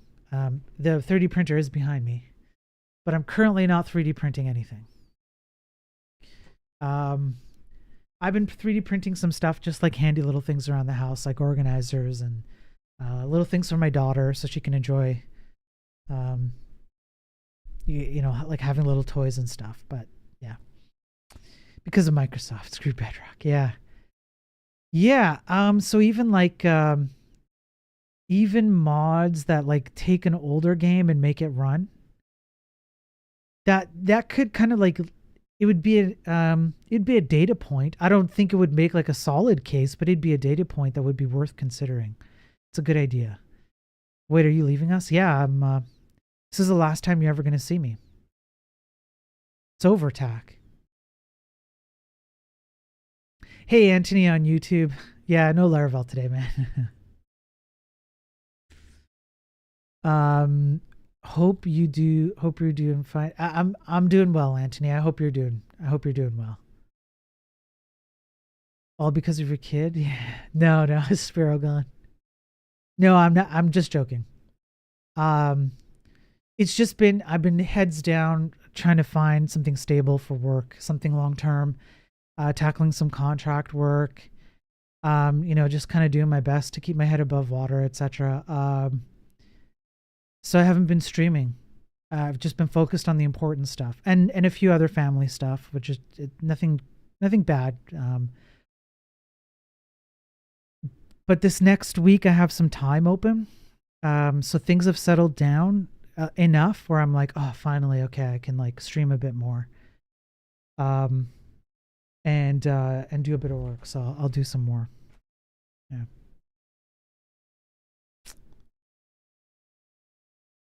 There's the one guy that optimized Miro 64 to 60 FPS in original hardware. Oh, that's great. Yeah, you're right.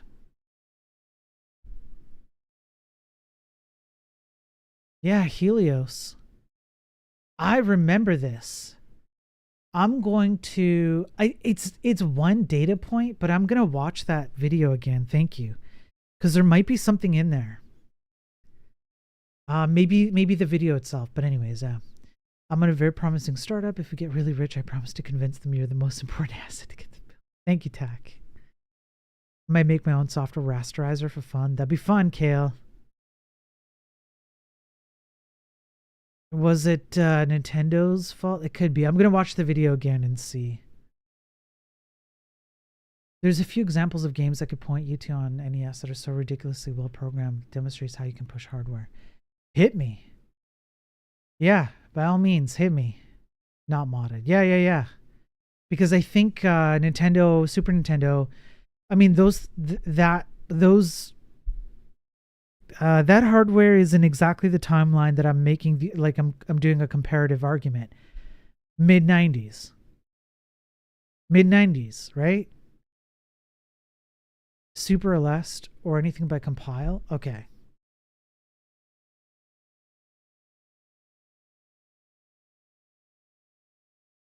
Okay. I'll look into that.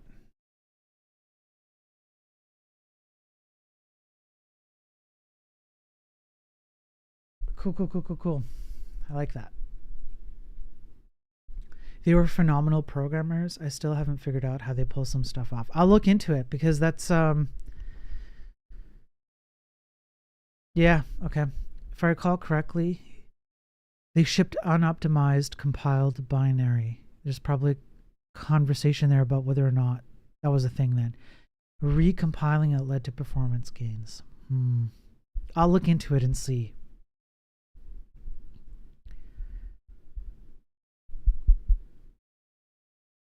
But so, I mean, that's great. I think I would still be left. Let's assume for a moment that that was like the data I needed to prove that software was at a peak point in the past.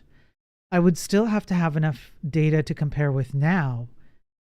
I think it's the now data that's probably like the last 10 years, for example. I can't find the last 10 years data that like makes it really solid in the way that you can find web data.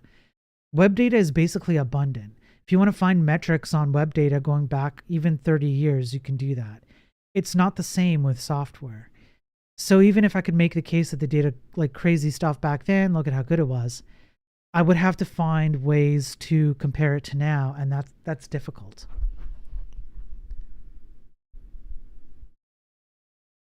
Guys, is a madman though, not to discredit his work. Is yeah. Okay. I'm gonna call it. I'm calling it here. Pretty sure that video is basically just I recompiled the game and it's way faster. It might be Arvis. I don't remember. But I'm gonna watch it again and see. Thank you everybody for being here. This was fun. I had fun. It's a bit I don't know, data like head driven stuff. But I think it was a good stream. And I'm going to turn this into educational content. So it's not a complete waste. It's not just like we sat here doing nothing. Well, we also did shat our pants. Hope you stream more often. I will do my best to stream more often, Tack. Thanks everyone for the support. Thanks everyone for being here. You guys are awesome. I've almost forgotten what I need to do is move you guys over to someone. No, I don't want to learn. Well, then you've come to the right place, Laugh. Okay, let me find someone. Let's see.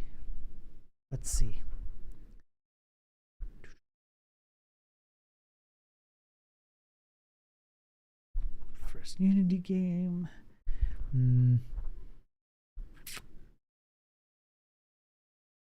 Game dev stream tower defense. Blah blah blah blah. Web dev with Svelte and CSS. I wouldn't put you through that torture. Coding a game engine, C++ Vulkan.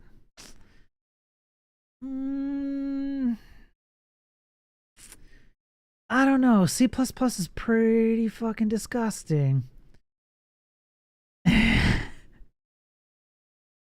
Small creatures makes subset of Zig?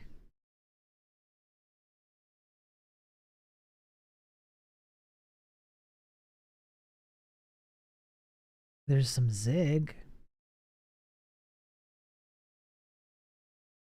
Evan MMO. Oh yeah, Evan MMO is good. Reject modernity, embrace CPP. Move Zig. Should I do the Zig one? Let's see.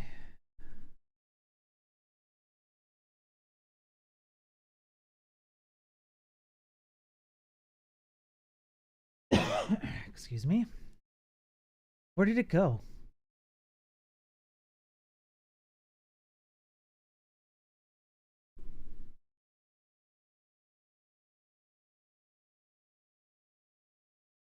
What the heck? What? I hate when Twitch does this to me. I had it, and then Twitch reloaded the list, and now I've lost it. I was about to hit it. Where'd you go? There's okay. Yeah. Yeah. Zig. Where are you, Zig? Here we go. Okay, got it back. Jeez. Okay. Silvers, we're going over to Silver's channel. Small creature makes subset of Zig. I know it does seem like they're doing Zig. I was about to hit it, but lost it. Your mom. Say hi. I have to run. I gotta tackle a few things. I'm gonna run. Listen, everyone, this was fun. I'm glad that I got to do this. I will see you again throughout the week. I'm gonna try and stream tomorrow, but no promises for tomorrow because I've got stuff going on. But later this week. Every time with our moms, yeah. You guys are great. Have a good night. Have a good day, whatever it is. I will talk to you soon. Say hi to Silvers. Help him out with the Zig stuff, all right? Bye, everyone.